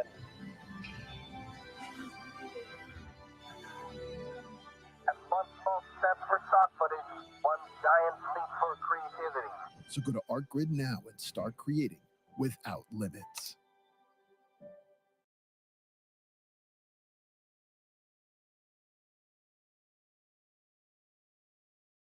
Performed at a level of a junior constable. She didn't know about dates. She couldn't remember things. She would talk over the lawyer, not because she was trying to be aggressive like sometimes happens, just because she was that unpolished. She didn't even wait for the other speaker to finish. And she knew so little. It was embarrassing, disappointing. It's another example of why what's so serious is happening to our country is because Canadians, myself included, and others, and I think probably many of your viewers, have been losing confidence in our institutions. We lost confidence with our doctors and, our public health officials with the whole shenanigans of not recognizing natural immunity, rushing into approving an experimental vaccine. We could go on and on and on. And we won't Then make any started to claims lose. about it on YouTube. Right. Yeah. We will make no claims about it whatsoever, and people will know where to get their information. And I don't want to get you to demonetized or whatever. But we started to lose confidence in our courts. We started to lose confidence in our police forces, right? That's And it. here's another reason. And I've heard a lot of people say that the Trudeau government and the Trudeau Liberals have just sort of eroded like termites the foundations of our systems, our banking system. We lost confidence in our banking system. We've already talked about that. So everywhere we turn, we've had this loss of fundamental confidence in so many things that we could be proud of as Canadians. And I'm hoping that the punishment that we're all going through, those of us lawyers who are working day and night in the inquiry and in the evenings getting ready for the next day and the next day and the next day, and the Canadians who are suffering through some of the testimony are really having a chance to reflect on how badly off track this country got and the importance of us using our voices to get it back on track. Well, I hope we have sunnier days looking forward. Thank you so much, Keith, for joining me today. A pleasure. Thanks for having me on. I've enjoyed the opportunity. Cheers. And thank you for tuning in for this update on the inquiry, where it's going. And we'll try to keep you up to date more on what's happening. You know what to do. Always leave a comment in the comment section down below. There's always a fruitful communication conversation that kicks off down there. And we'll see you guys in the next one. Keep on trucking.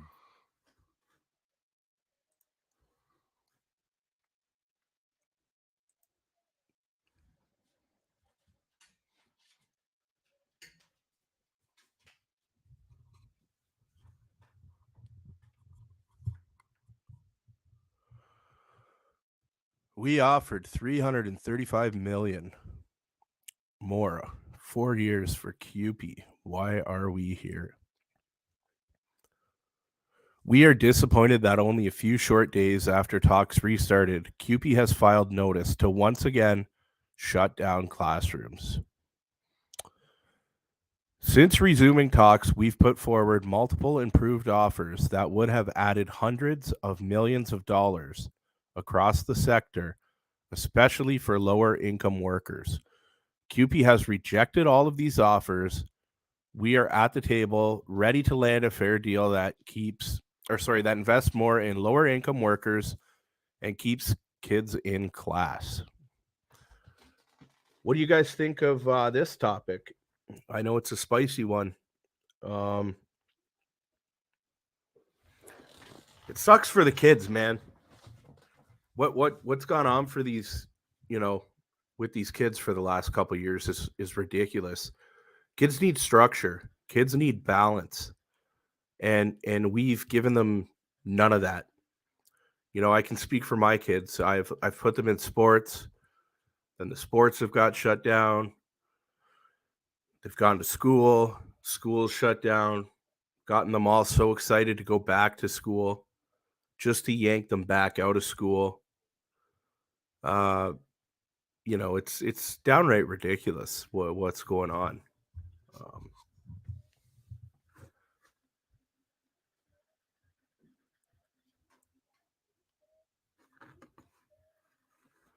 Public Health Agency spent $43.3 million on security guards to make 600,000 door knocks to ensure travelers were complying with Quarantine Act. Wow. I seen that somebody from the NDP party put forth a recommendation to do an individual inquiry for all of the restrictions that have gone on in this country. And I think it'd be really interesting to let the public know what's happened there. But we know about how these feds are and letting the public know anything.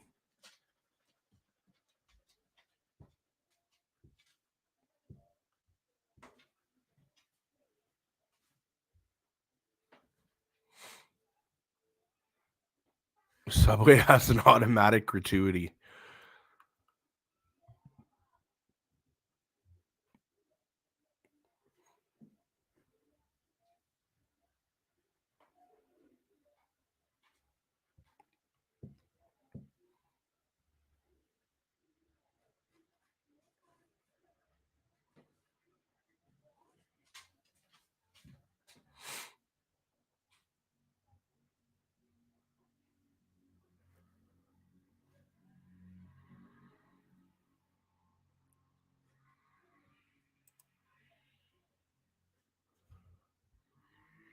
Look at Sean O'Shea. The anti-mask experts are back at me with all their wisdom. Good grief. If you're claiming to be a medical doctor like the last guy, use your real name at least. Some people may revile reporters, your call, but we're not too chicken to use our actual names / emails. Okay.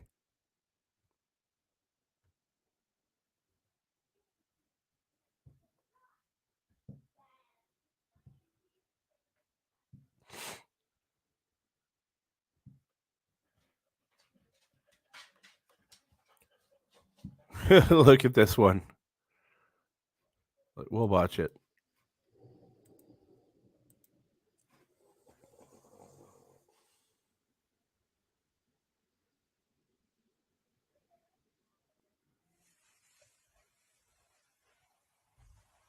Hey guys, does double masking work against coronavirus's transport?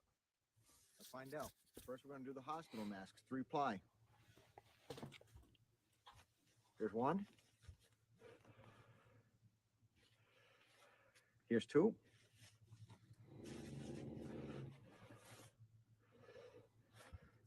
Next, we're going to try a cloth mask. Remember, we want to stop this moisture that's coming out of our mouth because that's what COVID rides on. Here's one. Here's two.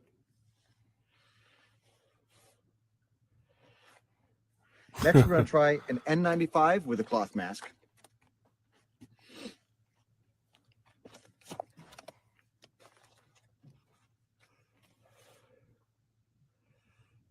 Here's one. Here's a cloth mask on the N95.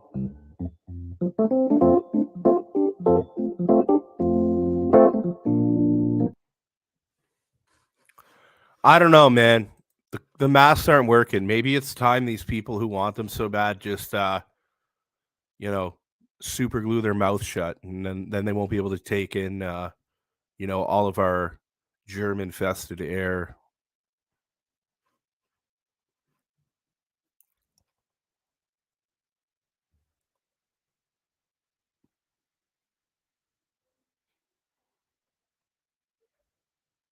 All right, what's this? Which may explain why Justin Trudeau ordered 10 times more vaccines than there are Canadians, including the moose. Why would we need 10 times more doses than the sum total of all of Canada plus the moose? Well, it turns out it's racketeering. Because if I'm getting a kickback for every dollar I spend, guess what I get to do? I keep looking at Twitter right now, and I'm like, oh yeah, I'm live on YouTube. We're gonna get banned for this stuff. Oh man, what a world. All you want to do is try and get the truth out there and bring it out there, and they just do everything to make sure that doesn't happen. Everything. Can't even do your own research at home and put it on the internet, for fuck's sakes.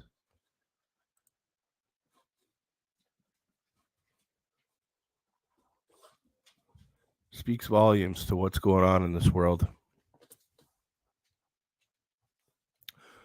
All right, we should be starting back up in 5 minutes, guys.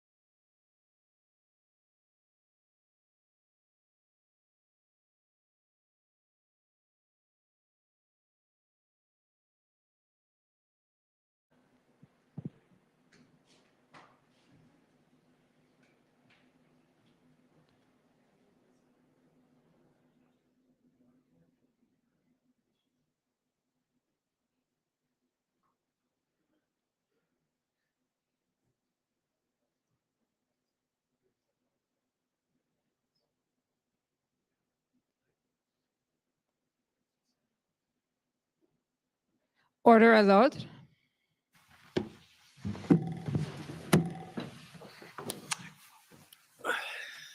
The commission is reconvened. La commission reprend.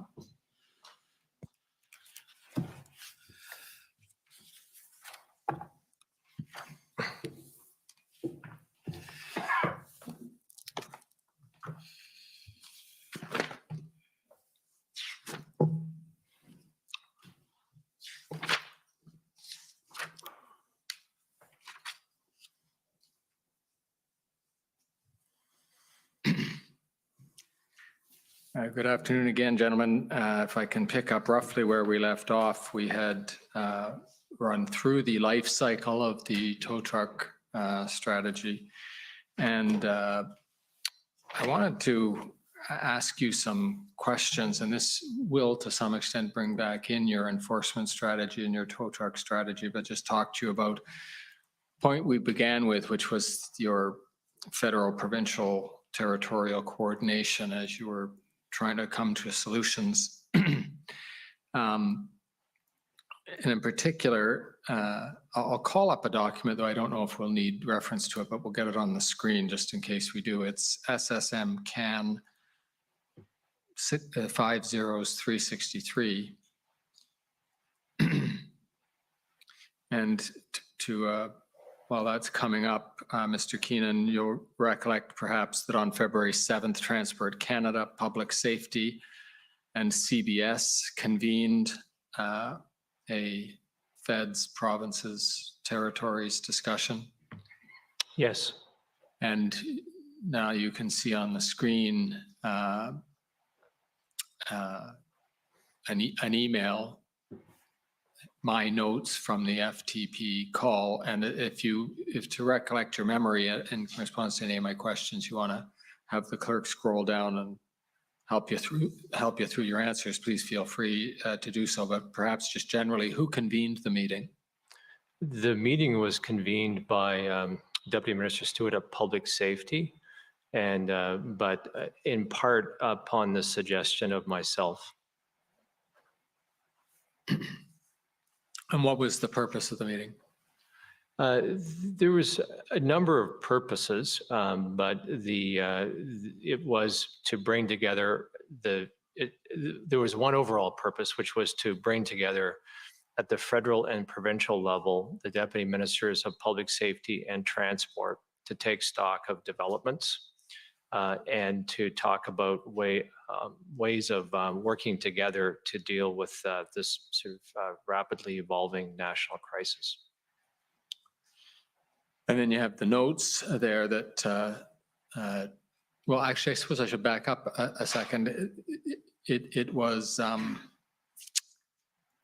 federal, provincial, and territorial meeting. Without listing all the names, can you just describe the categories of people who were participating in this? There's probably three. At the federal level, it would have been the Deputy Rod Stewart and some of his senior people from public safety, myself and senior folks from Transport Canada. And I see here on the list, on the notes, that we also had CBSA, which would have, I'm sure it was John Osowski. And then from the provincial side, essentially my counterparts, the deputy ministers of transport or transport and road safety from all of the provinces and the territories. And then on the public safety side, the public safety departments or solicitor general, whatever they're called in each of those jurisdictions. So it would have been a fairly significant number of people in total. Significant in number, and it sounds like the senior or close to the most senior officials in their portfolios for each province and territory. Yes, and sometimes when you have these calls, like sometimes when I'm called to a meeting, I'll be called to 2 or 3 meetings at the same time. I will delegate the less important ones. This was the most important discussion any of us were having. So if my memory serves correctly, I think it was almost all of jurisdictions showed up with what you call the deputy head, the deputy minister, deputy solicitor general, et cetera. And under the fourth bullet there is Transport Canada proposal, and the first bullet, I'll help you through. I believe maximum enforcement strategy is one of the early monikers for what became the strategic enforcement strategy. Is that right? Yes, that's correct. Okay, so there's your strategy and some bullet points for it. Did you present this strategy, you or one of your officials? I presented this strategy. At that point, we didn't have a written document, so I verbally outlined the concept and the idea of the strategic enforcement strategy, which at that time we were referring to as the maximum enforcement strategy. And then, Clerk, if you could just scroll down a little bit, and then Mr. Keenan, I'll ask you, what was the reception to the strategy? As these notes that Aaron and Assistant Deputy Minister of Transport took were captured the mixed, so you could see.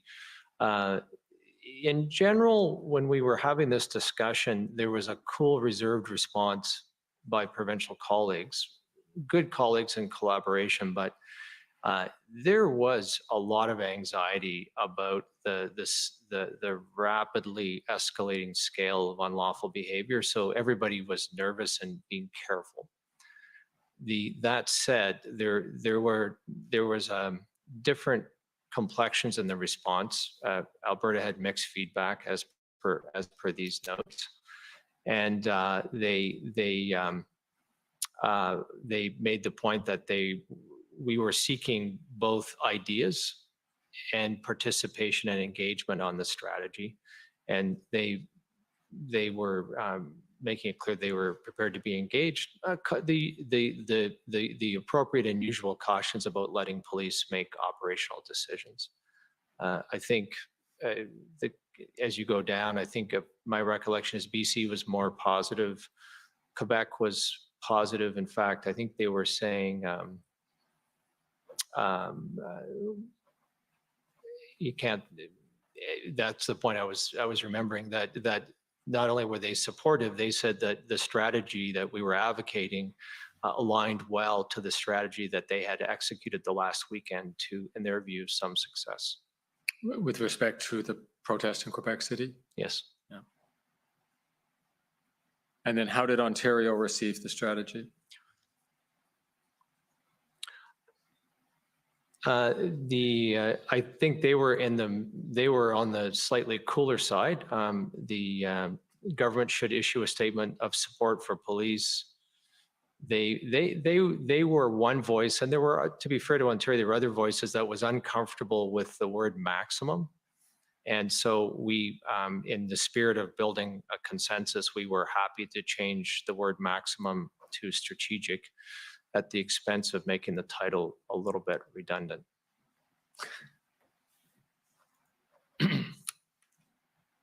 Now, we're going to go to the next day after this FPT meeting, February the 8th, and we're going to talk about a letter you received and that I think you know well by now from the Ontario Deputy Minister of Transportation, your counterpart in Ontario. Before we get there, I'd like to put up, if you could please, Mr. Clerk, PB CAN 50820. And this is an email chain that starts with the transmission of the letter, but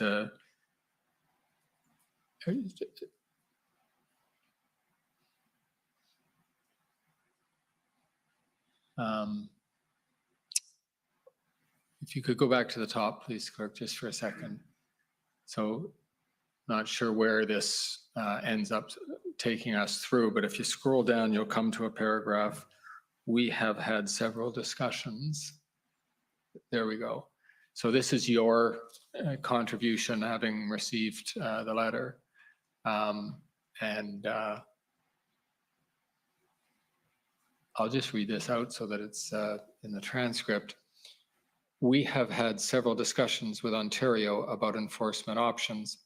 Ontario has always been cautious and reserved about making full use of its authorities under the Highway Traffic Act, but was engaged. This letter, and I'm going to try to ellipse your typos here, but this letter represents a pullback from those discussions. It is consistent with the pattern we saw in the last 48 hours where Minister Mulroney is unavailable to talk to Minister Alghabra. And then it's got your name at the end. Have I been fair to the typos there? And Yes, I think you've done them more than justice, and I apologize for the typos that came from typing fast. We've all been there. Now, we're going to go to the letter in a second, and you'd already mentioned that in the FPT meeting, you sensed some coolness to Ontario and some of the other provinces about the enforcement strategy. But the reason I wanted to begin with this email is you to foreshadow by saying the letter was a less than embracing acceptance of the enforcement strategy by Ontario, and you're saying that is consistent with the pattern in the last 48 hours. Can you explain what you mean by that about Minister Mulroney, which would be an Ontario minister, being unwilling to talk to Minister Alghabra or unavailable? Certainly. So in the follow-up from the call with the Ontario Police on the 3rd, so we started thinking about this on the 4th, and over the weekend of the 5th and 6th had reached out to Ontario. I reached out to the Deputy Minister LeBlanc by phone. My Assistant Deputy Minister of Safety and Security reached out to his counterpart, and so we had started the conversation. And we were getting good colleagues returning our calls, constructive discussion, but cool and reserved. And so that was notable. At the same time, at the ministerial level, Minister Alghabra, because I'm obviously briefing him sort of day by day, reached out, saw the importance of this issue and reached out to Minister Mulroney. And the normal course of events in the good relationships amongst the Minister of Transport, when one minister is keen to talk to another, they connect quite quickly. They can be busy, but they'll find time. And it was several days, I guess here, it was at this point, it was at least 48 hours where Minister Mulroney was unavailable to talk to Minister Alghabra. And that then this letter arrived on February 8th. In that context, this letter arrived in February 8th from Deputy Minister LeBlanc. And I believe that Minister Mulroney then got back to Minister Alghabra and said that we're providing a response. My deputy minister is providing a response to your deputy minister. And that response was this letter. Not a slightly unorthodox way of having those communications, but it did close the loop. Okay, and just so we have the cast of characters accurate for those who haven't been following this too closely, Minister Alghabra was the Federal Minister of Transport and Minister Mulroney was Ontario's Provincial Minister of Transport? Yes. Thank you. Now, if we can go to the letter, Clerk, it would be PB Can 50821.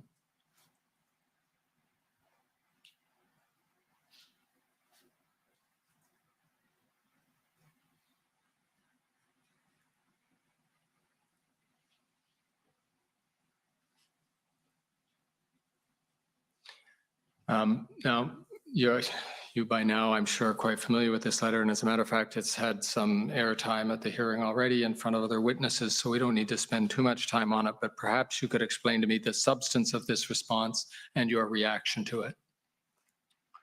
The substance of the response was, I guess, first and foremost, the tone of the response was collaborative and collegial.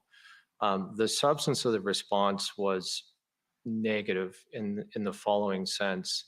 And as you go through down, if you could scroll down just maybe a little further, again, stop there. Scroll up just slightly, please.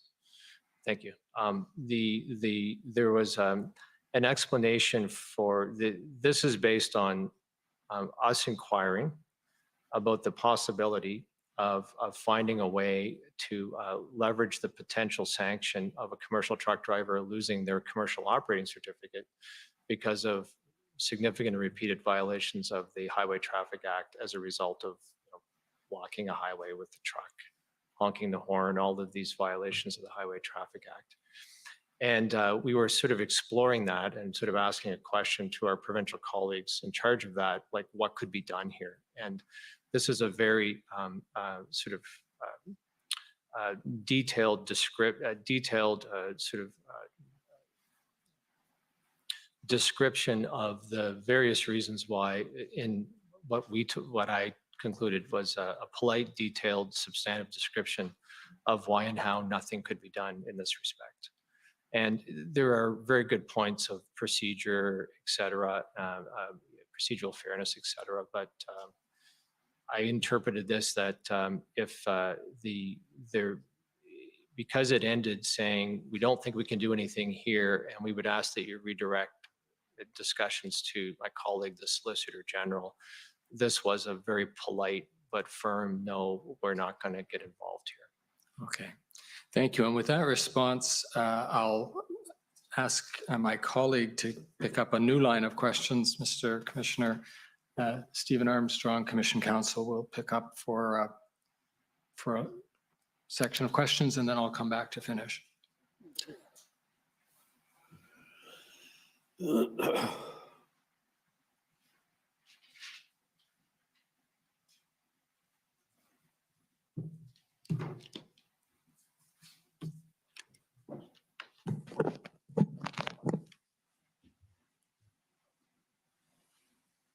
Good afternoon, Mr. Keenan and Mr. Day.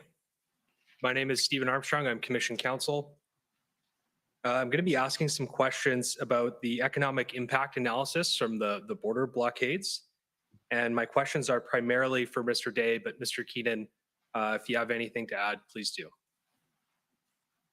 So Mr. Day, I understand that your directorate has previous experience analyzing trade shocks. Is that correct? Yes, it's correct. Can you tell the commissioner about some of that experience? Yes, well, basically, my group is responsible to monitor and track any disruption on the transportation system.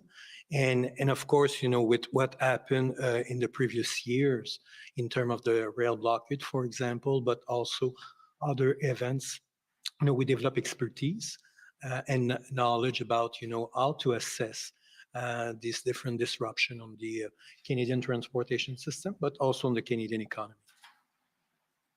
And just in terms of understanding the impact on border blockades, the Commission understands from the institutional report that the nature of trade between Canada and the United States, I guess some of the features of the economy are an important background. Can you describe or provide some context on that? Yes. For any economic impact assessment, we follow a very rigorous framework to make sure that we're using the best data, but also that we validate that with the industry. So we always started, you know, our analysis by having a good assessment of the context and what is happening. And in order to do that, we use the best data available. For example, in the context of the issue on the cross-border, we're using Statistic Canada data to get a good sense in terms of the nature of the trade that are affected in the different border point, in terms of the magnitude, but also the type of the merchandise that were affected by the reduction or the blockade of the bridge. We're also using other sources of information, for example, information from CBSA about daily movement at the border, just to get a sense in terms of the fluidity and the capacity of the movement at the different border. We're also using direct information and data from the industry to get a sense from them in terms of how they have been impacted and the impact for the operation overall. So based on this data, we're getting a bit of a portrait of what is really happening. And following that, we always validate this information directly with the industry.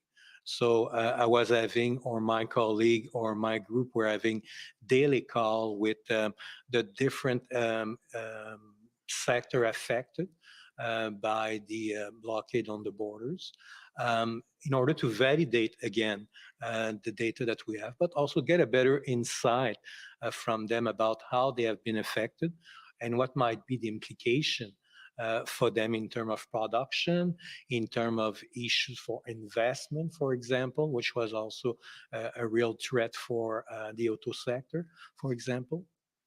And it's based. If I could jump in, sorry. Could I just ask, I guess, more specifically of the ports of entry that experienced blockades in February 2022, which were the most concerning from an economic perspective and why?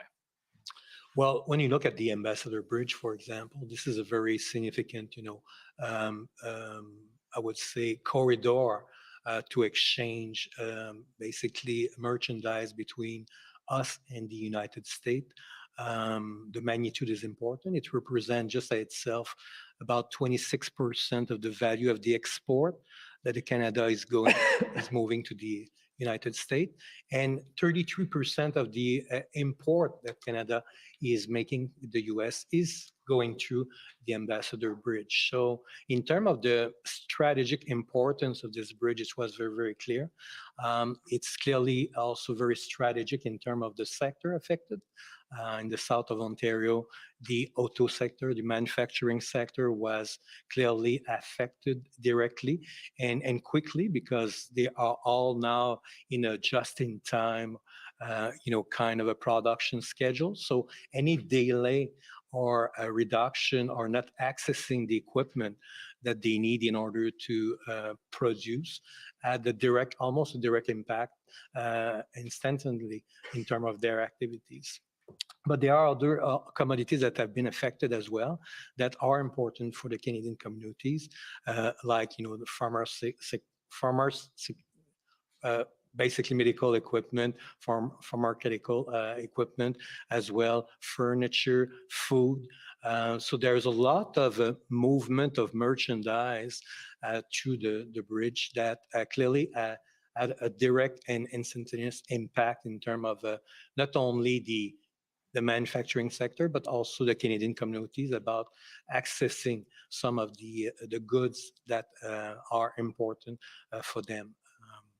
Thanks. And I just wanted to pick up on a point I think that you were just getting into there, is that some of these goods that you were looking at are critical goods, correct? Or something that could be deemed critical goods. Can you explain to the Commissioner what are critical goods? What is the significance of that?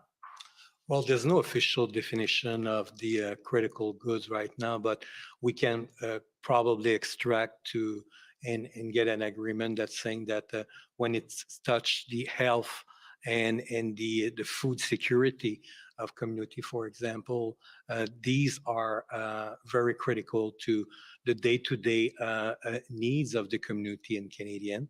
And they are also another element of the critical aspect when it's also affecting the economic activities. And again, coming back to the manufacturing sector, not having access to the different equipment that was needed in order to produce had a direct impact on them in terms of their capacity to basically conduct their activities. So we have seen reduction and stoppage of the production in the auto sector and other sector following, the blockade at the Ambassador Bridge, for example. Right, but I just want to tie back to the critical goods for a second. I think you linked that to sort of the well-being of the goods that are essential for well-being and health. Is it fair to say that if we're looking at critical goods, that imports are more important than exports, or are they equally important? When you look at the composition of the import and the export, they are both very important. They are important for our calling in the US as well, because we do export some of these critical goods as well. And not only for the community, but also to ensure that they can, on their side, also produce what they need to produce in terms of sustaining the economic activities in the auto sector, for example. And the auto sector is a bit particular in a sense that the two economies are very integrated overall in terms of the economic activity, but the auto sector is probably one of the most integrated. And the way they manage all the supply chain, that it's really integrated. It's not a US supply chain, it's not a Canadian supply chain, it's an integrated North American supply chain. So any disruption in terms of the movement of what it's needed on the supply chain is affecting both sides of the country very, very quickly on that front. So, Mr. Clerk, I'd like to call up the institutional report. It's at doj.ir. Several zeros, number 5. And if we could turn to page 22, please. And I guess I'm going to ask about paragraph 89 here. You have some figures. So this is focusing on the Ambassador Bridge. And am I correct in understanding that, for example, where it says agri-food in the bullet, it's 10.7% of all exports. Is that a percent of agri-food exports nationwide that are going through the Ambassador Bridge? If I remember correctly, let me see.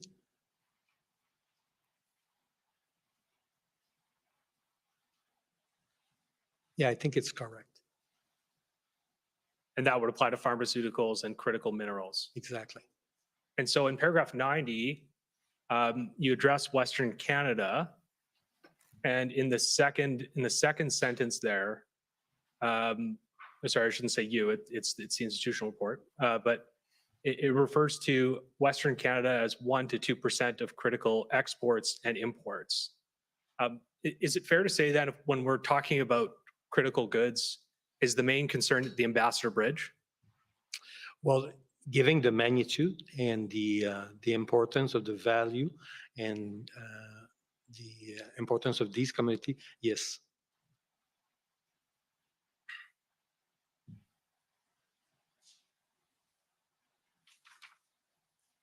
Okay, and then on paragraph 91, the report addresses the impact on automobile manufacturers. Can you tell the commissioner how did you come to learn? How did Transport Canada come to learn about the impact on automobile manufacturers? And can you just expand on that a bit? Yes. Again, it's based on first of all getting good data and statistic from Statistics Canada and other sources about the situation there. But again, data is not always reflecting what is really happening right now. So that's why we had different engagement with the industry in order to get a sense in terms of how they have been affected by the different reduction of the movement at the border. And we have been in contact with, here you have a short list of the key, auto producer, but we have had a comprehensive engagement with also other sector as well that were affected, just to get a sense in terms of all the different sector were affected by the blockade of the at the border. And did you consider in your analysis whether these auto manufacturers could make up production after the blockades ended?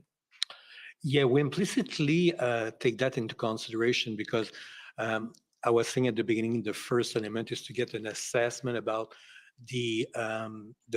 how the movement at the border is affected. So we had a good understanding based on Statistics Canada about the magnitude of the export and the import and the value of that. And at the bridge, it was about 93 million per day that are affected by the blockade there. And after that, we're trying to translate that in terms of how much of these movement at the border will lead to a real issue in terms of economic cost and loss of economic activities. And in order to do that, we're using, what we think state-of-the-art economic model in order to look at the impact of a reduction of the movement of the merchandise at the border and get a sense in terms of for what are the sector that will be the most affected and how they will be affected. And these models allow us to get a good picture, a good portrait of what happened on that side. And it's with these models, again, validated with the industry, that we were developing a kind of a net economic assessment of the impact of the blockade. I'd like to turn to paragraph 92. It's on the screen already. Here you address the food and beverage industry, and it says here that it appeared likely at the time that some manufacturers would have to shut down if the blockade persisted, which in turn could lead to less availability of food and beverage products and higher prices. Do you know, how did you come to the opinion that that appeared likely? What was the source of that? Well, there's three elements to consider here. First of all, it was during the winter. It's always more a challenge to move perishable, products during the winter. So you have to work in a window that it's already really more narrow. And after that, we had a good information that in terms of how much these industries on both sides of the border were affected. And of course, for them, it's real time.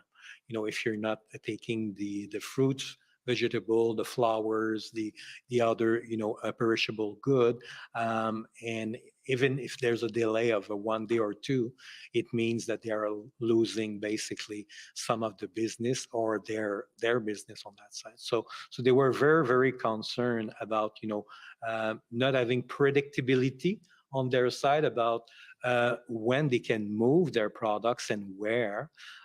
And again, even a delay in terms of the transportation on their side were not only adding costs, it was sometimes, causing a problem of not being in the situation of delivering their products to their client. How did you come to understand that that occurred?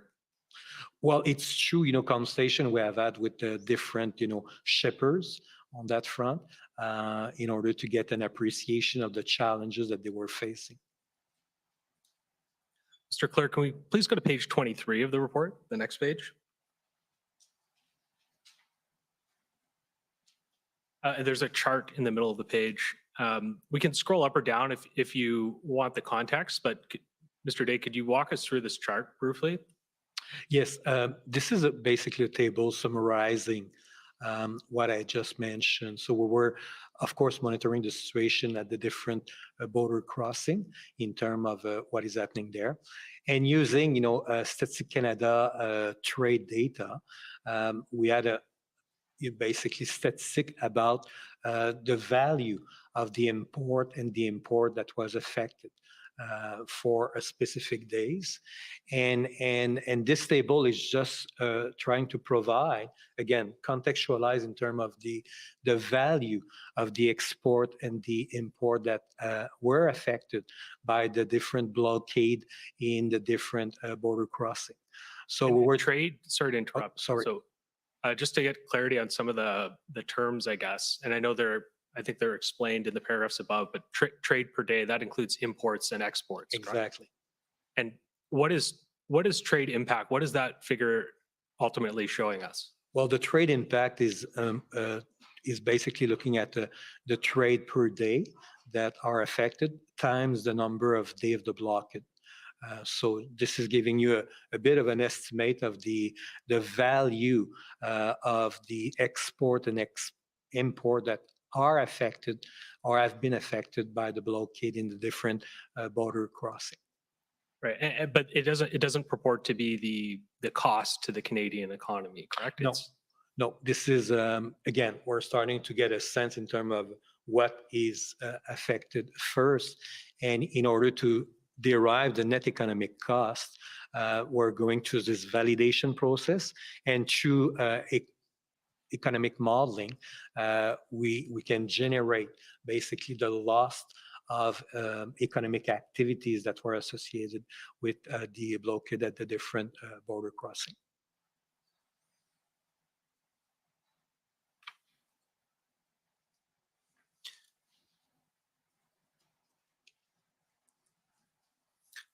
Okay, yeah, and then at paragraph 97 here, we have a figure that says that the total number of trucks entering or returning to Canada from the United States was down 5% in February 2022 relative to the same period in 2021.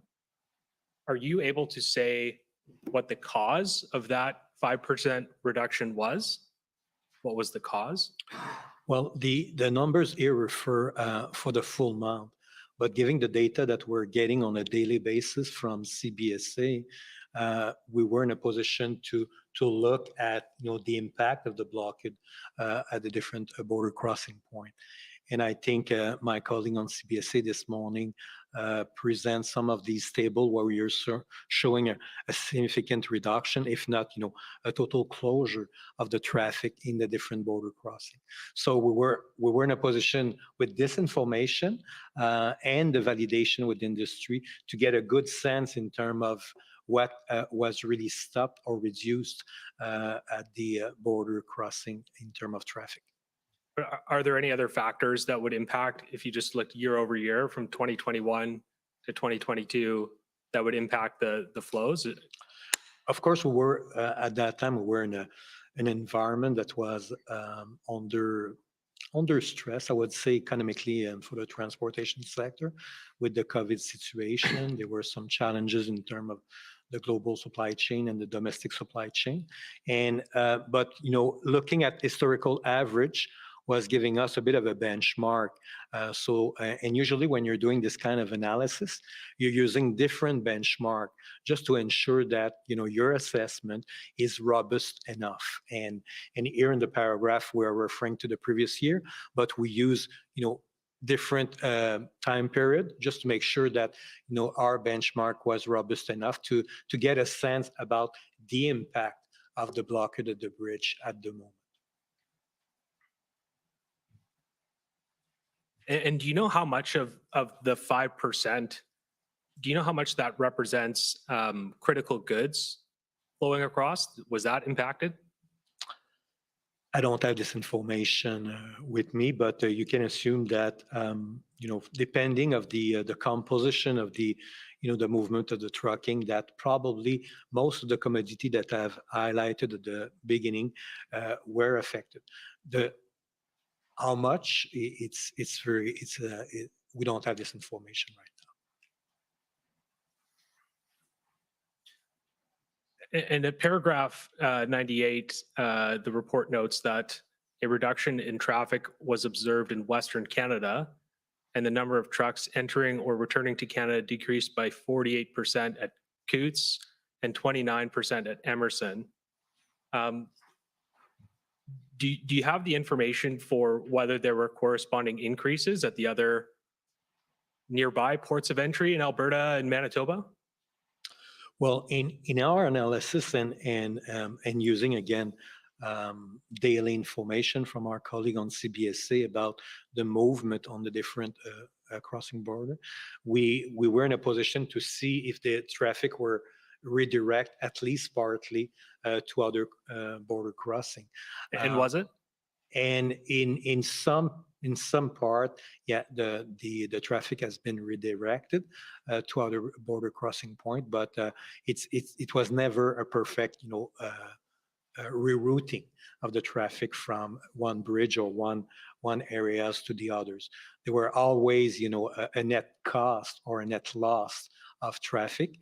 And there were also, even though if the traffic was rerouted, there were some cost issue in terms of adding time, adding cost, adding capacity in the other area, and causing problem in terms of the just-in-time kind of a production in the different sector that were affected.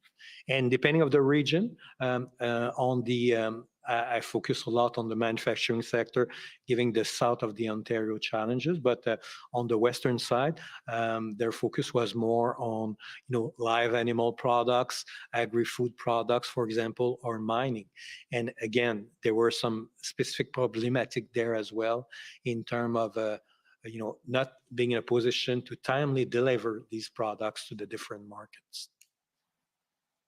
Okay, Mr. Clerk, I'd like to go to the next page, please.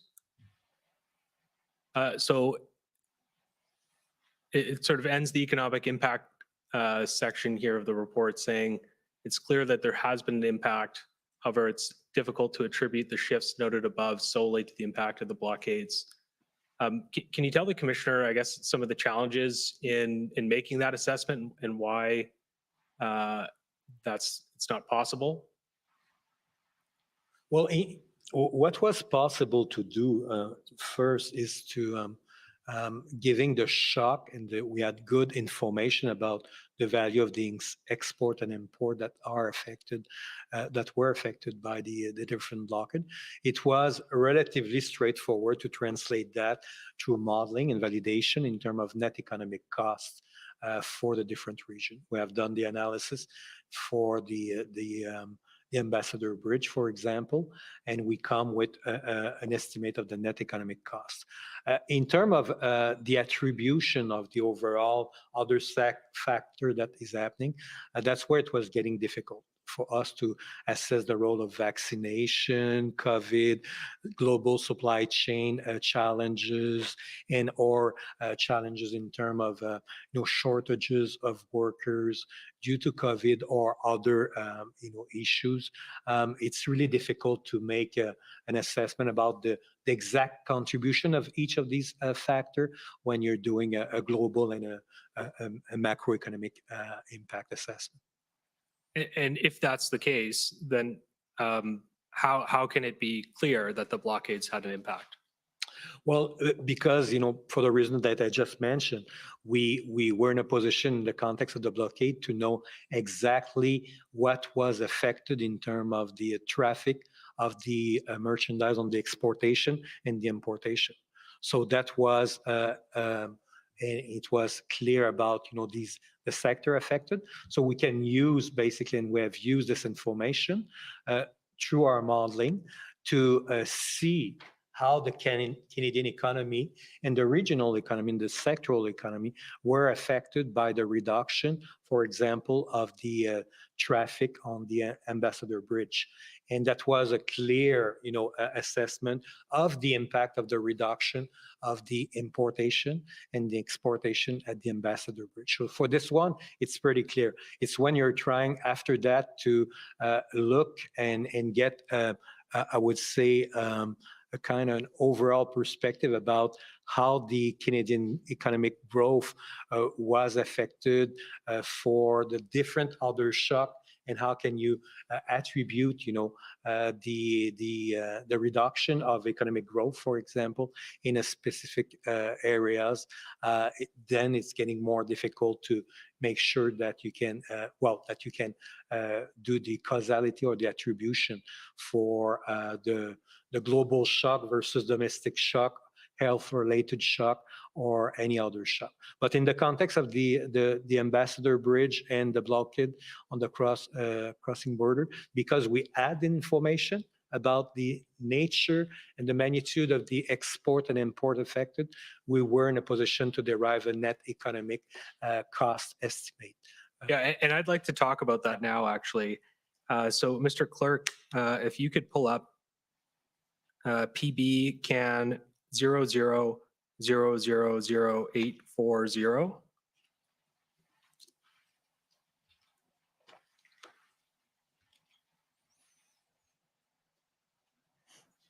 So, Mr. Day, I think you've been alluding to this document. This is a document that I understand your directorate prepared. Is that correct? Yes.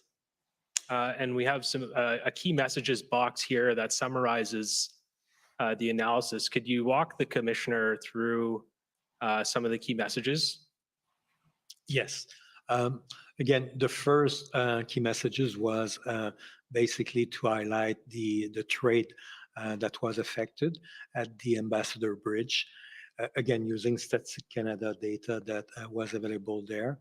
And we were in a position to highlight that about 390 million of trade daily were affected, which again represent 26% of the export of the country to the US and 33% of the merchandise imported from the US by road. So we were looking at that, and now, and the next bullet, the next point was to say, okay, how this translates into economic loss in Canada. In order to do so, we have used a modeling that we have right now in our group, and this model are state-of-the-art model. They are giving you a snapshot based on Statistic Canada of the full economic structure in Canada, giving you the detail by sector, so which allow us to look at, not only at the macro level, but at the very sectoral level and regional level, the nature of the impact of the reduction of the import and export of the border. And when we use that, we got an estimate of about 45 million of economic loss per day. But we're using giving that they are modeling tools, giving some uncertainty about how the different sector might have been affected at the beginning of the reduction of the activities, in order to bring a bit more certainty about the magnitude of the impact. One of the strategies to derive scenario. And the second bullet there present 3 different scenarios of how the reduction of the trade at the border impact the economy. The first one is assuming that the main sectors affected will be transportation sector and the manufacturing sector, and more precisely the auto sector. And again, this was informed partly by also the conversation we were having with the industry. And when you will look at this impact, the modeling is giving you an estimate of about 45 million of net economic loss, which means that the industry are producing less or stopping their production. It means that we're losing income and salaries, and this is less expenditure in the economy, less economic activities, and the 45 million there is capturing the direct impact of the reduction of the trade on the transportation and the auto sector. The other element, or more to explore, assuming that other sector might have been also affected by the reduction of the trade activities at the border. The 86 million refer to a scenario where it was not only the transportation and the auto sector, it was the full manufacturing sector in the south of Ontario that was affected. And then the estimate then rise from 45 million to 86 million a day. And the last one, which is more kind of an extreme case for us, is to look at, what is happening if all the sector are instantaneously affected by the reduction of the export and import at the border. And then you're getting this estimate of 161 million. And can I ask, what kind of assumptions went into the $45 million a day scenario? The 45 million scenario is assuming that, again, looking at what is the traffic at the border that is affected. So we're shocking basically the economy, saying if we're seeing these export and import are affected, what will be the impact for the transportation and the auto sector first? And that's where you're getting the 45 million estimate. And there's a reference when you're describing in the key messages the $45 million a day scenario. It says $45 million a day over the first week based on current mitigation efforts put in place by shippers and available alternative options. What assumptions were you making about mitigation efforts for that scenario? Well, we're assuming, given that we're assuming that only the transportation and the auto sector were affected, we're assuming that all the other sector of the economy, the food sector, the resource sector, the furniture sector, for example, they find a ways to get access to the material that they need to maintain their economic activities, and by redirecting some of their traffic or their import and export from trucking to rail or other mode, for example. Or they were in a position to have and sustain economic activities because they add some inventories to allow them to do so. So that's why the 45 million for us was a kind of a conservative estimate of the impact because we're assuming that more or less all the other economic sector find ways to continue to produce, to continue to operate with minimal disturbance.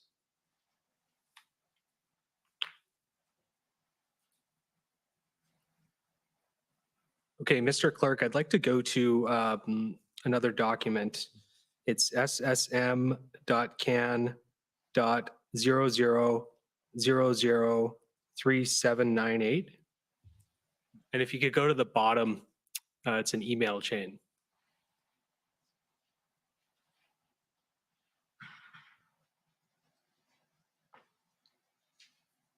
Okay, so Mr. Day, I don't have any questions about this first email, but if I just would pause on it to let you refresh your memory.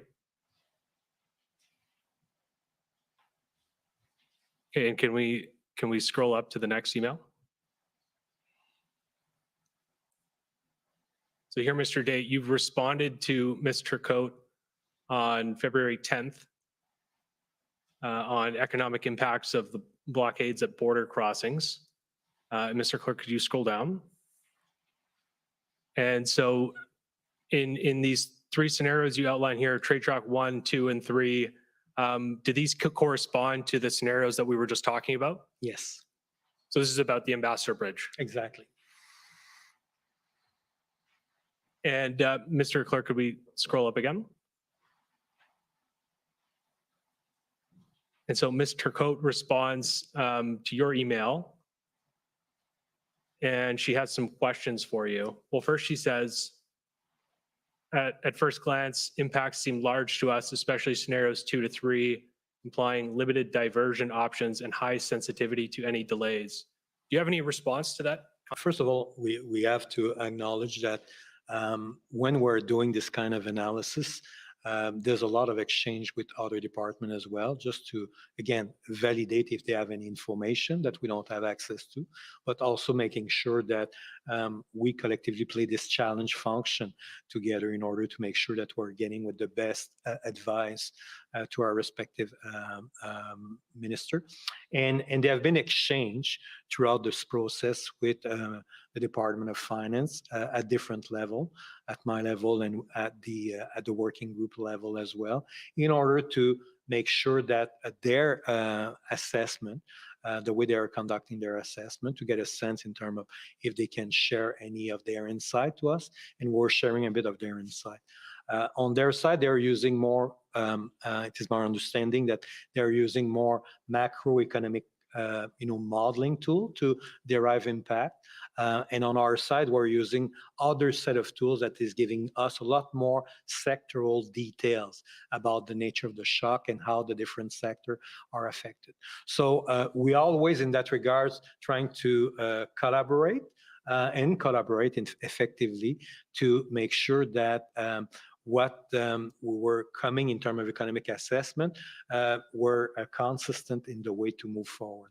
And if there were some question about some of the results from the different tools that we're using, we're trying to get a good assessment together about how can we explain the difference between the two. But in the context of the work with the Department of Finance, they have used our assumption about the trade impact or the shock in their model, and they were shocking the economy using their macroeconomic tool, and they got some result. And on our side, we're doing the same. And this email is in that context to exchange information about the preliminary estimate of the impact from their side and our side. So we had agreement, or we're very consistent in terms of the way to get to the first element of the impact, which is referring to the scenario 1 at 45 million per day. But they were questioning in terms of how far and solid were the other scenario that we were doing.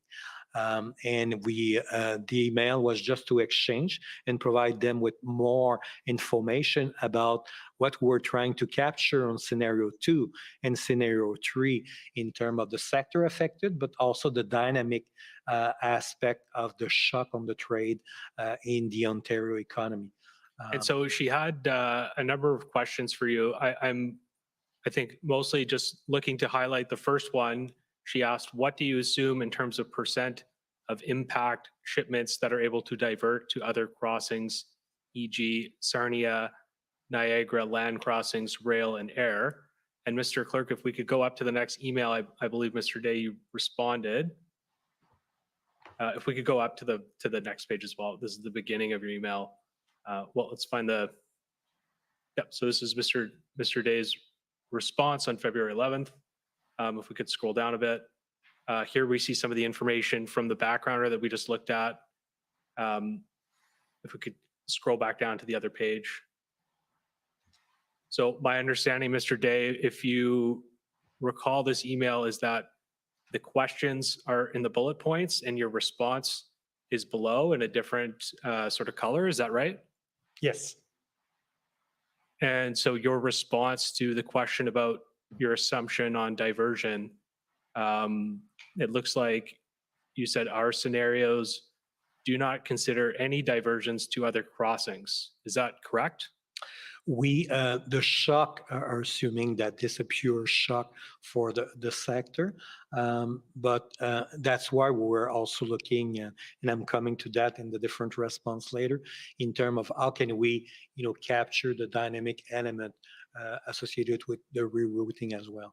And that's why we're using every day, the information that we're coming from CBSA about, the movement of the traffic or the perceived movement of the traffic to other bridge to get an appreciation about, if, our shock was still reflecting what was happening on that side. And so does your comment about the scenarios not considering diversion, does that apply to scenario 1 as well, the $45 million a day? The scenario 1 does not consider any redirection of the traffic at the day of the shock, and on that front, yeah.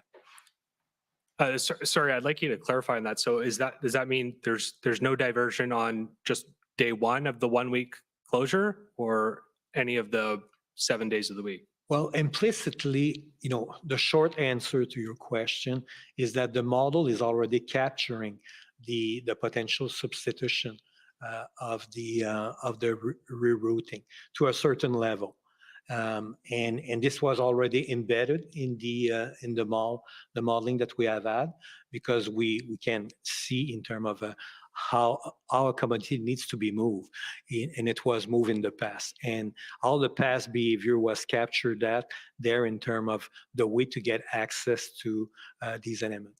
And they have been shocked in the past as well. That was affected also some of the manufacturing sector, that was giving us some benchmark about the dynamic element of the rerouting. What the model was not capturing, though, is the day-to-day change that we were seeing, with some redirection of the traffic from Ambassador Bridge to the other bridge. And the model was not allowing us to capture also the cost associated with this rerouting, because rerouting doesn't mean that, it's basically reducing the overall cost, the net economic impact. There might be a bit of a reduction associated to that, but there's also cost associated with rerouting, about time, additional cost, loss of economic opportunities. And we mentioned previously the perishable good, the food sector, where basically, delay means for them that they are losing economic production and activities. So in order to fully capture that, we had to basically play a little bit more with the model, or qualify a bit more the result of the model to see how we can take that into consideration. And if I could add in, Christian, I think, tell me if this is right, that there's a number of real world kind of challenges that some sectors had in diverting to other bridges that the model for all its sophistication couldn't fully capture. One of them is in the auto sector. It's a just-in-time system where sometimes a truck is really geared to make 2 round trips in a day. And then with this diversion, they can only make 1 round trip or half a round trip. And so that, because it's so time sensitive and so synchronized, and that's one of many crossings, it's hard to have that in the model. The second is that one of the, we came to this issue at Transport, which is the hours of service limit, because for safety reasons, truckers are limited on how many duty hours they can have before they have to stop and rest. And that the trips under normal conditions are synchronized around the duty hour requirements. When they have like a 4-hour diversion and a 10-hour wait, they time out, and then they have to pull over for the safety rules. There was some discussion of a temporary waiver of those, which we do at occasion. So those kind of costs are material. And I don't know, I assume the model in its sophistication can't fully capture all of that. It can, Yeah. yeah.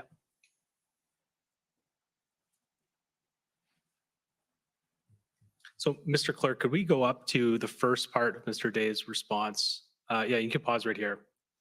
So at the bottom of the screen, there's this, looks like you got some data here on diversion. And so I'm going to ask you some questions about that. Where did you get this information from? That's the daily data that we're getting from CBSA. And so were you able to factor that into your scenario 1, or is that not factored in? This was not fully a factor in the scenario. But the reason why we use a scenario 1 was precisely for that reason. We haven't shocked all the sector of the economy. And implicitly by doing that, we're trying to take into consideration that there will be some rerouting, and it's not all the sectors that won't have access to all the equipment that they were looking for. So that's why we're quite prudent with the scenario 1, but saying the sector that have been affected, it's mainly transportation sector and the auto sector. All the others, we're continuing basically to produce business as usual almost. And this is the attempt to try to capture that, to say that, all the others will find ways to get access to their input, their equipment, to continue the production.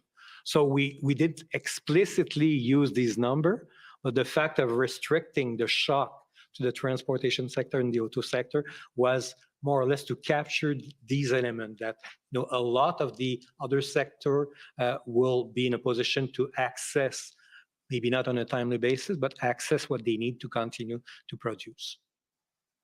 Mr. Clerk, can we scroll up to the next email in the chain? So, Mr. Day, I think you're not on the chain anymore, but I wanted to get your response because finance officials continue to comment on the scenarios.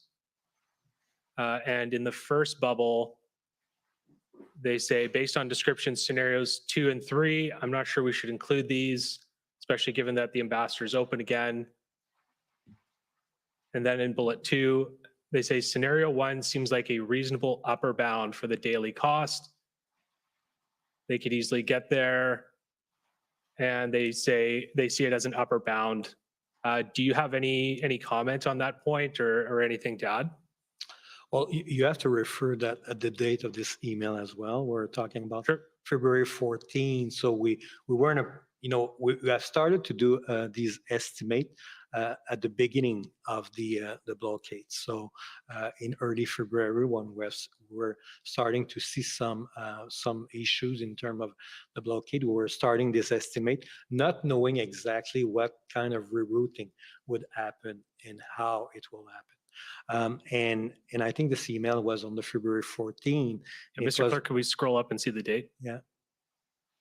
Right. Yeah, and it was exchanged within the Department of Finance between the analysts there. We had a lot more information at that time about what happened over the past few days in terms of rerouting, and that's where they were focusing a bit their elements, saying maybe now the scenario 2 and 3, given what we know right now, were probably a bit more on the high side in the way to look at the economic impact of the situation, and they were more in line with us with the scenario one as a prudent and a conservative estimate of the to assess the net economic impact on that regards. And at the end of the second bullet, I just want to get your comment on the remark that the costs are also probably mostly transient with catch-up production expected in the coming weeks. Do you have any response to that? Well, again, we're all trying to infer maybe some behavior in terms of the economy there. I think on the February 14, we had a bit more, a better understanding about the nature, the magnitude of the shock, and the return to that. And I think this exchange there was more or less to capture now or better reflect this information. But again, it was more to say that given what we know right now and given the current situation on February 14, maybe a scenario 2 and 3 were more on the upper bound of the net economic impact. Can I, if it's helpful, could I add a point here? Because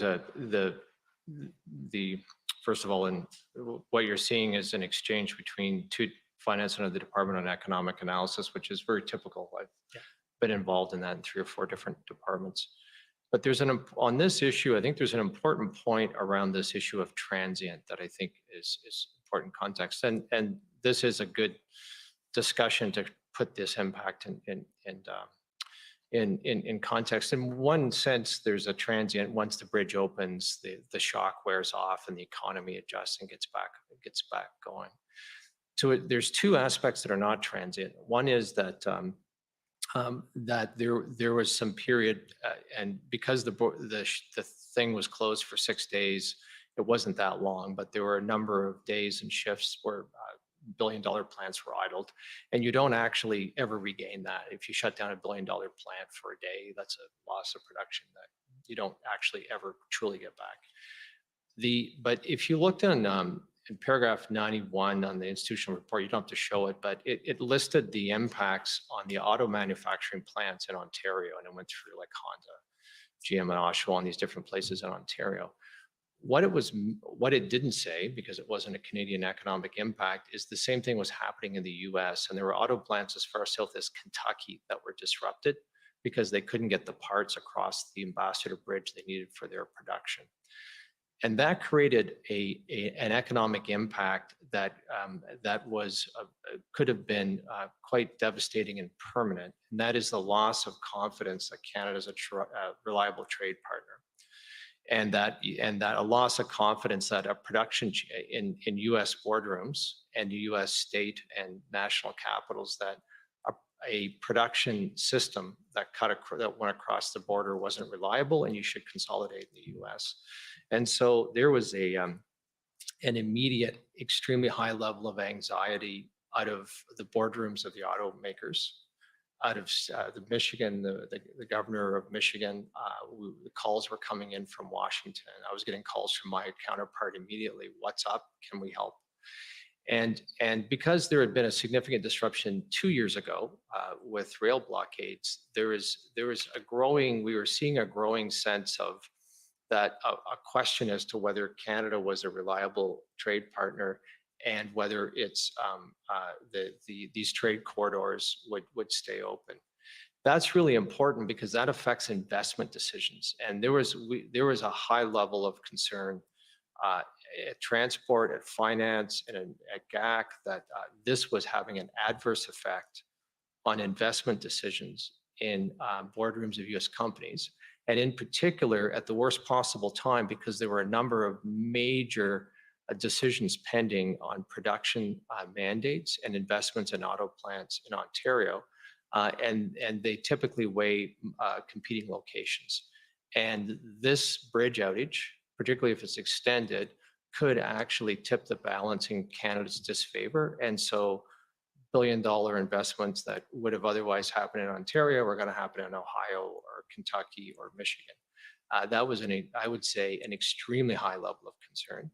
And that if this had gone on longer, if it had restarted, the risk of that happening was quite high. In the end, I think the consensus was it was a near miss. While it was a problem and there was a lot of anxiety, Canada was still able to land a number of billion-dollar investment decisions by automakers like Stellantis, Honda, GM in the following months, all made billion-dollar investment decisions in Ontario. If this had gone on longer, if it had been repeated, then any one of those could have been easily unwound, because a big decision like that is not final until it's final, and boardrooms are always assessing those kind of risks. So that is a major, I would say, strategic economic risk that and represents economic harm to the country that comes in the future, that is quite material to the national interest. But as sophisticated as these models are, either the transport one or the finance one, there's no way to include them in the model. So my assessment would be the economic cost is, say, different versions of around $50 million a day, and potentially much higher if this disruption undermines and reverses some future investment decisions in Canada. And if I could just follow up on that with one question. The concerns you outlined, Mr. Keenan, about the automotive industry and about Canada's reputation and attracting investment, was that more top of mind than the importation of critical goods? What was most important in your mind at that time? I think both were really important. The importation of critical goods is a here and now problem that puts the health and safety of Canadians at risk. And the investment confidence is a future economic prospects issue that puts future really good, high-paying jobs at risk. And both of them are important. Thank you. Those are my questions. My colleague, Mr. Cameron, has some more.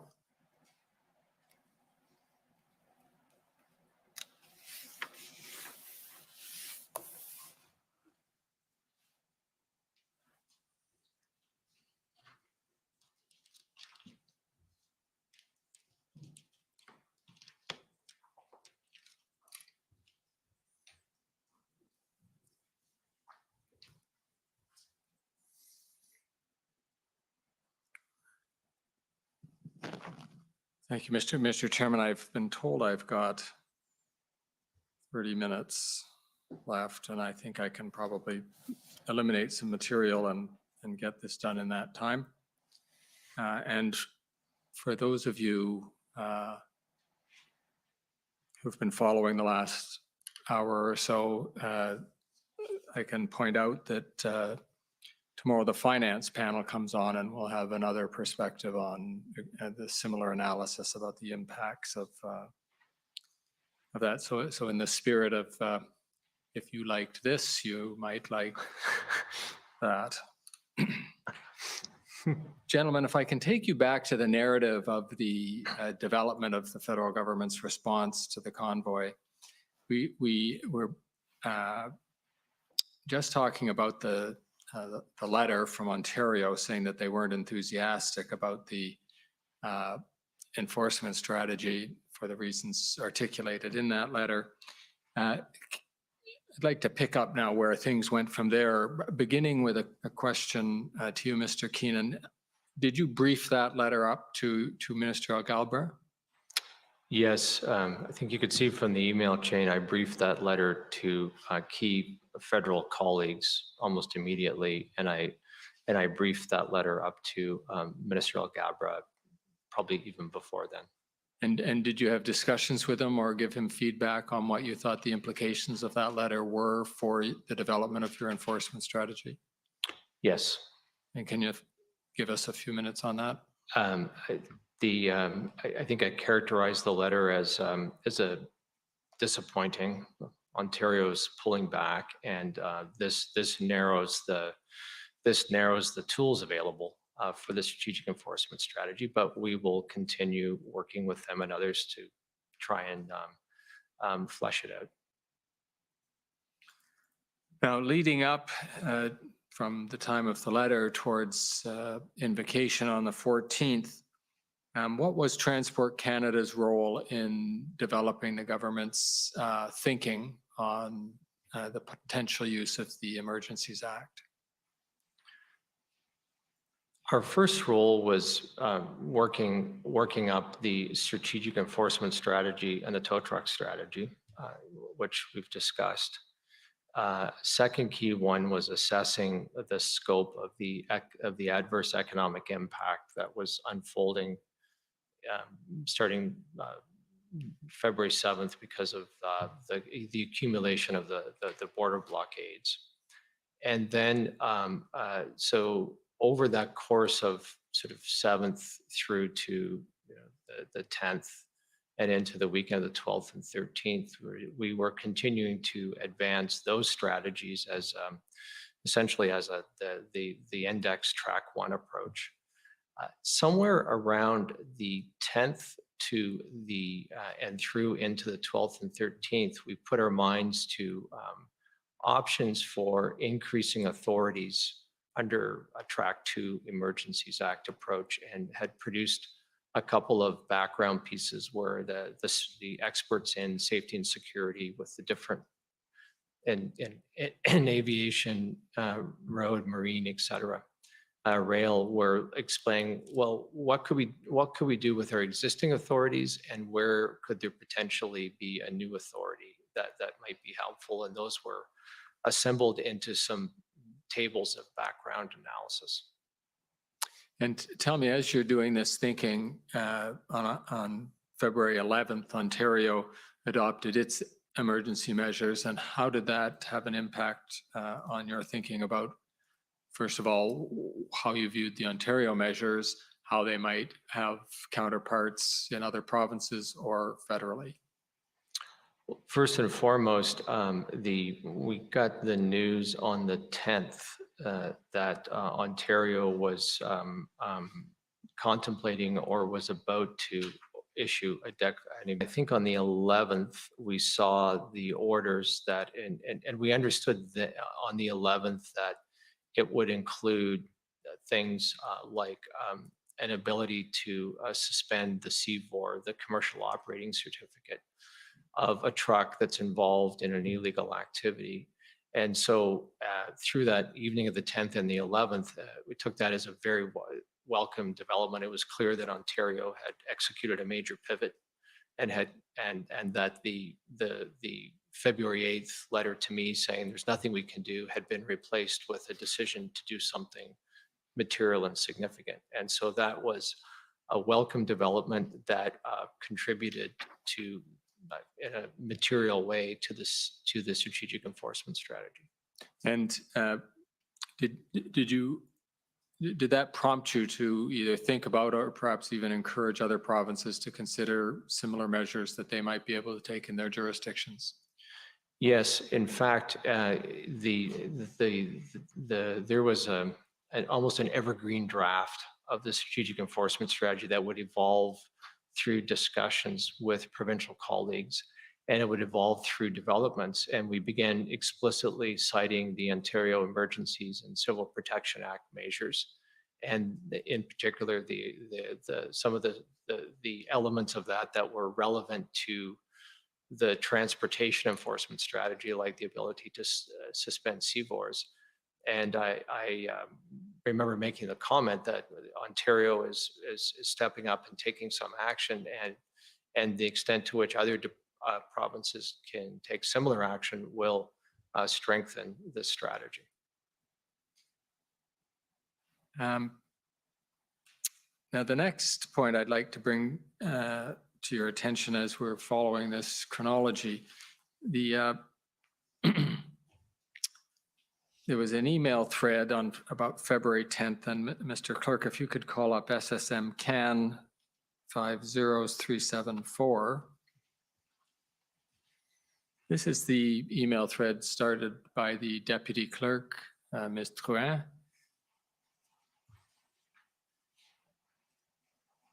And again, this is a document that's received some attention already in the hearing. We don't need to go into it line by line, but you might remember this as the inquiry by Maître Drouin as to whether or not there is an opportunity for this concept of a trade corridor that might assist in giving federal jurisdiction that could prevent obstructions at border crossings. Do you remember that? I do. And if we could just scroll down in the email a bit.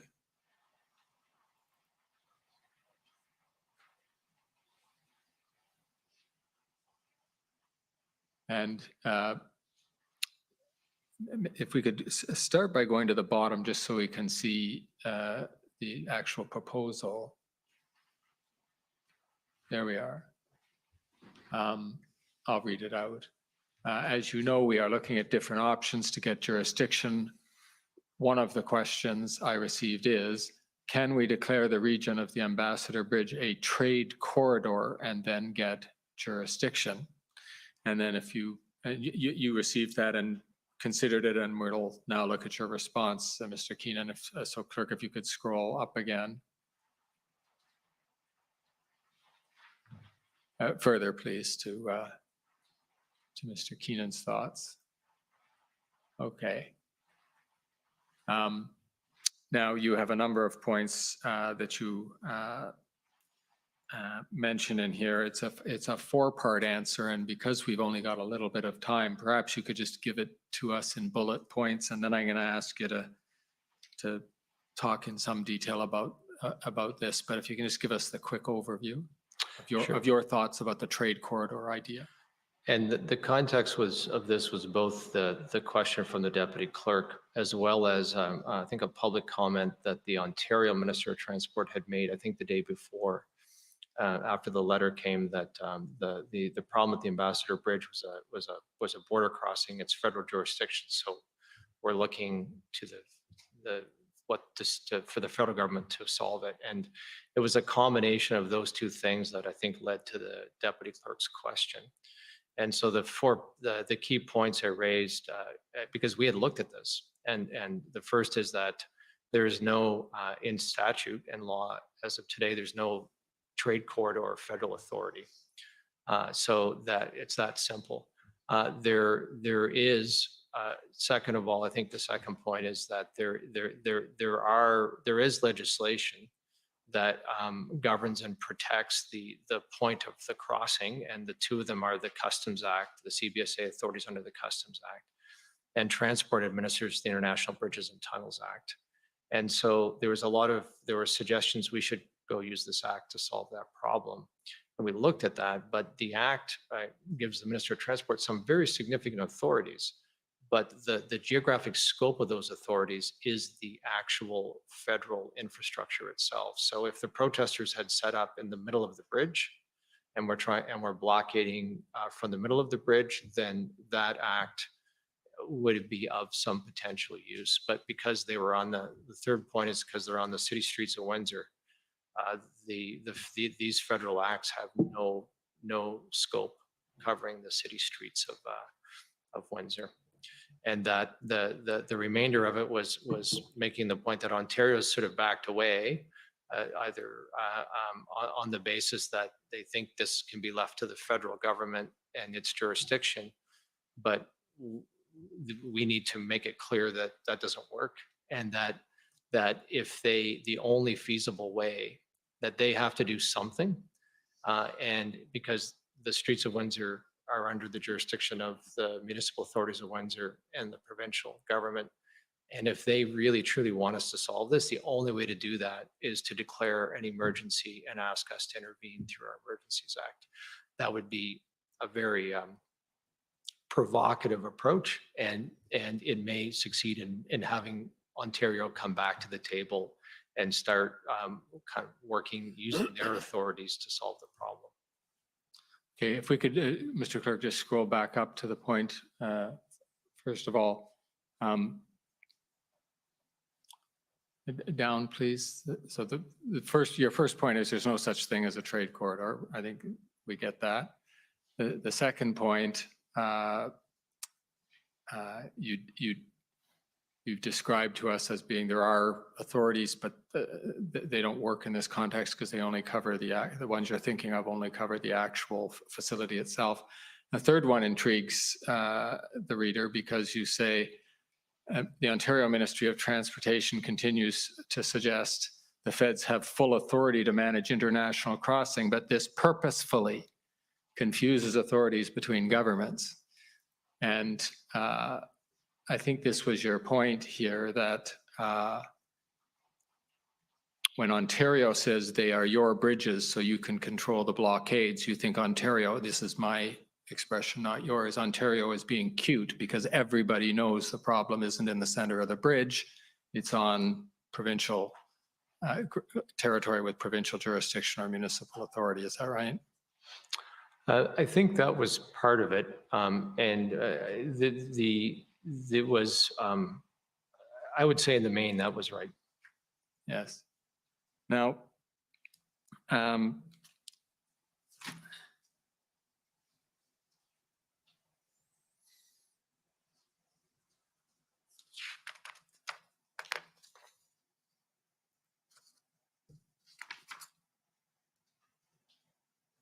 did Ms. Tourin's proposal go any further than your critique of it?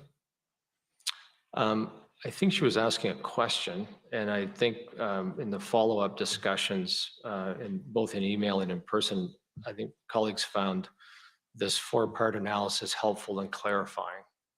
And then actually, it's interesting because as I was typing this was the 10th of February. And that day, perhaps at the same moment, unbeknownst to me, the Ontario cabinet was deliberating on declaring an emergency and getting active and fully exercising its jurisdiction on the streets of Windsor. That became known to us later that evening, and it became a reality the next day. So I would say that to a certain extent, on this particular issue, it was overtaken by events, the event being a pretty hard pivot on the part of Ontario. Right. A welcome pivot, as you described. A welcome pivot. Yes.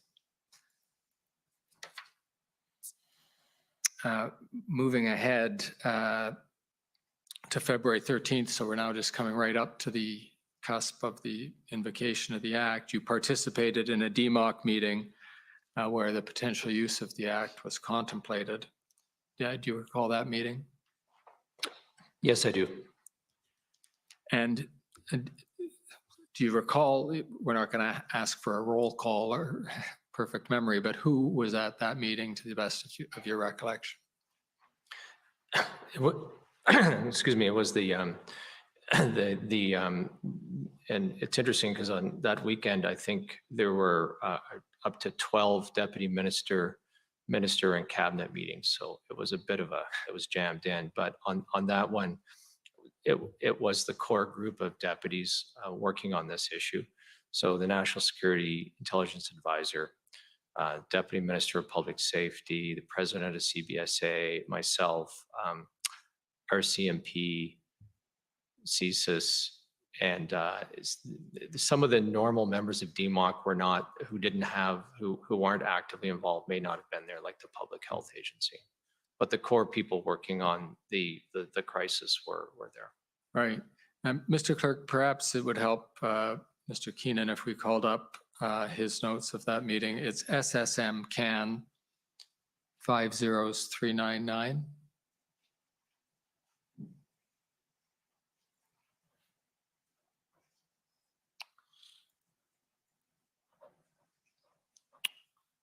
And what you can see here right at the beginning of the notes. First of all, are these your notes? I assumed that, but I should get you to confirm it. Yes, because it's for Rob and I, and the I here is me. Right. And your first point, I think, is self-evident. The next one, Rob and I argued that Emergencies Act can backfire in building more energy. We heard some evidence from Mr. Stewart on that point. Can you give us your perspective on that point? Sure. We're in an environment, we're in the third weekend. The going across the country, the level of unlawful behavior, energy is really high in a lot of places. And there was an assessment that there's enough energy that things are really very close to some significant violence. And so managing the energy and trying to bring it down and downscale is obviously a key objective. We are on the 13th, we are well into the discussion of the Emergencies Act and use the options and sort of how and whether to use it. And there was a discussion about the implications, what we would gain in terms of necessary tools to resolve the blockades and occupations, and whether the invoking the act itself would add energy to the blockades and the options. And both Rob and I, in different ways, but we both made the point we had to be very mindful of the Emergency Act causing a bigger blockade that it's trying to solve. This is it's late at night, it's an intense weekend, but this reflects us working through and grappling to understand as quickly and as best we can all the intended and unintended consequences of something as serious as invoking the Emergencies Act in order to provide the most rigorous analysis we can. If we, I had one more point, if we hadn't been looking at this kind of issue of unintended consequences, it would have almost been irresponsible given how serious the decision to invoke the act is. That's a helpful point, and if I can key off that and ask you, having weighed that point into the balance, that is the potential adverse effects of invoking the Emergencies Act, did you express a view at the meeting about whether you thought the invocation of the act was appropriate at this time? I certainly expressed view on implications, and I expressed a clear, I brought into it a clear analysis of the impact of the I brought into it a clear analysis and on what the Emergency Act could do to solve the tow truck problem. I didn't provide an overall comprehensive view on the Emergencies Act for the following reason. There was a number of potential powers that were being considered and authorities that were being considered, and I didn't feel I had the expertise to assess the total sum of it. But on the tow truck issue, it was very clearly would solve the problem. Thank you. That's a very helpful answer, and I'll use that to just ask the last question, which is, having been in the position you were, which appears to have been very senior in the federal government and very intricately connected with your counterparts at the provincial and territorial governments on the transportation portfolio, which turns out to have been quite involved in the government's reaction to these events. Are there things you wish the commissioner should take into consideration in contemplating recommendations for how you would have been better able to handle a problem like this if they'd been in place, or looking into the future, what structures, regimes, or tools you would hope to be in place if you encounter a situation like this again? I've had the fortune or misfortune of encountering this kind of this situation was unprecedented crisis in the country. But there were 2 years before, there was also a series of fairly significant blockades of transportation infrastructure, the rail blockades of the winter of 2020. I would say that looking at those blockades and the much graver crisis the country faced in the winter of 22, there is an issue related to the emails. The email was up on the screen about trade corridors, and that confusion, I imputed it was purposeful, but there's a, I would say my assessment is that there's a gap in the laws of the land with respect to the tools available to government to secure strategic trade corridors. And because once you step 1 meter off of a bridge, you go from a broad federal tool set to municipal bylaws, and that bears attention. I think there's a solution to that, and if I would submit any suggestion to the commission, it would be thoughts in terms of that problem and what governments in total should do about it. Thank you, Mr. Commissioner. Those are the questions of Commission Council for this panel. Okay. So with that, we can turn to the questioning by the convoy organizers. Mr. Commissioner, before we begin the cross-examinations, during the examination by Commission Counsel, my friend Mr. Miller for the convoy organizers emailed some documents that he proposes to put to the panel. We weren't given notice of those in accordance with the rules. In a couple cases, they're not even in the database yet.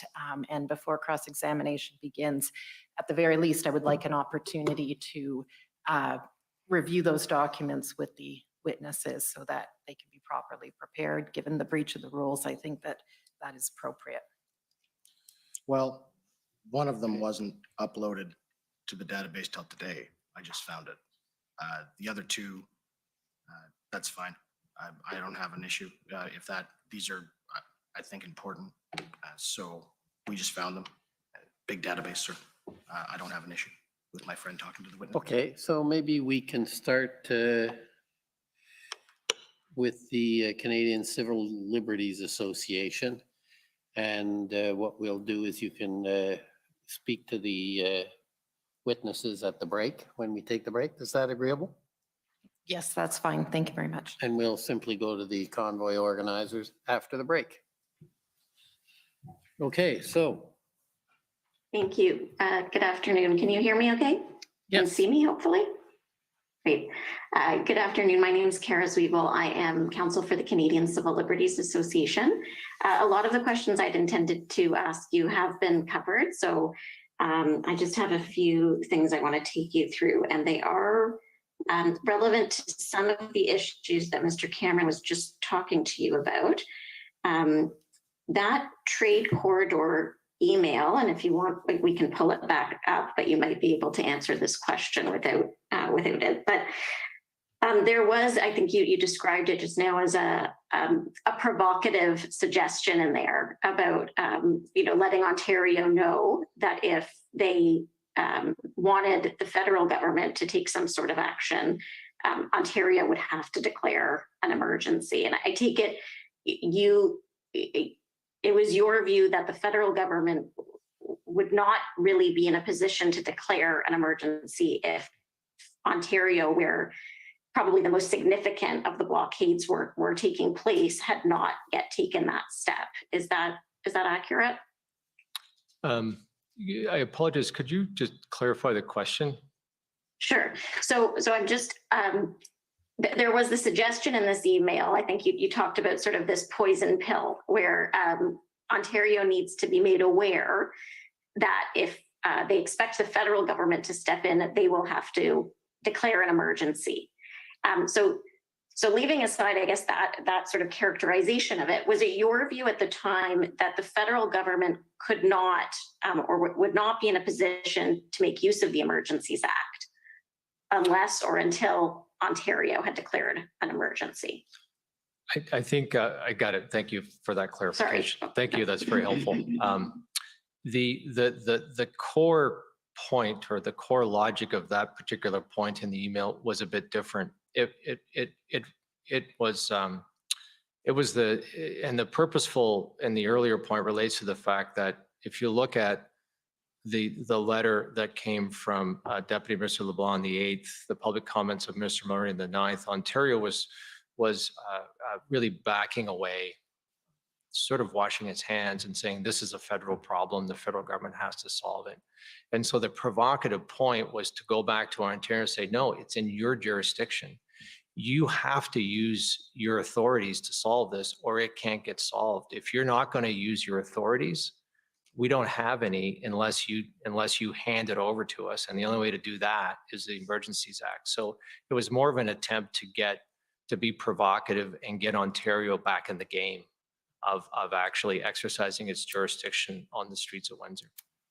Okay, and I know you said that, while this was happening, unbeknownst to you, things were already in the works in Ontario to declare an emergency. So I take it that notion was never communicated to Ontario by you, at least, or are you aware whether anyone articulated that to Ontario, that the federal government's emergency power is unlikely to be used unless Ontario has declared an emergency?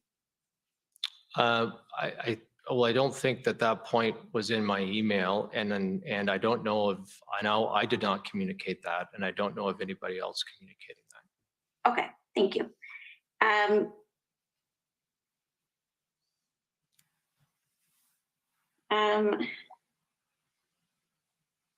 Sorry, just eliminating things that have been covered.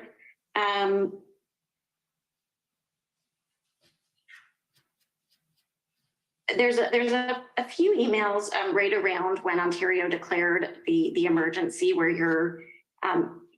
you seem pretty happy that that's happened, right? That's a significant turning point potentially, and especially I think when you see the orders and understand the potential to use those to incentivize drivers to leave.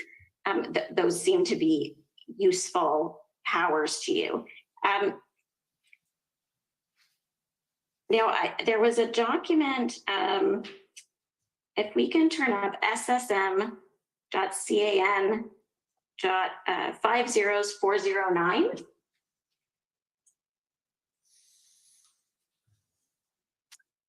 And just while it's coming up, I think this is an email from,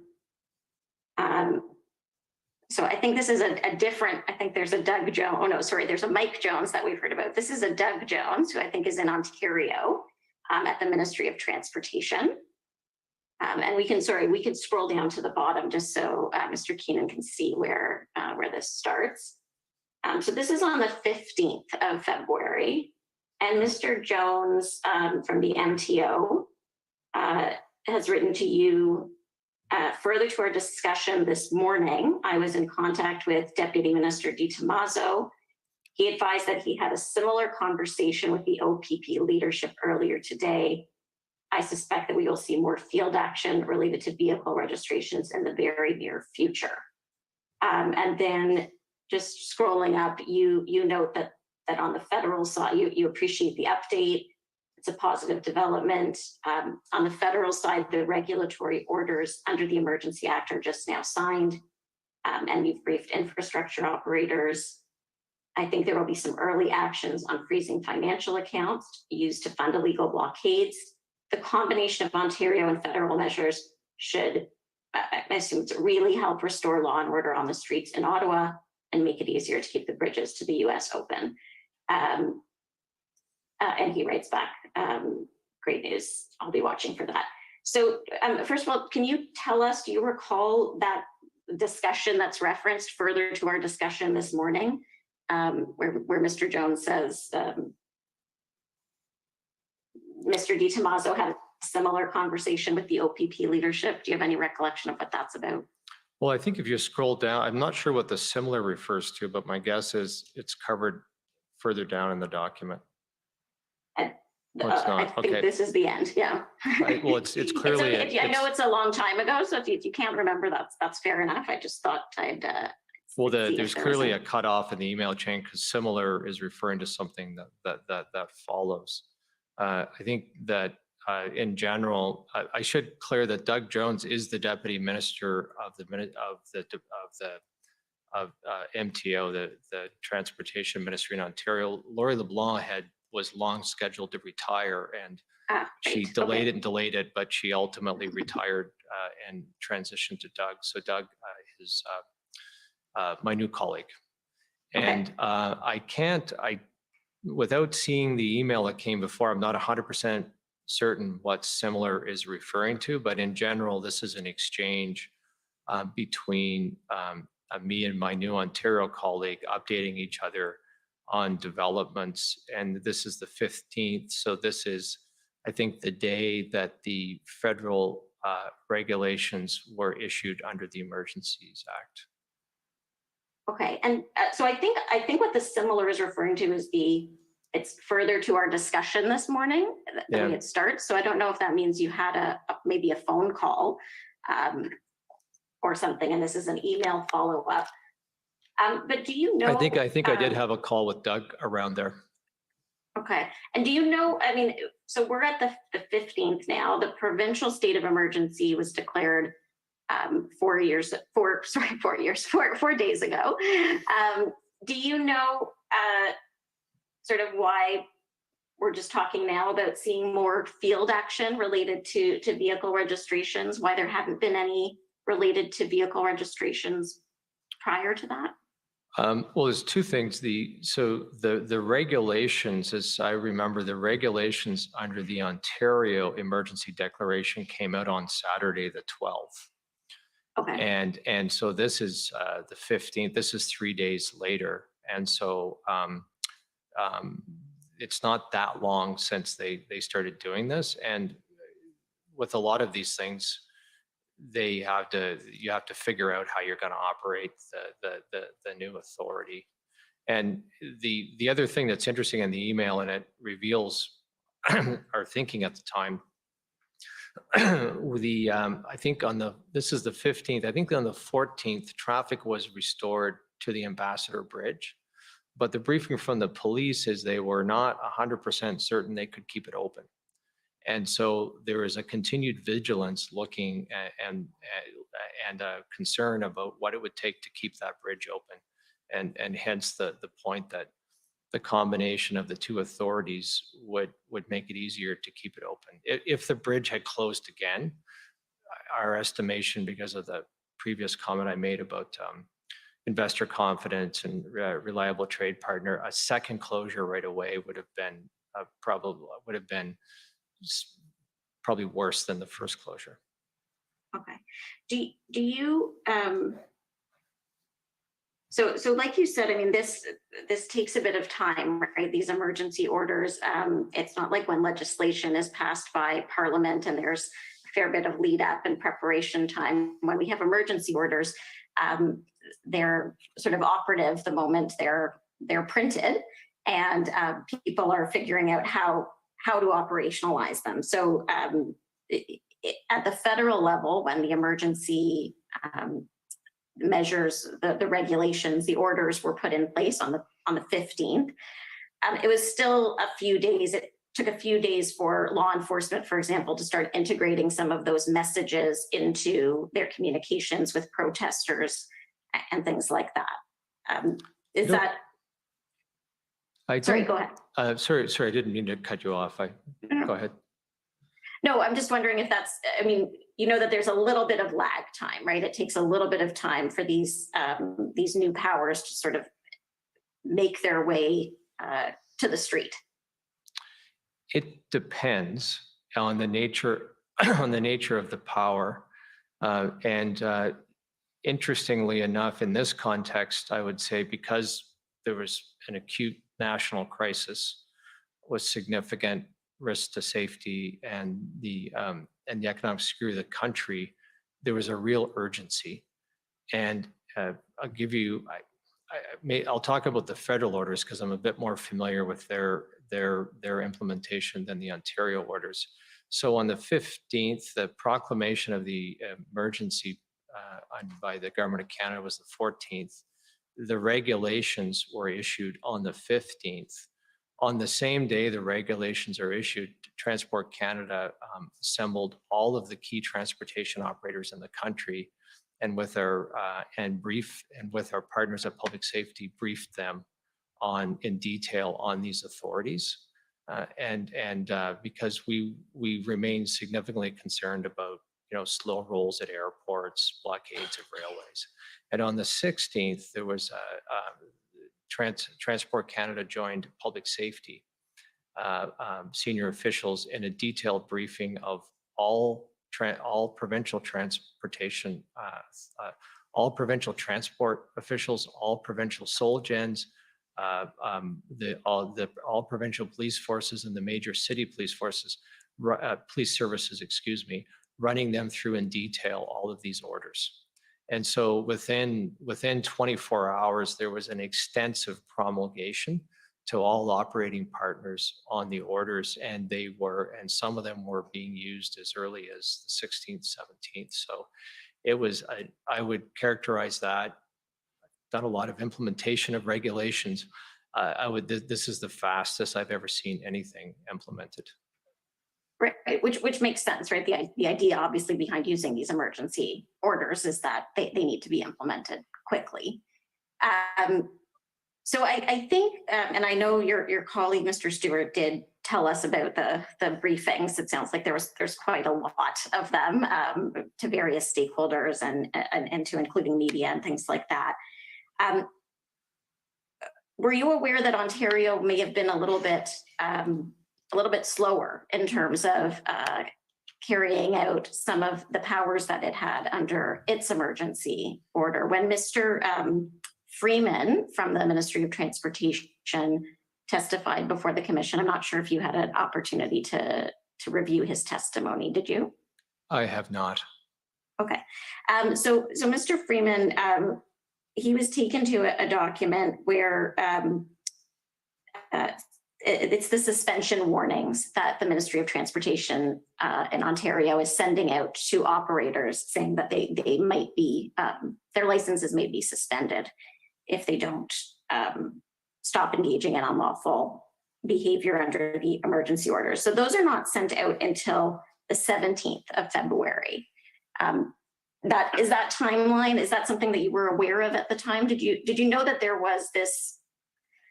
I suppose what I'm getting at, maybe I'll just come out and ask you. One of the questions for me is whether Ontario's orders might have been enough had they been given some time to work.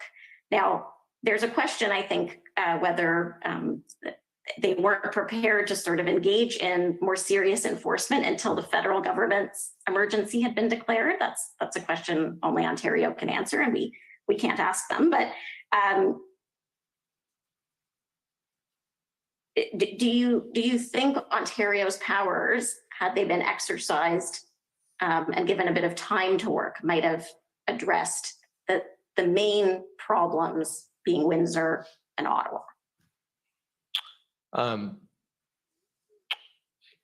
Couple of things. So sort of a hypothetical, but said to be careful not to be speculative. But I didn't have the sense you're describing that Ontario was like slow walking the orders. I didn't have that sense. Okay. In fact, I thought that the Ontario Declaration and the regulations were used almost instantly in communicating to the blockaders in Windsor. And so in that sense, they were put to use instantly. And if you go back to our strategic enforcement strategy, that was textbook sort of how to do that. And in fact, we had incorporated that in real time. And the second is that, so I didn't have a sense they were slow walking them. I think in terms of all of the problems that tools were deployed for under the Emergencies Act, I'll focus myself to tow trucks because that's the one where sort of had developed over 3 weeks some instantaneous expertise. And on that one, I didn't see how the Ontario orders were going to solve that problem, even if given lots of time. Okay. Okay, now you're well out of time. I don't know if you can wrap up. I'm sorry. The one last question I could ask, did the federal government ever consider purchasing tow trucks, or has it purchased tow trucks since this incident happened? Is that something on the table or something you might suggest would be something to consider? I could say we looked at a whole range of options, including purchasing tow trucks, but we didn't. And the reason we didn't is because of the problem Alberta ran into. They bought a couple of tow trucks, but then they were stuck with a couple of big pieces of equipment that they didn't have trained operators for. Right. So, Okay. so we looked at it, but we didn't think it would solve the problem. Thank you. Thank you, Mr. Keenan. Merci. Thank you, Mr. Commissioner. Okay, well, maybe this is a good time for the morning break or the afternoon break. I'm back into that bad habit. So the afternoon break will take 15 minutes, and during that time, perhaps you won't get a break because you'll be reviewing Your documents. If you need more time, please indicate it to commission staff, commission council, and we can accommodate small additional time if needed. The commission is in recess for 15 minutes. La commission est levée pour 15 minutes.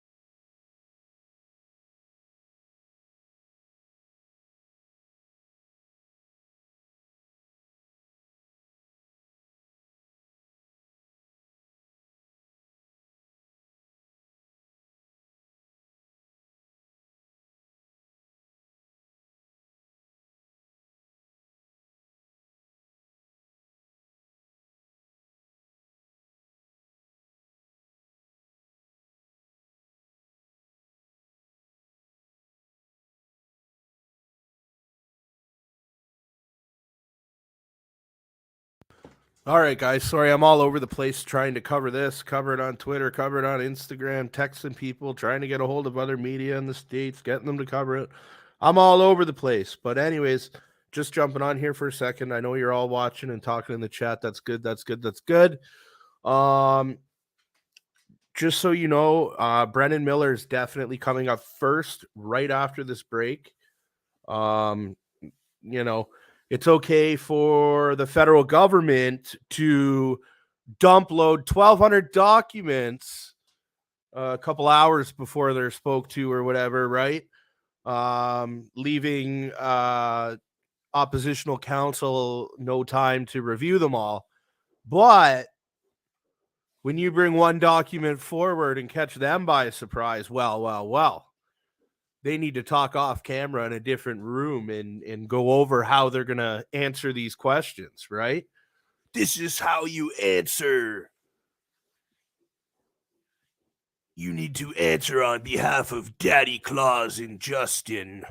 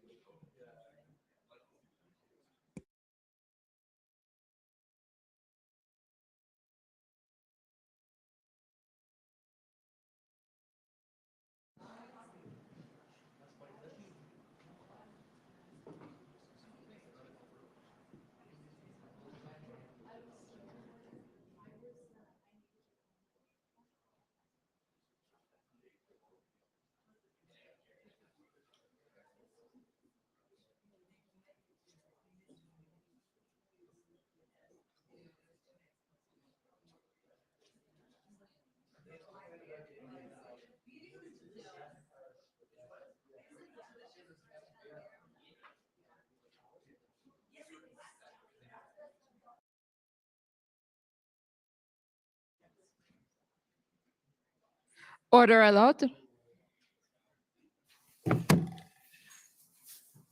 Okay. The commission is reconvened. La commission reprend.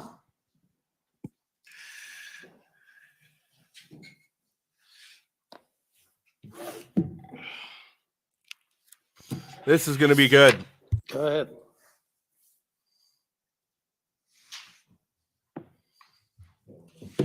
Gentlemen, good afternoon. My name is Brendan Miller, and I'm counsel to Freedom Corp, which represents the protesters that were in Ottawa in January and February of 2022. So I just want to begin first by bringing up an email, and it's government document SSM.can.00004353_well.0001. And if we could scroll down to the last page, it's in reverse order, okay? And up, I apologize, up to the beginning where the email starts.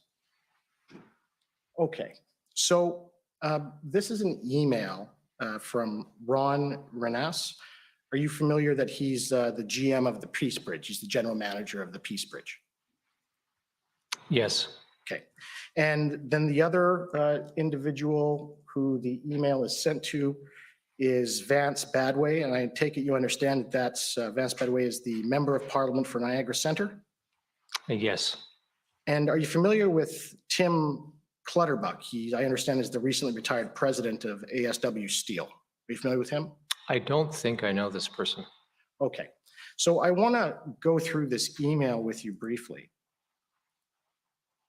And in it is some information about not the blockades, but as of January 27th, the GM of the Peace Bridge advises the yesterday border delays were 70 to 75 minutes entering Canada, and trucks were queued across the Peace Bridge and miles up the I-190 in Buffalo.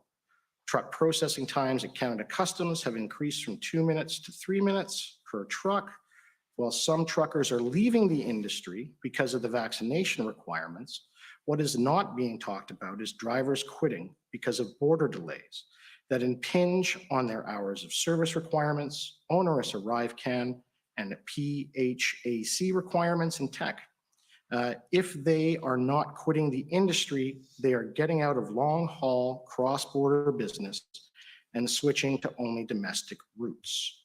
And the U.S. Bureau of Labor reports just released states that the long-haul trucking transportation costs in the U.S. have increased 25%. Do you agree with that statement as of January 22nd, 2022? Which statement? The one I just read to you. Sorry, there's 6 statements here. Which one are you referring to? Well, we can go through each one if you want. Which one, actually, I'll do it this way.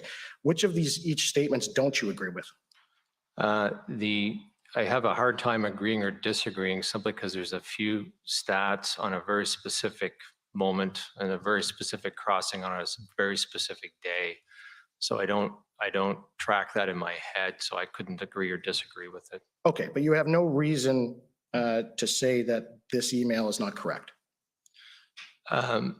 When you say the email, this is an email I've never seen, and I've only read a quarter of it, so I have a hard time coming up with a proper judgment of this email. Okay, so you haven't seen this email before? Today? No. Okay. But it's to a number of people. Like, I'm not on the chain, right? Okay.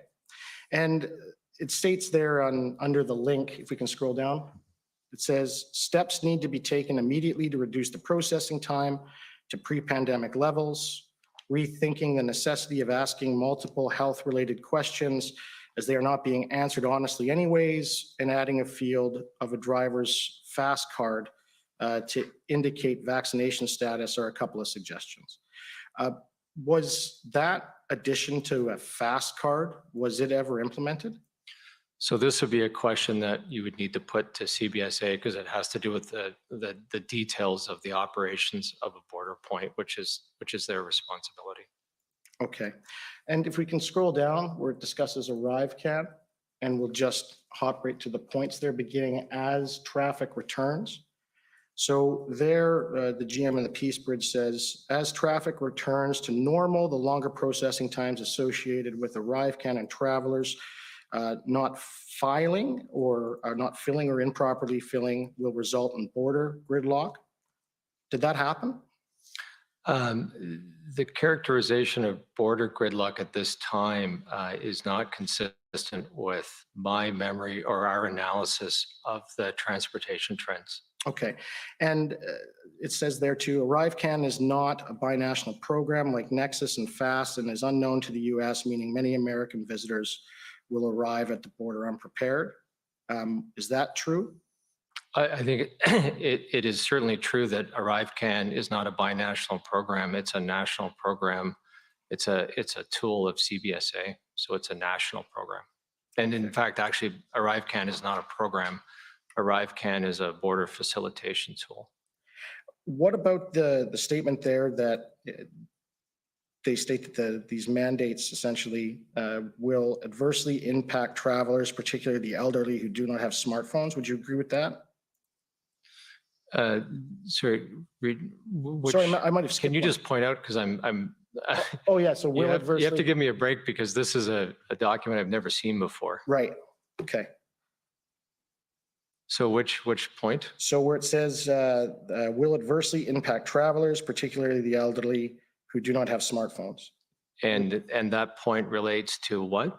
The essentially vaccine mandates and as I understand it from reading it, the essentially administrative process now put in place by the federal government in trying to cross the border. My general impression of vaccine mandates is vaccinations protect the elderly.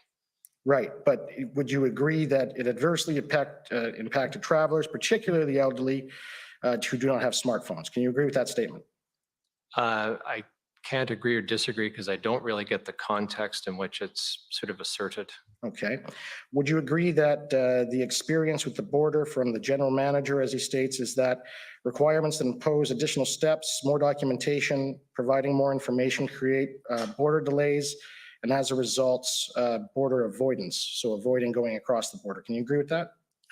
Well, I would agree they're his statements, but there's some generalities here that I have a hard time sort of agreeing with or disagreeing with because of the context is unclear to me. Okay, and so if we can scroll up then to page number, the one directly before the email, because these are in reverse. Okay, and so in this email, I take it you know who these folks are. It's Mr. Badaway forwards the email to the following people, and that's to Minister Mendocino, the Minister of Public Safety. You know who he is? Yes, I do. And he also forwards it to Minister Algara, the Minister of Transport. I know Minister Algara well. Right, and he's the minister that you report to. Yes. Right, and he didn't pass this on to you? To my memory and knowledge, he did not pass this on to me. Right, but you know, as the Deputy Minister of Transport, as the highest essentially civil servant within that ministry, isn't this sort of information something important that you should know? I think you have to understand the context. Transport Canada, the Minister of Transport gets a massive amount of correspondence. I get a massive amount of correspondence on something like this, on an exchange between an MP and the minister. I may or may not see it depending upon the nature and the context. So it's neither surprising nor it wouldn't be surprising for me to get it, and it wouldn't be surprising for me not to get it. And this one, this I do not recall this being forwarded to me. Okay. Can you agree that having this forwarded to you would have been of assistance in carrying out your duties as the Minister of Transport? No. All right. So in your evidence earlier today, you talked about the economic impact of the protests at the border. Is that right? Not of the protests at the border, of the blockage of the transportation of commercial goods.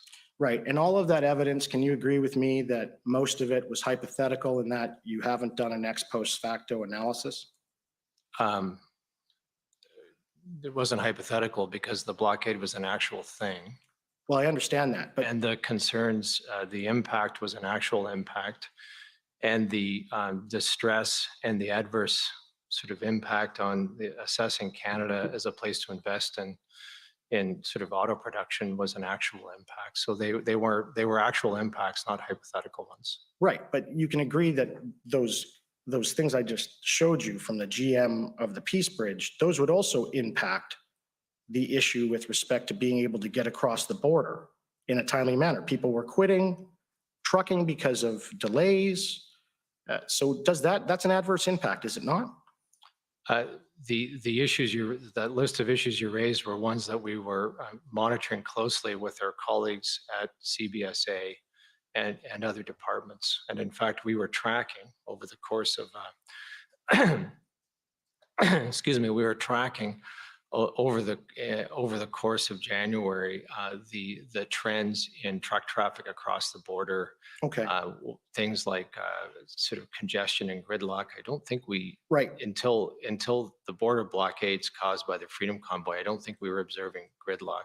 Right. What we did see was actually that the trucks were flowing at about the rate you would expect given this time of year. Okay. So we analyzed it. I understand. And our conclusion was different. Thank you from for your the one I thank you for your answer. But suggesting. you're familiar with the government agency Statistics Canada or StatsCan, is that correct? Yes. All right. And StatsCan is the National Statistic Office. It's the agency that ensures Canadians have key information with respect to the economy. You understand that? Yes. And StatsCan comes under the Ministry of Innovation, Science and Industry. You're aware? Yes. And it's accountable to Parliament through that minister, who's currently Minister Champagne. Is that correct? Yes. Okay. If I could please bring up PO. Here comes the bomb, the evidence. Watch this. 0.00000009. It had little to no impact. You watch. So this document is a report done by StatsCan on Canadian international trade, merchandise trade, February 2020. And the key point that I want to take you to is, I've highlighted it. If we could roll down, please, to, I think it's page 4. Oh, apologies. I will just get the right page for you. It is on PDF page 8. My apologies. Okay, and so there they did a summary of their findings, and it says blockades at border crossings, and I'll just read that to you, and then I'll put the question to you. So in late January and February 2022, some border crossings between Canada and the United States blocked by protesters, preventing the normal flow of goods between the two countries. According to Statistics Canada data, when combined, Canada's highway border crossings at the Ambassador Bridge, Coutts, Emerson, and the Pacific Highway represent more than 1/3 of Canada's trade activity by road. Road transport accounts for more than half of Canada's trade with the United States. In customs basis figures for February, trade activity by road transport at these border crossings fell 8.8% compared with February 2021, with the Ambassador Bridge and Coutts crossing postings the largest decline. However, increased trade activity was observed at other crossings near the ones that were blocked, partly offsetting the decline in traffic. Overall, the blocked border crossings appear to have little impact on the aggregated values of Canadian imports and exports in February. Do you agree with that statement? I think to provide the best possible answer, if you permit me, I'll defer to the Chief Economist of Transport Canada, who is familiar with Statistics Canada's reporting more so than I am. Could you repeat your question, please? The statement I just gave from Statistics Canada, do you agree with it? Well, I think this is based on monthly data that they're providing, yes. Yes, okay. So you agree with it? We agree with the statement where they were saying that there were a decline in terms of their data on the trade. And at the same time that they have seen some realignment of the traffic. Right. And so have you seen this document before today? I have seen the document before. Oh, all right. And when did you see it? I don't remember exactly the date. Well, it's clearly probably the day of they produced the document or the following day. Okay, so I just got this document today and we uploaded it to the system. why wasn't this document provided when you produced your production in this matter? I'm just curious. Well, there's always a lag in terms of I don't know the date. If you can look at the date of the publication of this document. April of 2022. Well, that's the point. So, our estimate was done in early February with the information that we had at that time. Okay. And as I was mentioning this morning, we were monitoring the situation on a daily basis. Okay. This is not an economic impact assessment.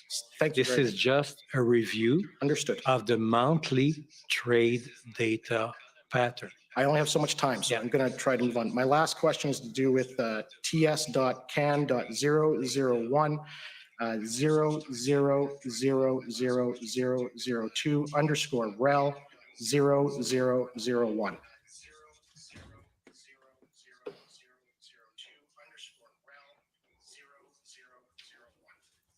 So this is for you, Deputy Minister. So this document was uploaded by the Department of Justice just today, and I happen to just see it. What this is essentially a decision chart on whether or not to decide if there is what's referred to as a Section 2 CSIS Act threat. And I understand you're not an expert in this area, and I'm not going to put anything in here to you per se, but have you seen this document before other than today? I think I may have seen this document in the course of my work, but I don't have any familiarity with it, and I've not done a detailed review of it. Right. Can you remember, because you were at the IRG meetings and you dealt with this matter, was this document provided to members of the IRG? Do you know? I think if it was definitely not provided by Transport Canada, and whether it was provided by somebody else, CSIS, for example, would be a question best put to CSIS. Right. So you don't recall seeing this during the IRG meetings? Do I recall seeing this document during an IRG meeting? I don't think no, I do not recall seeing it. Thank you. And you can see there, and I don't want to put this to you, you're familiar in public administration and governance generally and deciding. Are you familiar with the OODA loop?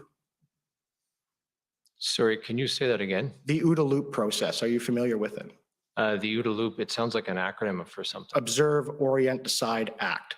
You've heard of that before? I've heard yes, I've heard of that and many variations for analytical processes. Right. Well, you'll see in here it says identify, assess, decide, act. So it's essentially the OODA loop. And on the second part, it actually outlines what you have to do before you can move to the third. And it says means and affect societal change. In order to do a Section 2 CSIS threat, it has to be a finding, according to CSIS or this document, willingness to kill or inspires others to kill, right?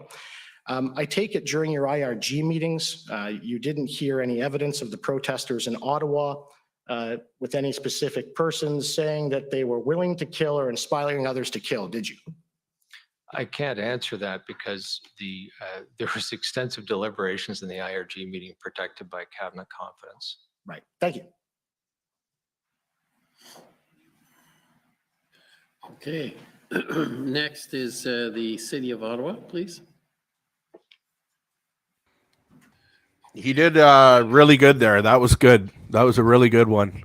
Because everything that they just lied about, he's going to put to CSIS tomorrow or the next day. I don't know what day CSIS is up for sure.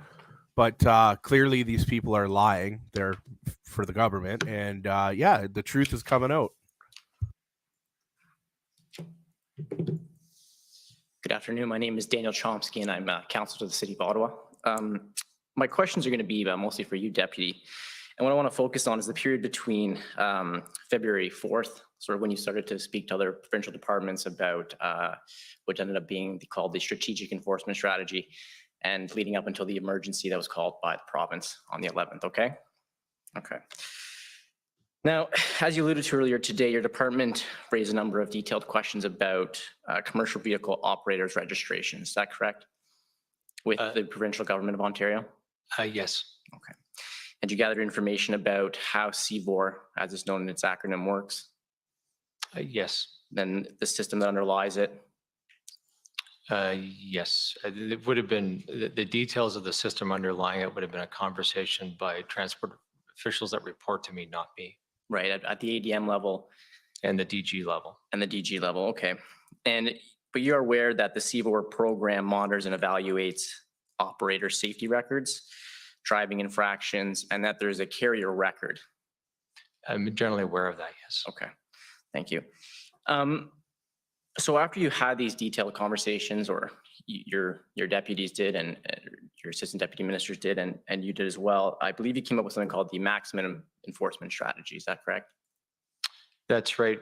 We initially called it the maximum enforcement strategy, but based on feedback from some provincial partners, we changed it to strategic enforcement strategy. Okay. And I understand that as part of that, and it was detailed in an earlier email to your minister, the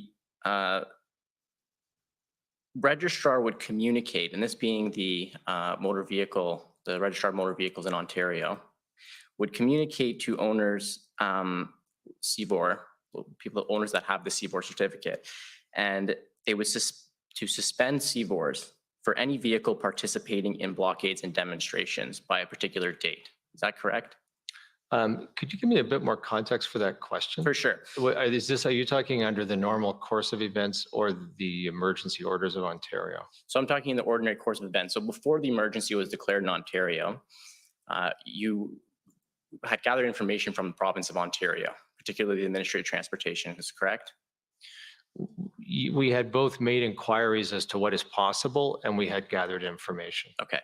And at some point, your department and you were of the opinion that you could issue notice to holders of CBORs saying that we could suspend your certificate in the event that your vehicle is participating in a blockade or demonstration and would not leave by a certain date. Again, and you're talking in the absence of the Ontario emergency rules. That's correct. Yeah. That sounds like a bit of a stretch to me for two reasons. One is that we were working collaboratively, so we were seeking their engagement to get their determination of what is possible, and I don't think we would have arbitrarily overruled them. And the second is that we were trying to get to the kind of warning that you described. I wasn't given the cool and then sort of negative response of Ontario. I didn't have a sense we'd gotten all the way there with Ontario until they made the pivot to the emergency declaration. Okay, so before the emergency declaration, then I'm going to take you back to the maximum enforcement strategy. Yep. And from what I can glean from the documents, both in the emails and that were part of the strategy itself, communications was a big part of it, was it not? Yes. And part of it would be communicating offenses that the government could enforce. Exactly. Okay. And it was your belief or your partner's belief that this would be a deterrence? If done properly, we believe that this would help deter people from either joining or induce them to end and leave. Right. Okay. And I'm going to take you to a document, and this document is actually going to relate to after the time period at which the emergency order in Ontario is brought into force. And so we're talking about February 11th. Well, that's when the order was brought into place, is February 11th, 2022. And now you'll know that's in place. Now it granted the registrar of motor vehicles the power to make an order suspending or canceling plate permits, driver's license, and commercial vehicle operator registration certificates. So again, the CBOR. You're aware of that? Yes. Okay. Now I'd like, Mr. Clerk, if you could please bring up document ONT 000-00403.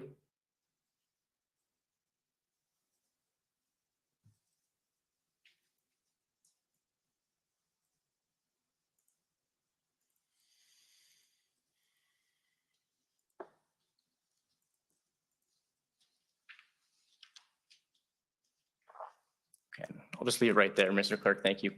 And you'll see you're not on this email chain, but if you could just scroll to the top, it's an email actually to Michael Beaton from a Ministry of Transportation of Ontario. civil servant. And you'll see at the top there, Michael Beaton is the Chief of Staff to the Minister of Transport. And you'll see at the top, it says hi MO, which is, I think we can all agree is the Minister's office. Agreed. Okay, and it goes on to say, I wanted to provide you with a quick update on the situation in the city of Ottawa, also providing some general background information on the barricade in Windsor, further to our email last night, as well as an update on a CVOR warning letter. And if you could just please scroll down, and you'll see that header there, it says CVOR warning letter. You see that? Yes. Okay. And it says, FYI, TSD has created a warning letter for CVOR holders as another tool that can be used at the front lines for the convoy or protest.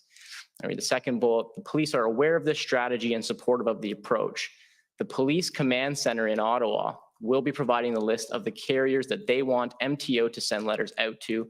All of this, and this is the important point, all of this will be tracked and can be reported on. The other option of suspending plates license CVOR remains. This will just give enforcement additional tools to manage the situation as they see fit. Now, this letter is similar to the letter that your department had proposed, could have been used before the emergency order, correct? I would say this, not having seen both letters, I think in general, yes. And I'd characterize this as exactly the kind of strategies that we were aspiring to include in the strategic enforcement strategy. Okay. And so again, just so I completely understand you, the idea would be you would issue a warning saying there could be potential infractions coming if you don't leave. Yes. Okay. And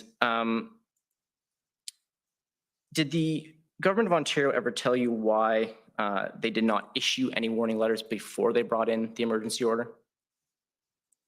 I think the letter from Deputy Minister LeBlanc to me on February the 8th had, in a certain fashion, an explanation. Okay.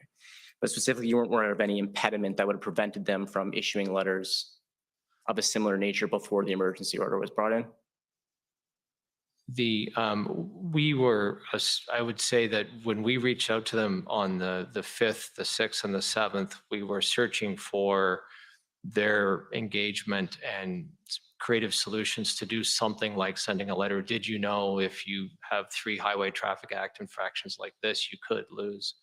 And so we were hopeful of something like that. Their response on the 8th said that they had I don't want to put words in their mouth because the letter's on record, but they essentially said, we have a process, it's fixed, and we have to follow it. So there's nothing to, we see no opportunity to do anything there.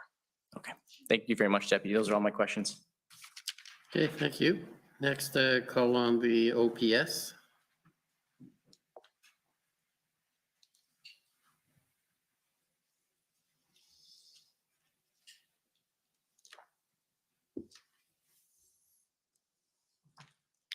Good afternoon to you both. My name is Jessica Barrow and I'm counsel to OPS. My questions are for you, Deputy, as well. I want to focus primarily on the enforcement strategy and how it impacted or didn't impact operations on the ground in Ottawa, but I want to touch base on a statement you made in your witness statement before we get into that. First of all, obviously the enforcement strategy was created after the occupation in Ottawa had been entrenched for some time. Is that correct? Yes, it is. Right.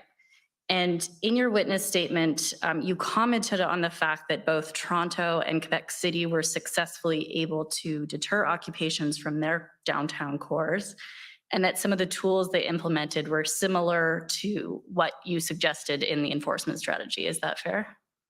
Yes. The events in Toronto and Quebec City, however, both occurred after the event in Ottawa was well underway. Is that right? Yes, indeed. And so we've heard testimony from various other witnesses to the effect that other jurisdictions were able to take lessons from what occurred in Ottawa and apply those lessons to their own planning. I take it you would have no reason to disagree with that? No. And many of the witnesses we have heard from also testified that the tactics used by protesters in Ottawa were unprecedented at the time of the convoy's arrival in Ottawa, and I take it you similarly would not have any reason to disagree with that evidence? The tactics, I'm not sure if the tactics were unprecedented, but I would say the absolute sheer scale and intensity by which they were applying these tactics Fair was, enough. by I think all accounts, unprecedented in Right. the history of the country. And cities like Toronto and Quebec City enjoyed a benefit that Ottawa did not. And that's sort of a fuller appreciation of what the group was capable of, what their intentions were, and what police tactics were and were not going to be effective in respect of that. Would you agree with that? I would generally agree with that, but I'm not an expert in the details of law enforcement and tactics, but I think in general. Fair enough.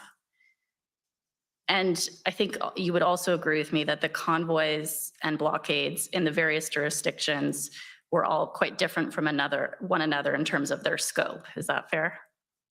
I think my sense is there were a lot of similarities, and there were some big ones in multiple places, but they did vary city by city, and they varied over time. It was a very dynamic and unpredictable series of blockades and occupations. Of course. And if we look specifically at Ottawa, I think you would agree with me that the size of it, we can agree that there perhaps were similar behaviors, but if you look just at sort of the footprint of the protest, it was much larger than any of the others. Is that fair? I think that's fair, but I didn't do any detailed analysis of footprints, but that seems quite reasonable. Okay, thank you. And so it wouldn't necessarily be fair to compare the successful use of the strategies from the enforcement strategy by some jurisdictions with what was occurring in Ottawa, given these significant differences. Is that fair? I think so. Could you repeat the question? Because let me say this, and maybe this answers the question. If not, tell me it doesn't. That there was no attempt in my witness statement and the statement or in our enforcement strategy to say one city, it was no attempt to actually grade the police responses. It was simply an attempt to take stock of the challenge and help police deal with unprecedented challenges that were overwhelming them. Of course. So your strategy was intended to address the challenges that OPS was already experiencing and which others had not yet experienced. Is that fair?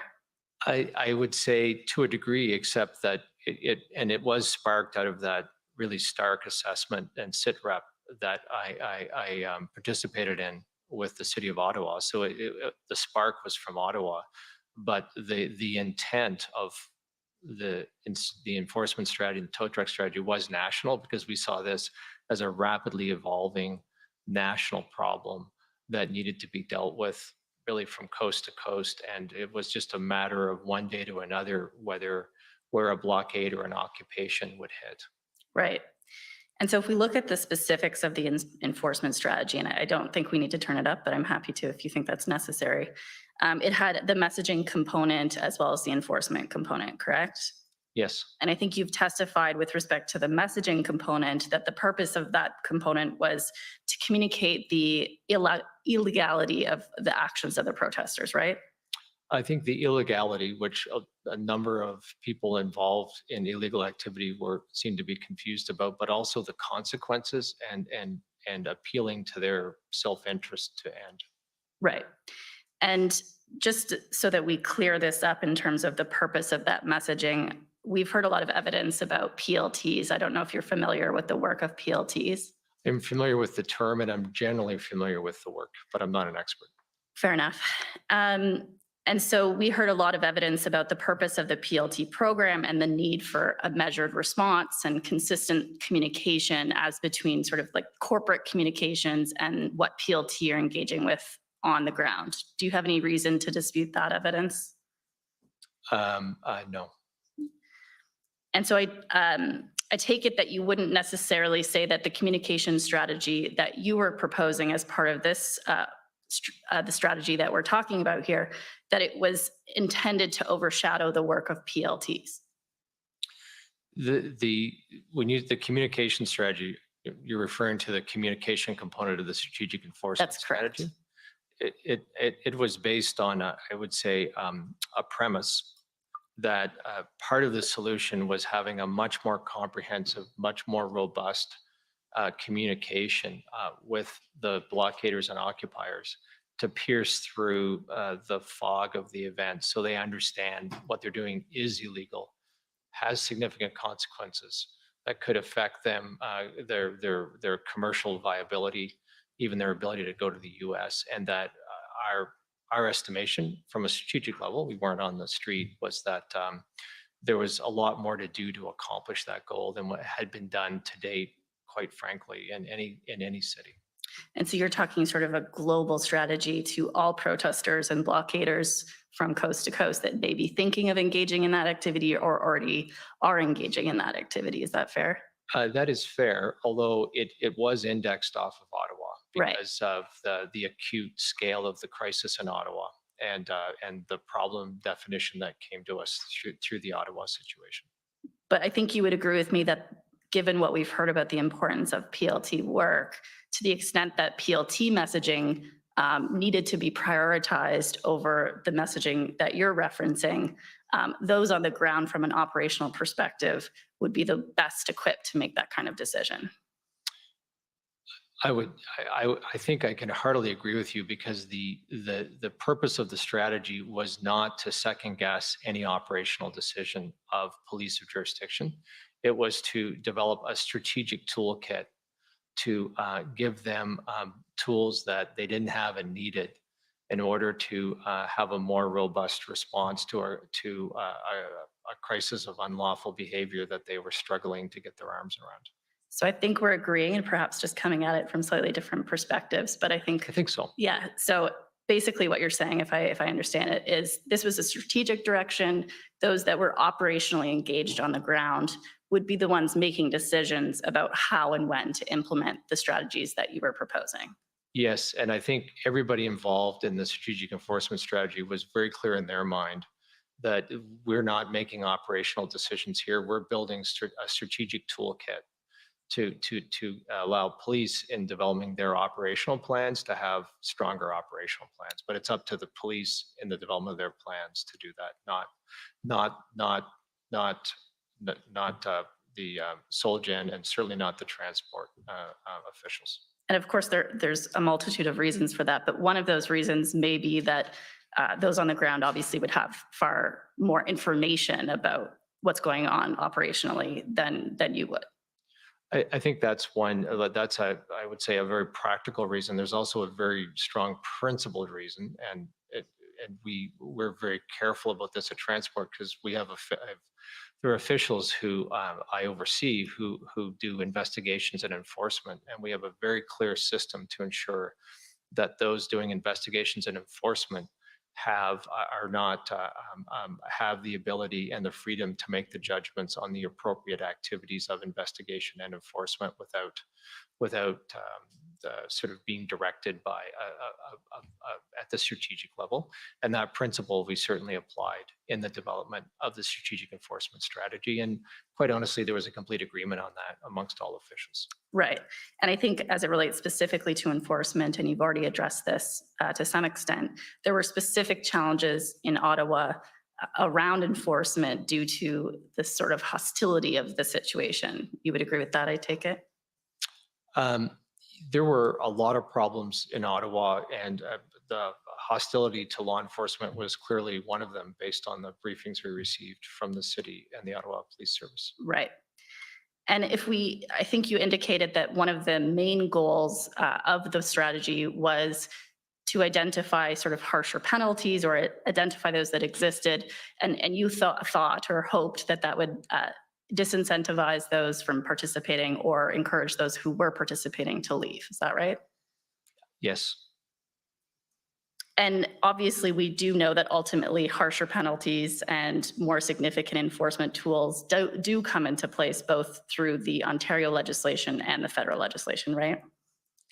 Yes, but I think it may be helpful to point out that the development of the strategic enforcement strategy was predicated on initially on using existing authorities. Right. And only in the early versions of it, for example, I'll talk about Highway Traffic Act, Criminal Code, et cetera. And then once Ontario made its emergency declaration, we folded into it the additional penalties under the Ontario Emergencies Act. Right. And so the goal was to either highlight those existing tools or ultimately, once there were new ones, to highlight those, and hopefully there would be a change of behavior as a result. I'm wrapping up. Yes.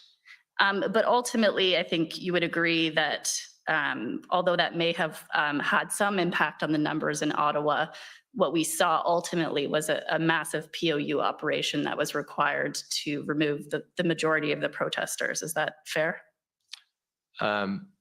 Yes. And so even though there were more significant penalties available, the choices that were being made by protesters were primarily not to leave the area. I'm not sure to agree with that, because my sense, our sense, and again, I would defer to law enforcement experts on this, but our sense is that there gradually was a deployment of the strategic enforcement strategy in the big sites in Windsor and in Ottawa, and that clear communication of the fact that they were illegal activities and that they had significant consequences, whether they were the suspension of the CVORs or the freezing of the bank accounts, successfully shrunk the footprint.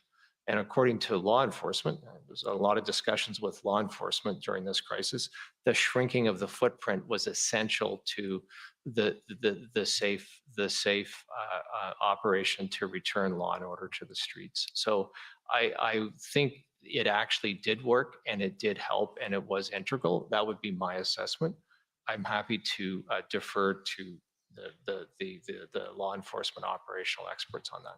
Fair enough. I think all I was getting at is that ultimately, I think other witnesses have referred to it as the largest POU operation in Canadian history, was required to dismantle the protests, notwithstanding that there may have been some impact of the previous measures, and that ultimately hundreds of arrests had to occur to clear the area.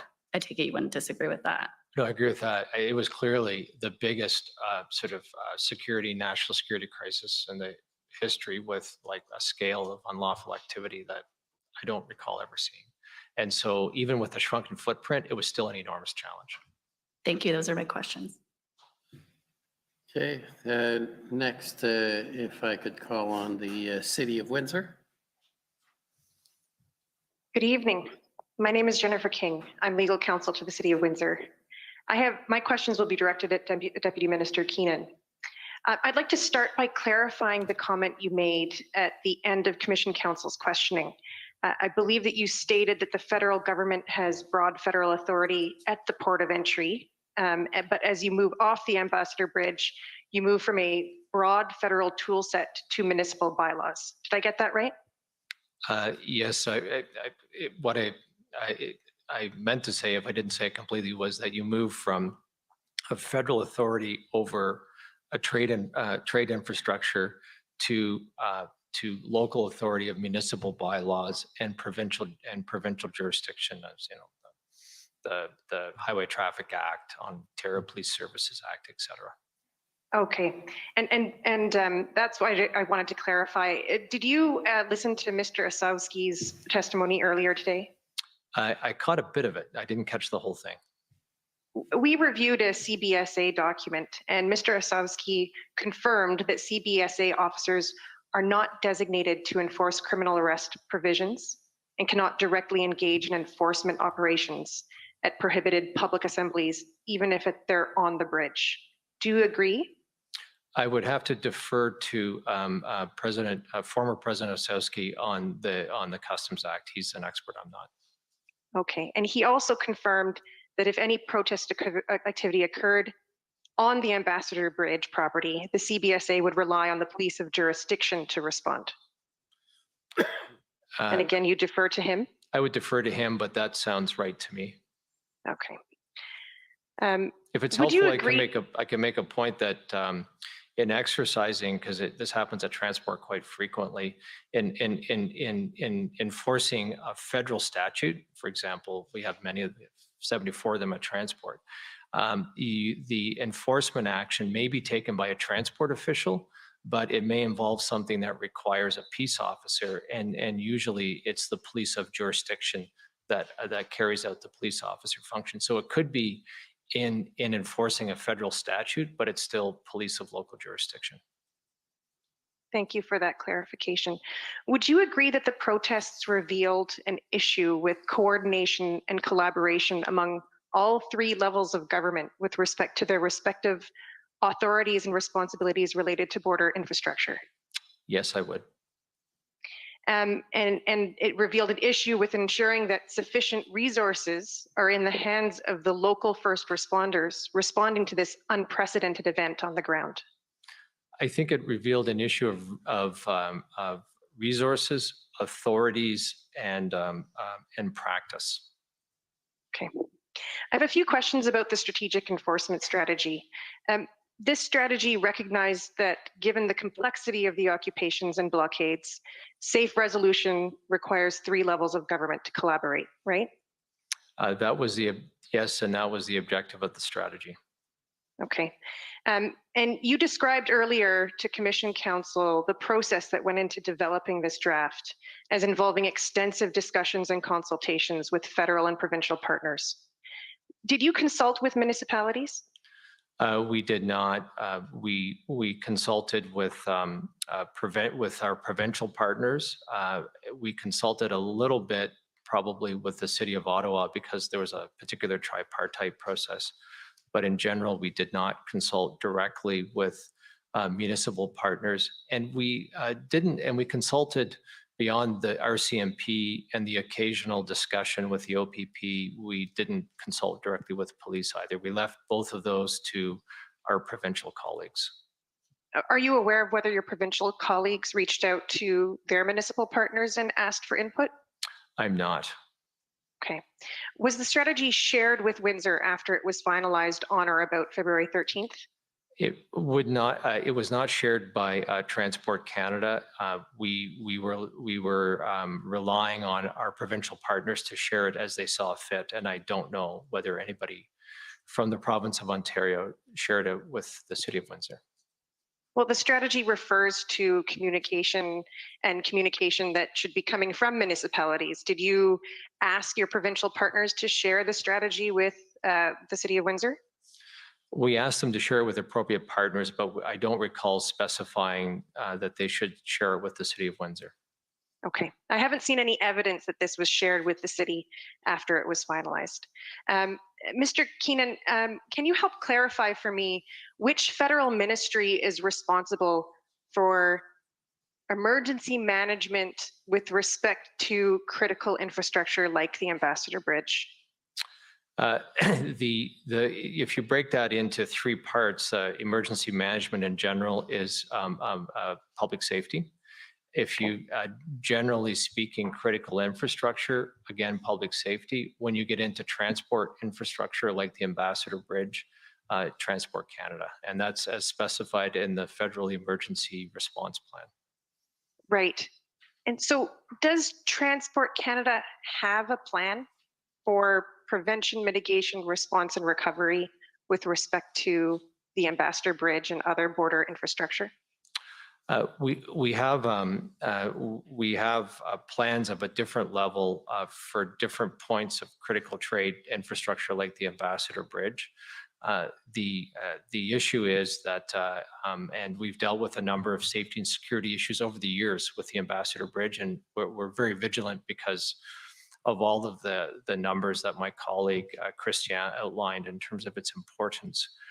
What we haven't done is dealt with the kind of and worked through the kind of crisis you've seen here, which is the operation of the bridge is impaired not because of something that happens on it, but something that happens on the streets of Windsor. And I don't want to guess your next question, but I would say yes, that represents a gap that needs some work. Okay, well, that was going to be my last question. So I noticed in your witness summary that you conclude by recommending that a national legislative regime that can be used to protect critical trade and transportation infrastructure on an ongoing basis may be desirable. And do you maintain this recommendation? Yes, as I mentioned earlier today, I think there is an authorities gap here that bears some analysis and ideally some resolution. And really, aligned to what you said. Okay, and so in addition to an authorities gap, would you also agree with me that in addition to a national legislative regime, a specific emergency management plan should be developed by all three levels of government for international border crossings? I think there is merit. I wouldn't jump to that specificity, but I would agree with you that there is, and we've seen this now in 2 or 3 different events. The crisis we just got, that this inquiry is on, the rail blockades of 2020, even the outage of the rail lines that cut Vancouver off to the rest of the country. I think there is a need for better plans that include all levels of government in those plans in advance. And so I think it's an issue for the Ambassador Bridge, which is one of the most, probably the most important trade crossing, but it's a broader issue across the country. So in that sense, I would say yes. Well, and just to inject into this too, the commission and the commissioner has been hearing that, Windsor isn't just a pathway to the bridge, it's a community, and in particular, the area around the bridge in Huron Church Road is a municipal road, is a community of businesses and schools, the University of Windsor. And so would you agree with Windsor that this planning has to include collaboration with the local governments and authorities who are also protecting the community around that infrastructure? Yes, I'd fully agree, and that's very well put. Thank you very much. Those are my questions. Okay, next, the government of Alberta, please. Good afternoon. For the record, my name is Stephanie Bose. I'm counsel for the province of Alberta. Deputy Minister, my questions are going to be directed to you as well today. I believe your evidence earlier today was that there was a failure to find a solution to the towing challenges as of February 13th. Do I have that right? Yes. But there was still work being done on the 13th to find a solution, wasn't there? Yes. And I'll ask that the clerk please take you to document ALB 401429.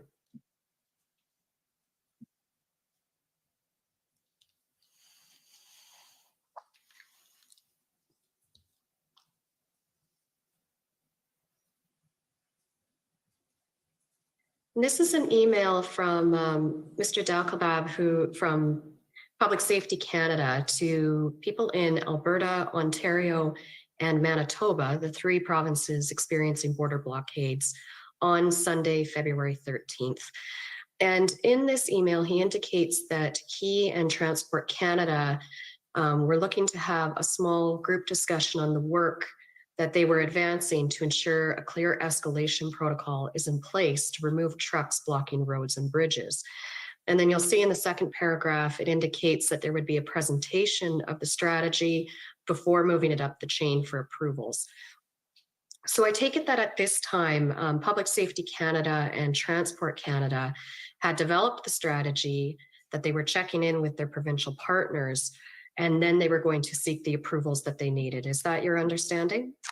Not quite. I think I recall this meeting, and it was not so much checking in and setting something up for approvals. It was, even though they may have, Talal may have said that somewhere, but in our minds, in the meetings in the mind of Kevin, who was reporting to me before and after this, it was advancing the discussions on the tow truck strategy, the 6-part strategy that's in evidence. And it was continuing to try and find a solution to the inability to secure the services of the heavy tow trucks. So that we weren't really looking for approval. We were continuing to looking for a solution to operationalize the strategy.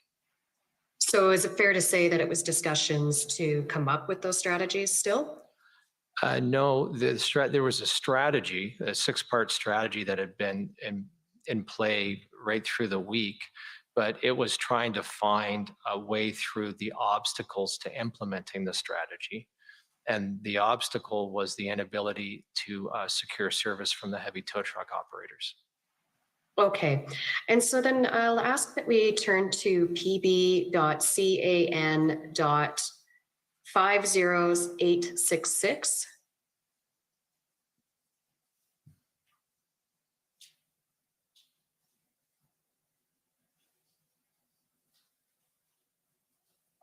And this is the tow truck vehicle removal strategy you're talking about, is that right? Yes, I think one iteration had 6 parts, but here it obviously has 5. And it says that this is the working draft on February 13th. You understand that on the 13th, it was a 5-part plan. Is that fair to say? Yes. Okay. And I understand that nowhere in this document does it contemplate the use of the Federal Emergencies Act. Is that correct? I think that is correct. Okay.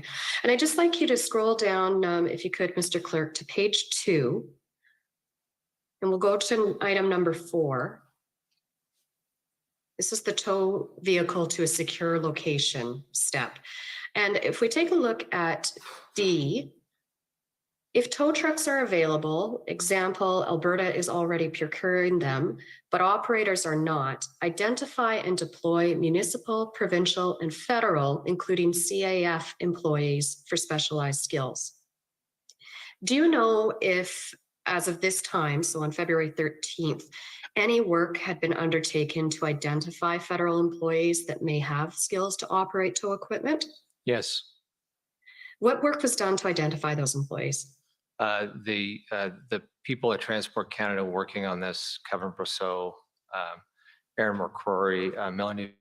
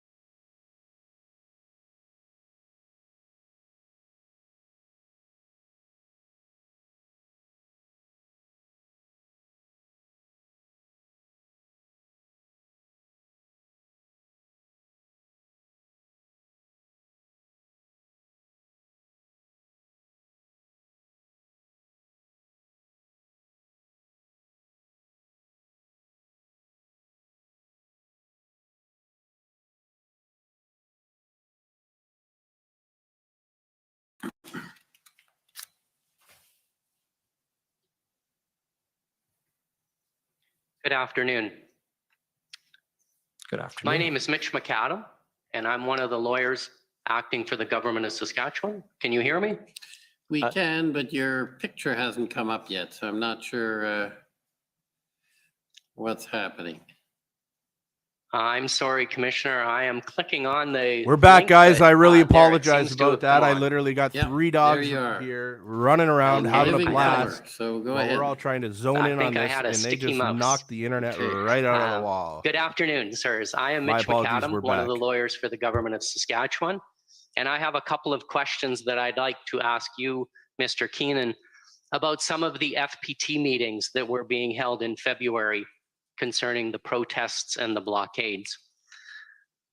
To start with, you indicated this morning that your department was regularly in contact with its provincial and territorial partners during this time, and that was particularly with respect to preparing the strategic enforcement strategy that we've heard about today. That's correct, isn't it? Yes, it is. And is it correct, sir, that this work began with the Policy and Planning Support Committee, which is an ADM level FPT committee? Is that right? It began with that committee or sort of became a spin-off of it? The work happened through both, bilateral meetings of calls at various levels with individual provinces and multilateral ones, and also small group ones, and they all mixed together. So I think the first couple of calls were bilaterals, but one of the first full engagement of all jurisdictions was the PPSC, and I think the first one was on the 6th of February. Okay, and those are meetings that you would ordinarily not attend, right? No, they would be, those meetings were being, the lead Transport Canada participant was either Aaron McCrory, the Assistant Deputy Minister of Safety and Security, or Kevin Brosseau, the Senior Assistant Deputy Minister of Safety and Security. Okay, and they would be speaking for your department at that meeting, right? Yes. And they would generally report to you on what happened at those meetings? Yes. And I take it that one of the purposes of those meetings in early February was to gather information on the powers and the tools that the provinces had to respond to the protests and blockades that were happening in their jurisdictions, correct? Yes, that was that combined use of all powers in a coordinated manner was the essence of the strategic enforcement strategy. Okay, and I understand, sir, that there was a deputy minister level meeting on February 7th that you attended. Did you recall that meeting? Yes. And I believe that Deputy Minister Stewart from Public Safety Canada attended that meeting as well, correct? Yes. And I think you said this morning that you began to lay out the strategic enforcement strategy at that meeting, correct? Yes, that's correct. And you'll agree with me that the Federal Emergencies Act was not discussed at that meeting, was it? That's correct. It was not discussed. And sir, there was another FPT meeting on Friday, February 11th that was attended by Aaron McCrory from Transport Canada. Are you aware of that meeting? Yes, I am. Okay, and my understanding is that at that meeting, Mr. McCrory laid out a more fulsome version of the strategic enforcement strategy. Is that correct? Yes, in addition, the tow truck strategy. Okay, and at that time, the strategy was looking at a coordinated and consistent approach to enforcement based on existing municipal, provincial, and federal laws, correct? Yes, that's right. Okay. And again, at that meeting, there was no discussion of potentially invoking the Federal Emergencies Act, was there? No.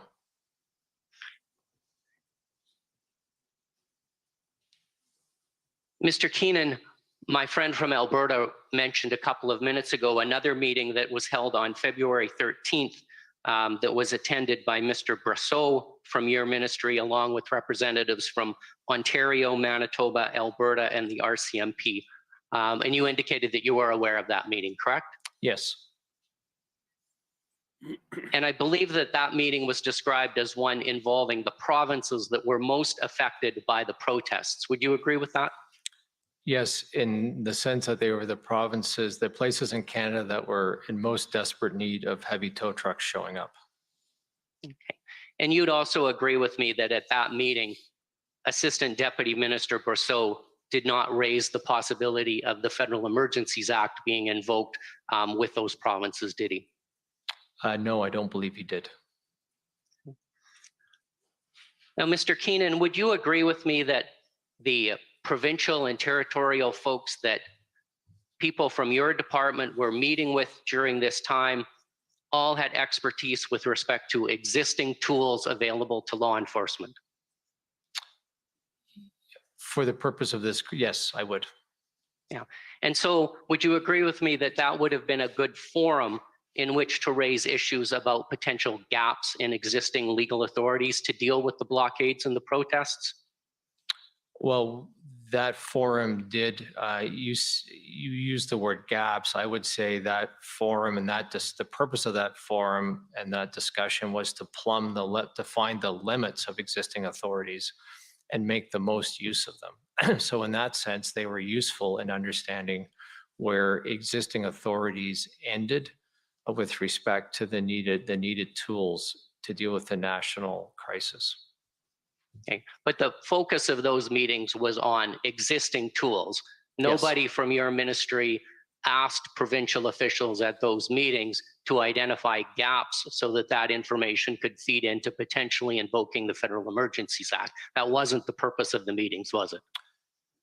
It was not the purpose of the meetings, and it would be a little bit beyond our remit to lead a consultation on the Emergencies Act, because that's the responsibility of the Minister of Public Safety.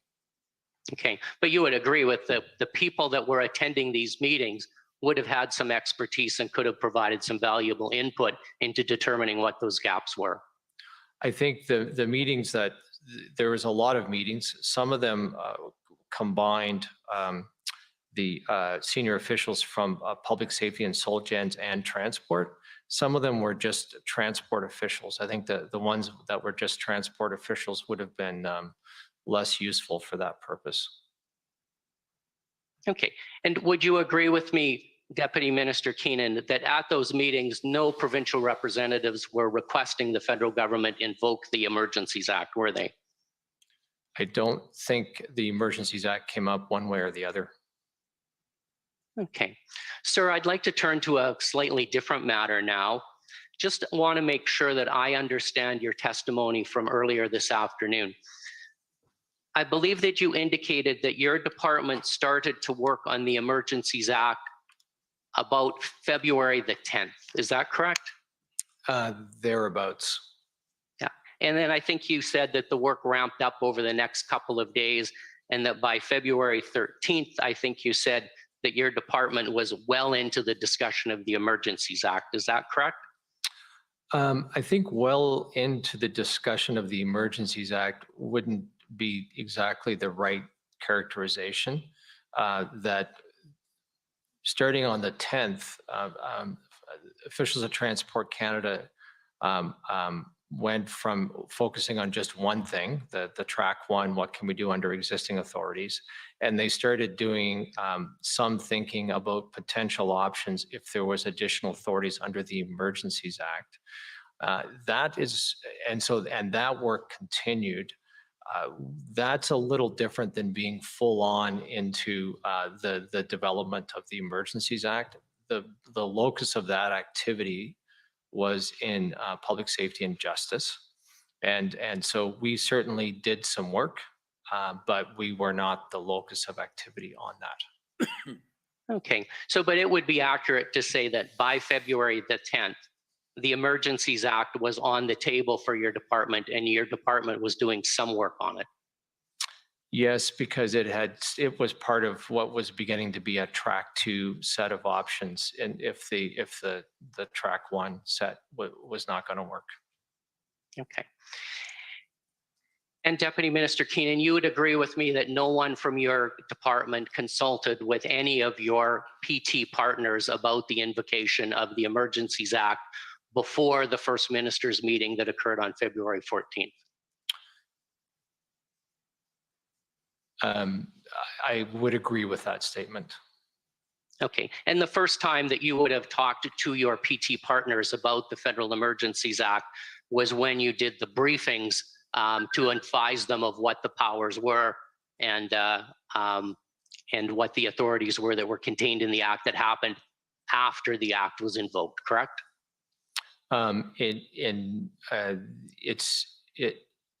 For anything above a passing reference to the Emergencies Act, any substantive discussion with PTs happened from a transport perspective, happened in terms of on the 15th and 16th in terms of informing them on the details of the regulations.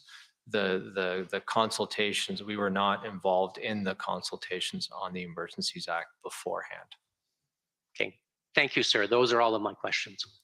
Okay, thank you.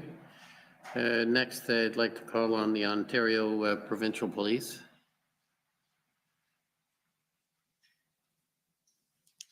Good afternoon, Commissioner. Janine Kabursi for the Ontario Provincial Police, and I have no questions for this panel. Thank you very much. Thank you. Next, I'd like to call on former Chief Slowly's counsel.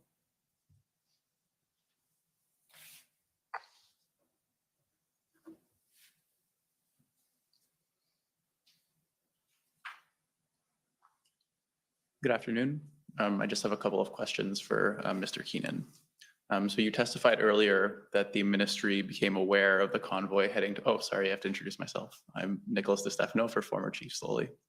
You testified earlier that you became aware of the convoy directing itself towards, or your ministry became aware of the convoy directing itself towards Ottawa in mid-January or around the week of January 20th, correct? Yes, I think somebody in Transport Canada became aware around the 17th. I became aware closer to the 20th. And they were tracking open source media and social media and stuff like that? Yes, and engaging with the trucking industry. Right. And around January 28th, engaging with DMOC about possible enforcement tools and enforcement methods? I think that the DMOC discussion started a little bit before January 28th, and they didn't start out on enforcement tools and methods. They started out understanding what this is and the scope of the potential threat to Canada. Right. So in any event, at that point, they weren't working on the sort of strategy that they began working on February 3rd. Something like the strategic enforcement strategy wouldn't have been contemplated at that point, correct? That is correct. The strategic enforcement strategy came out of our assessment of an acute problem in Ottawa that we became fully aware of in terms of how serious it was from that meeting chaired by Deputy Minister Stewart. Right. And it would be fair to say then that the reason why a strategy like that wasn't contemplated at the time is that just sort of from the available information that the ministry had, it just didn't seem like it would be necessary at that point. No, I think that's not the reason why not. The reason why not is that until that briefing of the 3rd, we didn't understand that this was a problem that was beyond the capacity of the police service to address, and they needed help, and we tried to provide help. Right. And the types of things that you saw were that fines were ineffective, protesters weren't responding to the fines, correct? Or that you were briefed on? Yes, exactly. And that it was impossible for the service to obtain tow trucks? Yes. And so you sort of went away from that meeting, considered those difficulties, and you spent, I think, 10 days about discussing with partners about how you could come up with solutions to those issues, correct? Yes. And ultimately, around the 13th, there was still no sort of easy solution from the point of view of the ministry of how tow trucks could be obtained for police services, correct? Yeah, there were two strategies at play: enforcement strategy, the tow truck strategy. And in terms of the tow trucks, yes, you're right. After 10 days of trying to find a solution to the problem, we had failed to find one. So fair to say very difficult for the ministry. It would have been very difficult for a police service and for police chief as well to resolve that issue? Yes, in fact, it's interesting because our assessment was from the 3rd, yes, they have a problem securing tow trucks. Surely, if we think about this and kind of get smart and strategic and use the right incentives and strategy, we'll be able to solve it. That was our view on the 4th. After having worked on it for almost 10 days, our conclusion was this was this was in essence an impossible problem to solve with the tools we had. And then just a couple of quick questions about the strategic enforcement strategy. I'm not going to pull it up, but ultimately what you had landed on the 13th was that the strategy had to implicate, of course, police, but provincial transport authorities, provincial solicitors general and attorneys general, federal governments, provincial governments, and municipal governments, correct? Yes.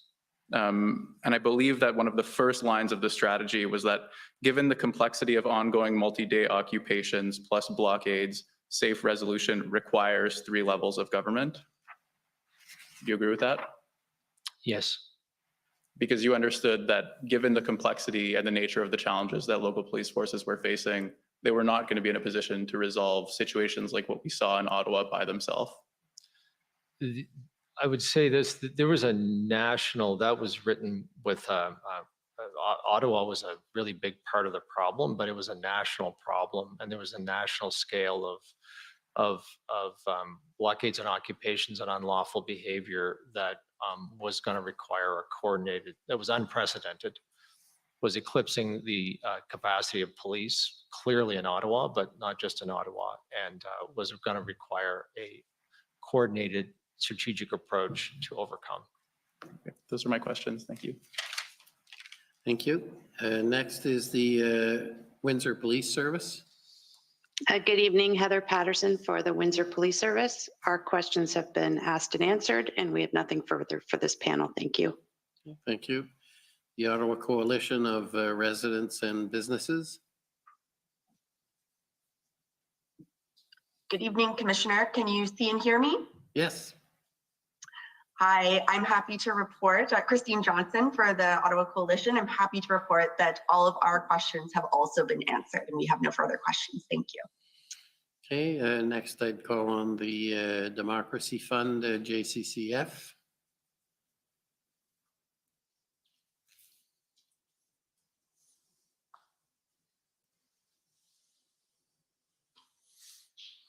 Good evening. My name is Hatem Kir. I'm counsel for the Justice Center for Constitutional Freedoms. My answers will be focused on you, Deputy Minister Keenan. So you're aware that the Windsor protest was cleared on the 13th of February, correct? On the 13th, the Ambassador Bridge opened the 14th, so I think it cleared sort of overnight between the 13th and 14th. Right. And are you aware that the Windsor police actually turned away tow trucks from the United States because by the 13th, they were already satisfied that the company in Windsor was up to the task? I know there were tow trucks that came across the bridge. I wasn't aware of the details of which tow trucks were used in the Windsor operation. Okay, but you were aware that they were able to obtain tow trucks to do what they had to do? Yes. Okay. And with respect to Ottawa, we've heard from other witnesses that the OPP obtained tow trucks, so much so that the OPS incident commander felt that by February 13th, they were good. If I recall correctly, earlier in your testimony, you stated you weren't aware of that, right? No, we'd been working on the tow truck strategy for 10 days and had engaged a lot of partners, and nobody had provided any information like that to us in the course of that work. Now, you stated that around the 10th going forward, the Emergencies Act was being discussed, correct? Options under the Emergencies Act began to be considered starting the 10th, yes. Right. And I mean, you'd agree with me that the Emergencies Act is an extraordinary power, right? The extraordinary power, yes. And if alternatives are available, they should be, as a matter of policy, be used first, right? I'm not an expert on the act, but the working framework I have is exactly that. If you can, it's not meant to be used if you can solve the crisis using any existing authorities. Mm-hmm. And to that effect, it would be important to be aware of what alternatives were available and workable.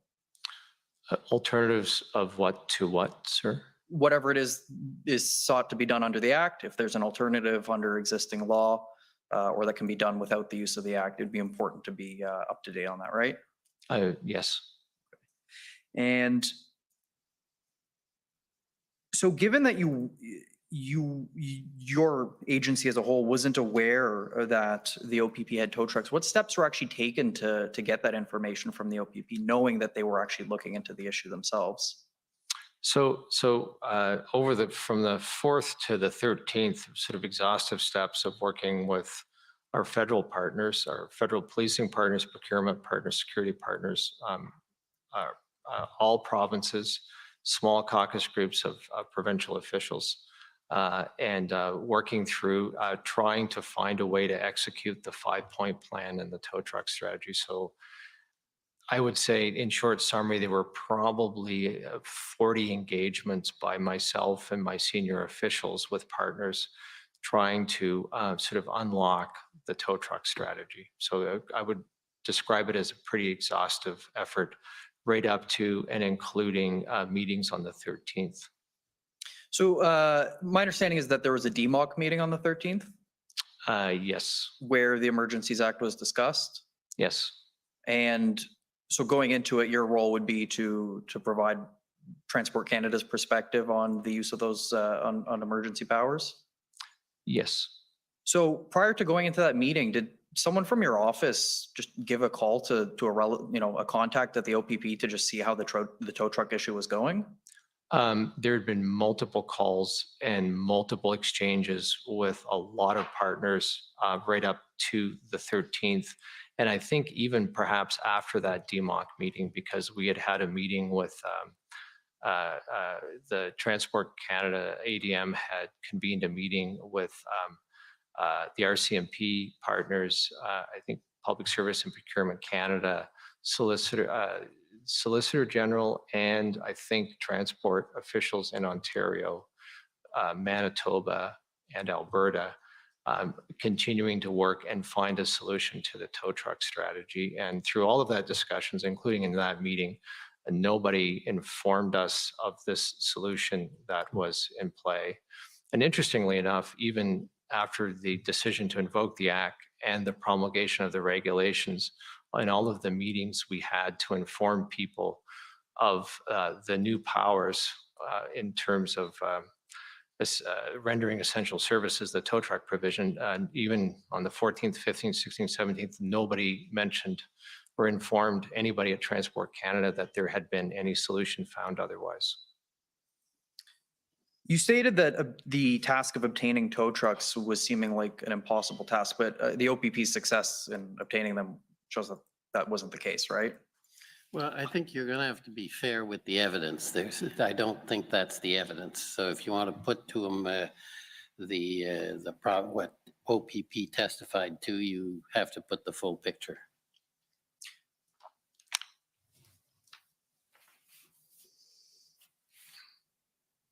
So Superintendent Bernier, when he testified here, he stated that on the 13th, the way he phrased it was, quote, "As things materialized on the 13th, I was satisfied that we were good," end quote. And that was in reference to a question about tow trucks. So that seems to suggest that at least they had been able to resolve that issue, right? I can't confirm that because, as I said, we've been working exhaustively on the tow truck strategy. All of our work, all of our conversations, and all of our analysis had led us to the opposite conclusion.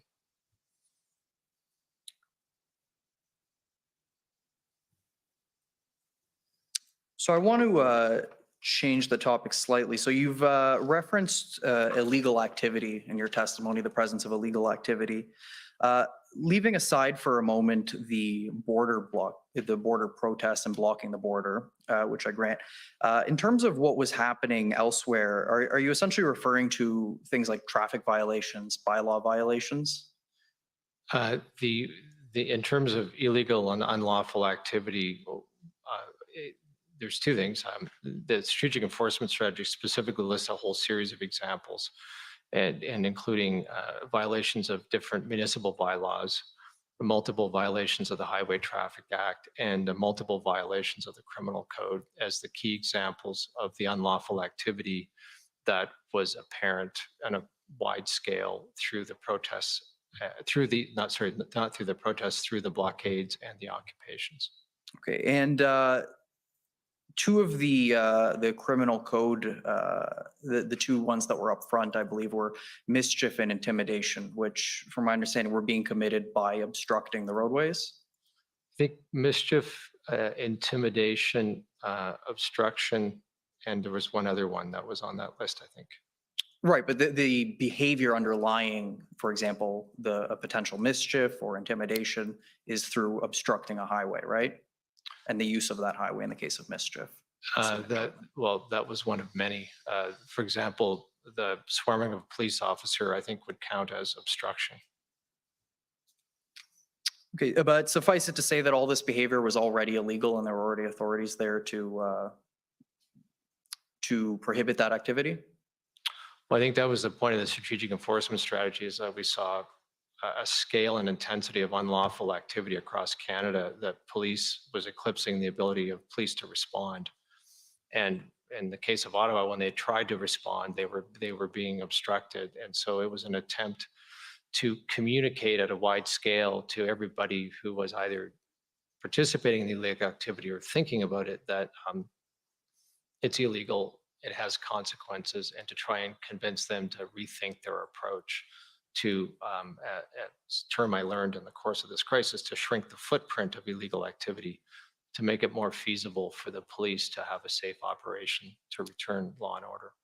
Right, and because of the existence of those legal authorities, that's why you wrote to Ms. Druin saying that in your view, the gap was not legislative authority, but enforcement action, right? My assessment was that there was a lack of enforcement because the scale of the unlawful activity eclipsed the ability of the police to enforce. If I could just ask one more question. Thank you, Commissioner. So that gap in enforcement action, though, I mean, to the extent that the Windsor Police had obtained the tow trucks they needed on the 13th and were successful in clearing their protest, to the extent that the OPS incident commander on the 13th with respect to tow trucks was saying that he was satisfied that they were good, you'd agree that those are steps to then, successful steps to closing that enforcement gap? No, because there remained a significant, first of all, the Windsor Police needed massive assistance. There was a massive public order operation. And even as they struggled through clearing it that weekend, there was still a really significant gap in the ability of police to enforce the peace across the country. So no, the gap was not closed. Well, I'm out of time, so those are my questions. Thank you. Okay, thank you. Call on the Government of Canada.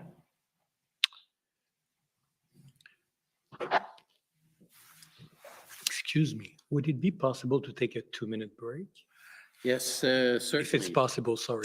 No, we accommodate witnesses here. We're actually quite friendly. It might not show. But, Thank you, I appreciate it. we will Be even back. give you 5 minutes. How's that? Thank you. Okay, merci. Prenez votre temps. Please take your time. Recess for 5 minutes. La commission levée pour 5 minutes.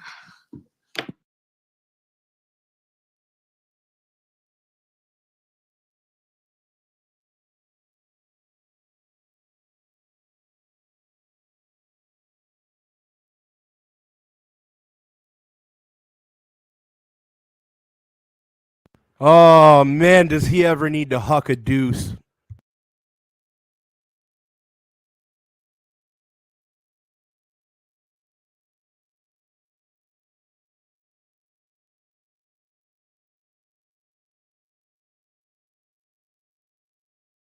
No, that's not a pee break. I seen someone say a pee break. He is full of shit.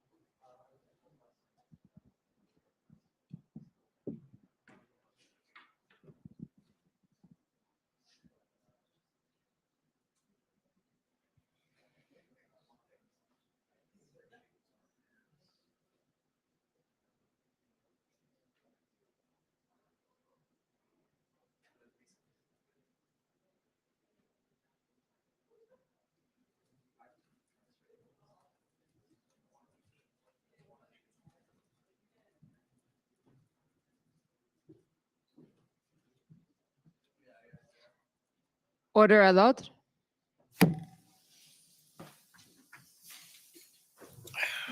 The commission is reconvened. The commissaire reprend.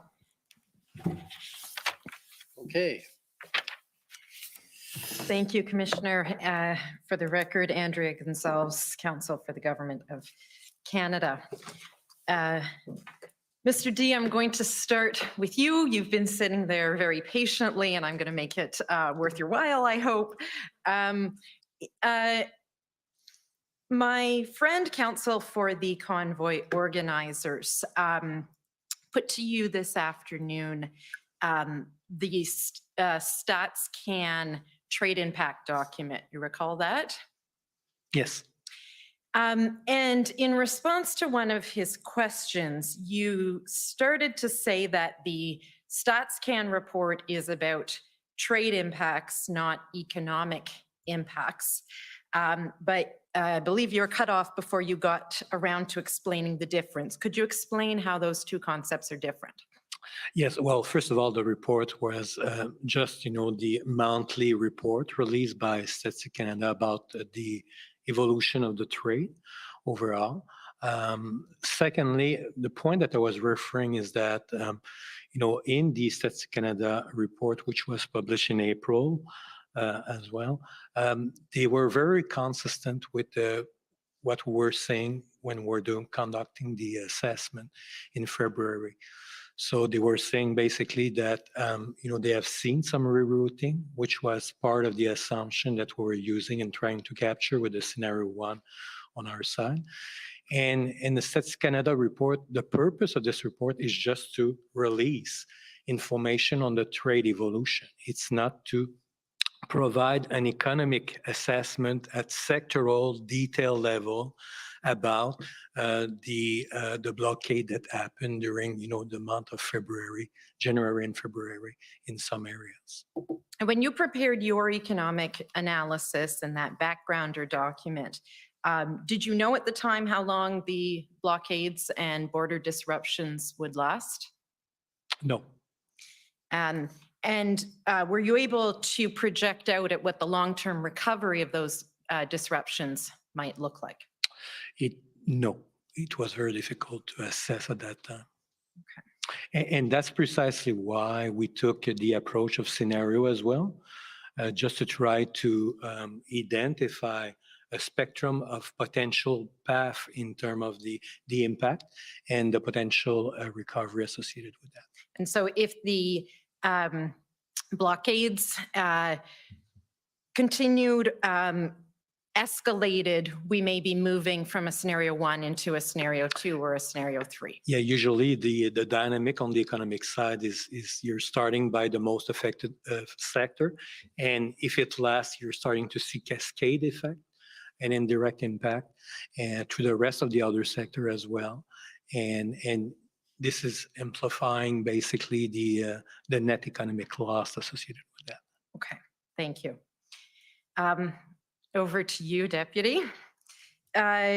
You provided some evidence in response to questions from Commission Counsel about the assistance that Transport Canada, transportation of dangerous good inspectors provided to the City of Ottawa during the occupation. You recall that?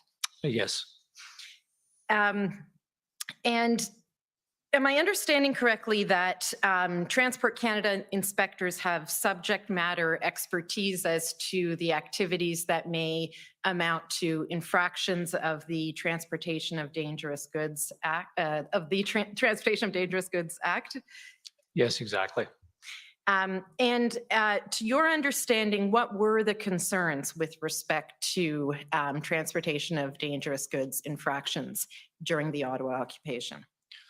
The two key ones were the fact that there was a lot of movement and storage of a lot of propane, which if it was done improperly without the appropriate safeguards, and that there was a lot of movement of particularly diesel, gasoline and diesel in unorthodox, unsafe manner.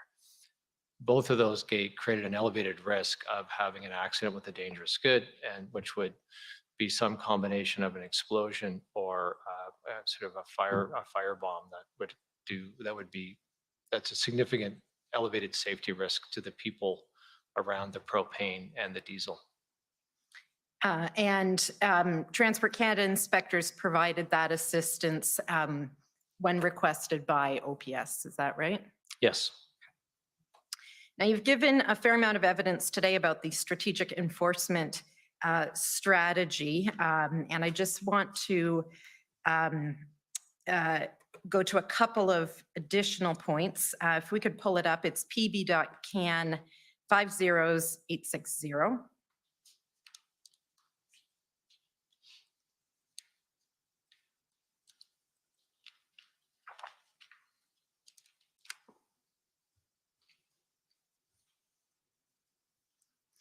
And if we start at the section on communications, which you explained was one of the two components of this strategy, communications and enforcement, is communications something unique to this strategy, or is that something that Transport Canada employs more broadly in seeking to obtain regulatory compliance?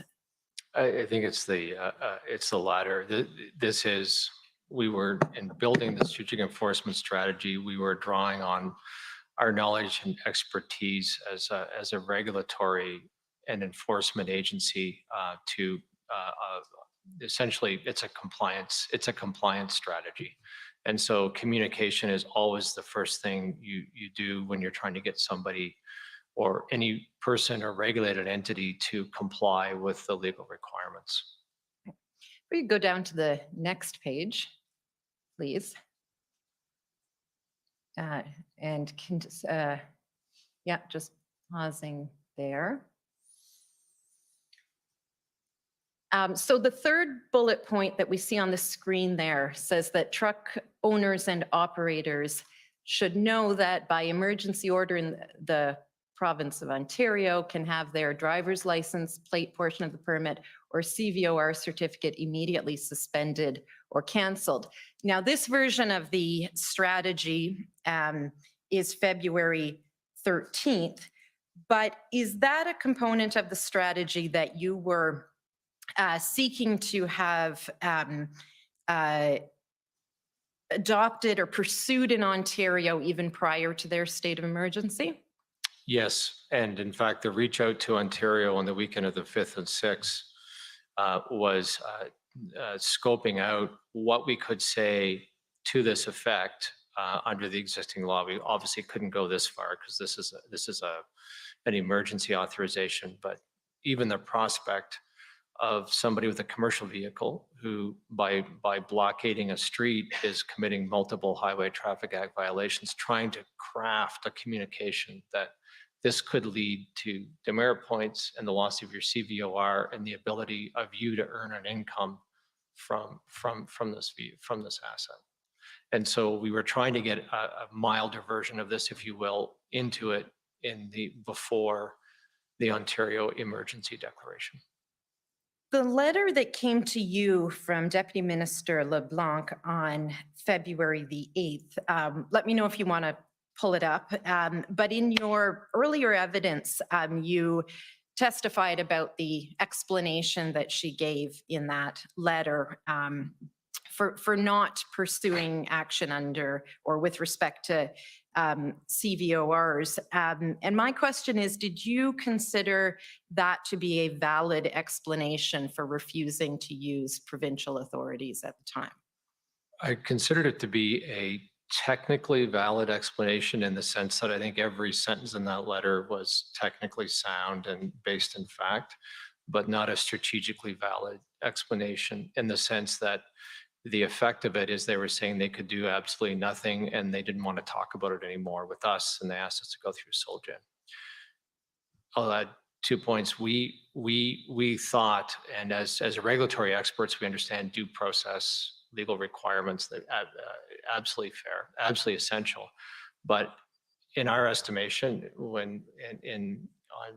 with measures like this, there's always a way to be a bit creative, particularly both in the execution, but particularly in the communication these sanctions, and they were declining to participate. So technically solid, technically sound, strategically not so much. And that letter refers specifically to the ongoing protest in Ottawa. Not the Windsor blockade, which had arisen the day before. Did you have any understanding as to whether Ontario's position was any different with respect to the situation in Windsor? Not from reading that letter, but after Windsor was, after the kind of catastrophic economic impacts of Windsor had built up over 2 or 3 days, they did do a pivot. And turning back to the strategic enforcement strategy, if we continue down, we come to the enforcement section. There we go.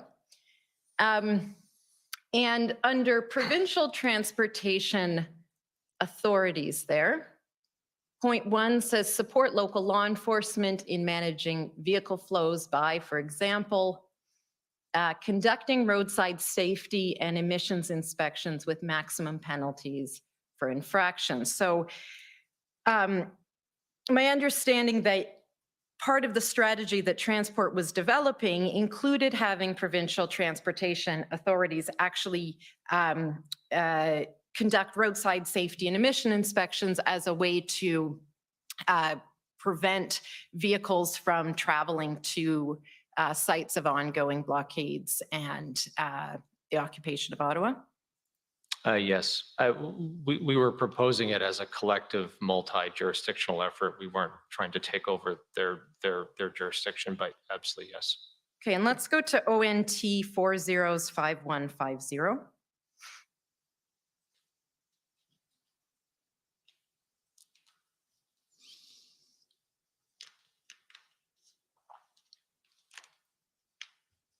This is an Ontario production. It's the operations plan of the Ministry of Transportation for the Convoy for Freedom truck protest. Is this a document you saw at the time? I did not see this document at the time. Okay, let's go to page 7, please. And under enforcement officers, there's the second bullet there says conducting regular enforcement away from highways affected by the planned convoy route at the direction of the site lead. Officers will be directed to conduct area patrol inspections at laybys and general patrol within the district away from the planned convoy route. Officers will not be involved in any commercial vehicle traffic stops of vehicles that are participating in the convoy protest unless directed to do so by the site leads. Did you know at the time, Deputy, that MTO was specifically directing its officers not to conduct roadside vehicle inspections of vehicles that were participating in the convoy? No, I did not. And how do you understand that interacts with what you were trying to achieve through the strategic enforcement strategy? Quite negatively. It's like taking a tool out of the toolbox and throwing it in the ditch. It's notable that I think the reason that was in the strategic enforcement strategy was that we had picked it up as what we thought was the best practice from Quebec. They had used that at some point, I think on the second weekend, they had used that effectively to mitigate and manage trucks heading to downtown Quebec City. Let's go to ONT 50311.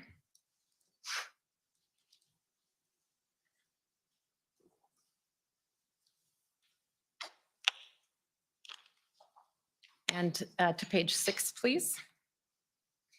These are notes of a call that I understand you participated in with officials from Ottawa, as well as Deputy Minister Mario Di Tommaso on February 6th. Do you recall that? Yes, I do. Okay. And in the words that are attributed to you, in these notes, the third sort of hollow bullet point under your name, we see an observation he provided that while Wellington encampments may be contained, it is the spiritual source of the protest movement. It is acting a fuel for the engagement of others. Can you just explain what you were trying to convey on that call? Sure. I recognize the idea. I'm not sure I recognize the words. I can't speak to the note taking, but it was essentially that this large unlawful occupation in Ottawa was both providing energy that was manifest elsewhere. And so there was a inspiration, solidarity. There was occasionally like calls there were calls back and forth from different cities, but there was clearly either a conscious, strategic, or even unconscious connection between what was going on in Ottawa and other sites. And the assessment that I was sharing was that if there's this massive occupation in Ottawa, you're going to continue to see problems across the country until Ottawa is resolved. Okay. Now, in the Transport Canada institutional report, let's pull it up, DOJ.IR 705. There's detailing of various engagements and consultations with other stakeholders and counterparts to deal with the situation. If we could go to page 12, please.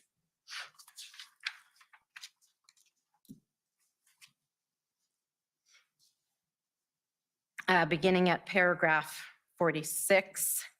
And so that paragraph describes the consultations that Transport led with at the ADM level in connection with the enforcement strategy. Yes. And that includes meetings with all of the provincial counterparts who were directly affected by the events associated with what you've described as a national crisis. Yes. The first of those, we understand, was held on February 4th. Do I have that date right? I think so. Yeah, well, there it is, February 4th. Yeah.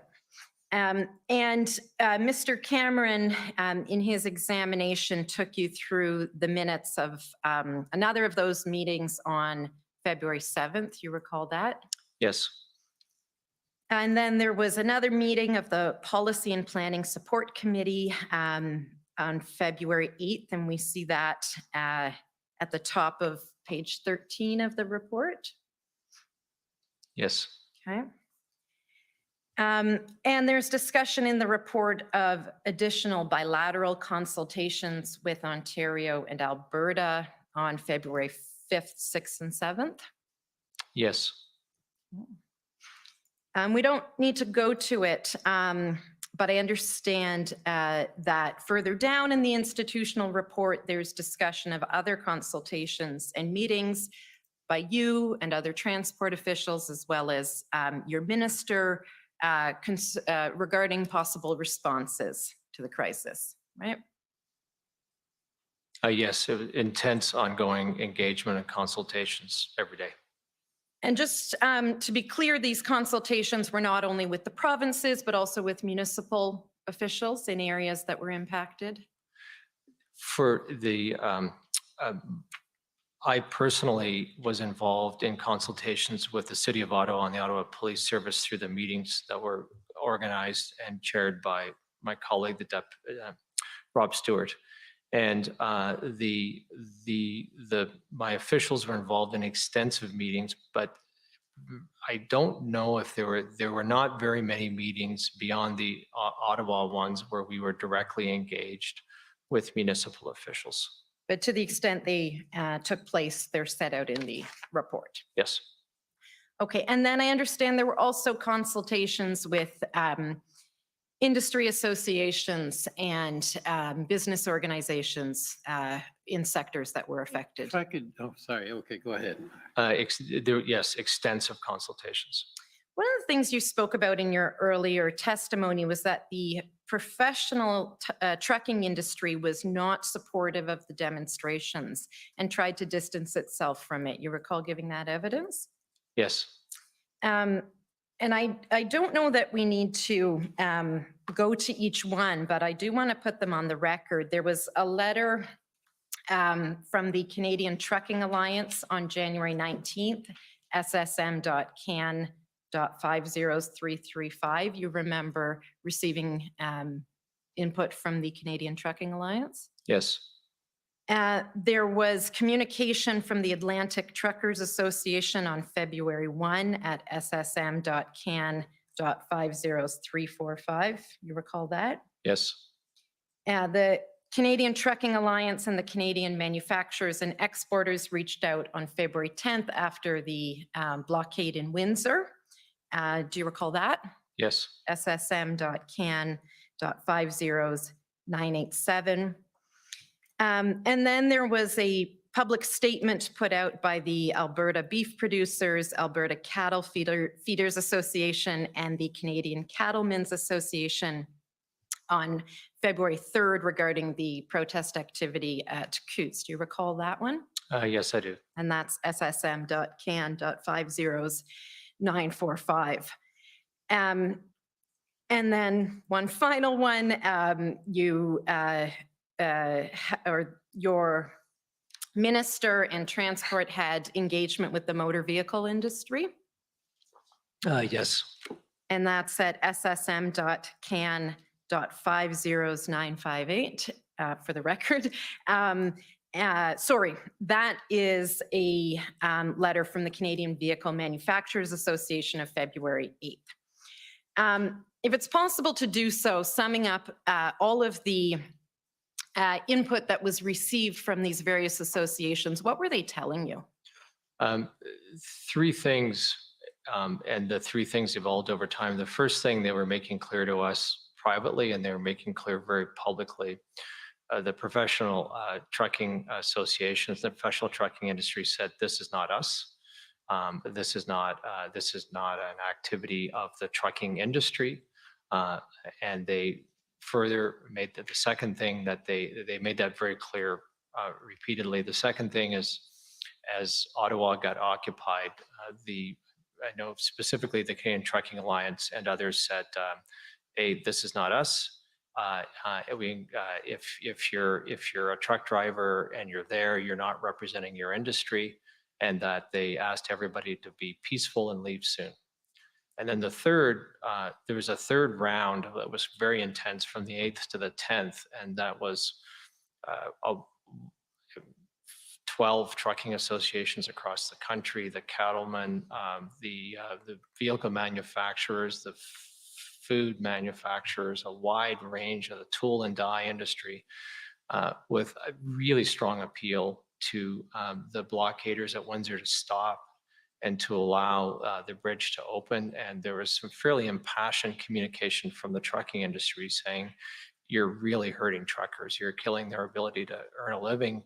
They're stuck. You're actually stopping truckers from doing what they want to do. So it was sort of those three messages evolving over time. Okay. And just returning to the engagements and consultations that you were having, particularly with provincial counterparts. In your evidence earlier, you described mixed reactions, and in some cases, reactions that were cool and reserved. Do you remember that evidence? Yes. Through those consultations, did that inform your views as to the effectiveness or not of the coordinated enforcement strategy that you hope to achieve? It did. I would say that at the beginning, it was a little slow going because of that initial response that has been described by Ontario. And there was a general, I would say, reluctance of provincial colleagues to jump to the front on this because it was such an awful crisis.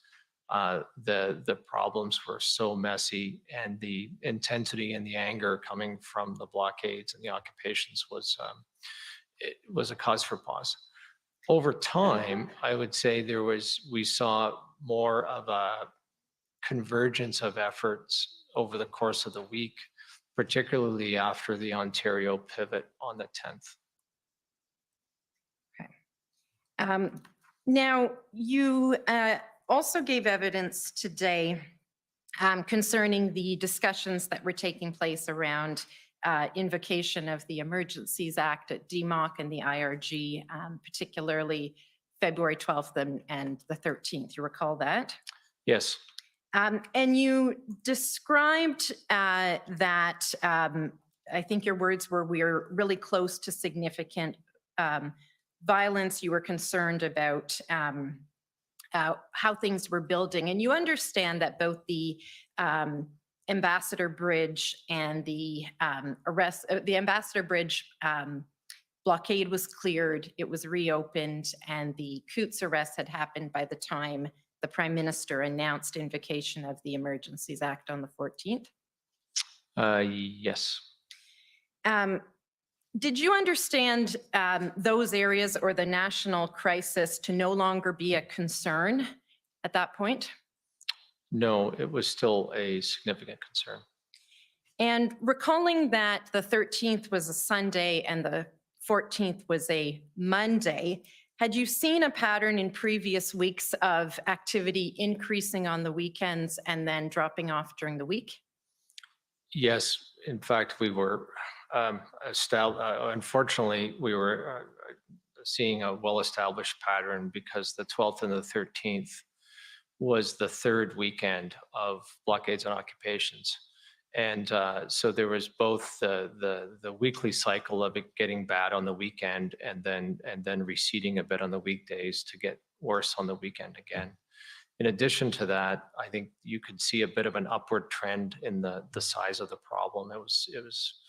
It was growing both in terms of the entrenchment in Ottawa, where the occupation was getting more entrenched and attitudes were hardening on both sides. But as we went into the weekend of the 12th and 13th, you could see a growing pattern of activity disruptions and problems across the country. So there was both the weekend effect, and then the problem was getting worse because of the accumulation of time. And what, if any, implications did that pattern have in your mind for a potential fourth weekend without some sort of significant disruption to the crisis? It would have been even worse. You mentioned in your earlier evidence the 2020 rail blockades, and were concerns about a rail blockade something that you had turned your mind to at the time? Yes, once we started to see the slow rolls sort of transition to blockades and occupations, and as the crisis dragged on, we became more and more concerned that the next step or the next shoe was going to drop, which is that the next blockade would be a rail line, and then we would have both the border blockades and the rail blockades at the same time, which would dramatically escalate the economic harm to the country. And I think we saw in the backgrounder, or it appears in the backgrounder, that the products that are largely carried by rail are different from the products that are carried by truck. And so one mode of transportation is not a substitute for the other. They each present their own concerns if there are blockades. Is that fair? Yes, that's right. In the 2 minutes I think I have remaining, I just want to touch on the tow truck issue. As I understand, one of the elements of the tow truck strategy is that if a vehicle that's present at one of the blockades is not in movable condition, that a mechanic would prepare it for being driven. Is that correct? Yes. And were you aware during these events of protesters taking deliberate steps to disable their vehicles so they could not be driven away? Yes, and that was why that mechanic part of the strategy was in the strategy. And the issue with tow trucks was primarily an issue getting access to heavy tows and suitable operators. Is that fair? Yes, I mean, there was a general tow truck industry problem, but the part that was absolutely insurmountable was getting the heavy wreckers and the skilled operators to move large commercial vehicles. And Council for Democracy Fund and JCCF put to you that tow services were made available in Windsor through a tow company contracted by Windsor. Is it your understanding that the vast majority of the vehicles at the Windsor blockade were passenger vehicles, not commercial rigs? Yes, in fact, my understanding is they used tow trucks and they were able to deal with it with a few small tow trucks. They didn't require large wreckers. And was it your understanding at the time that the OPP did in fact use the measures in the EMR to require tow truck companies to provide services in order to assist in clearing the occupation in Ottawa? Yes, our understanding is that the tow trucks, the heavy wreckers that were secured by Ottawa were secured through the OPP, going out to the industry, requesting the service, informing them of their legal obligation to provide it and their indemnity. And that kind of cracked the problem. Thank you. I think my time is up. Those are my questions. Okay, thank you. Any re-examination?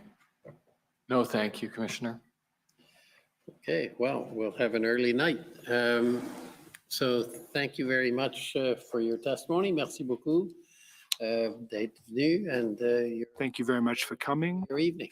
Thank you very much. Thank you very much. Appreciate you coming. So we'll adjourn till tomorrow morning at 9:30. The commission is adjourned. La commission est adjournée.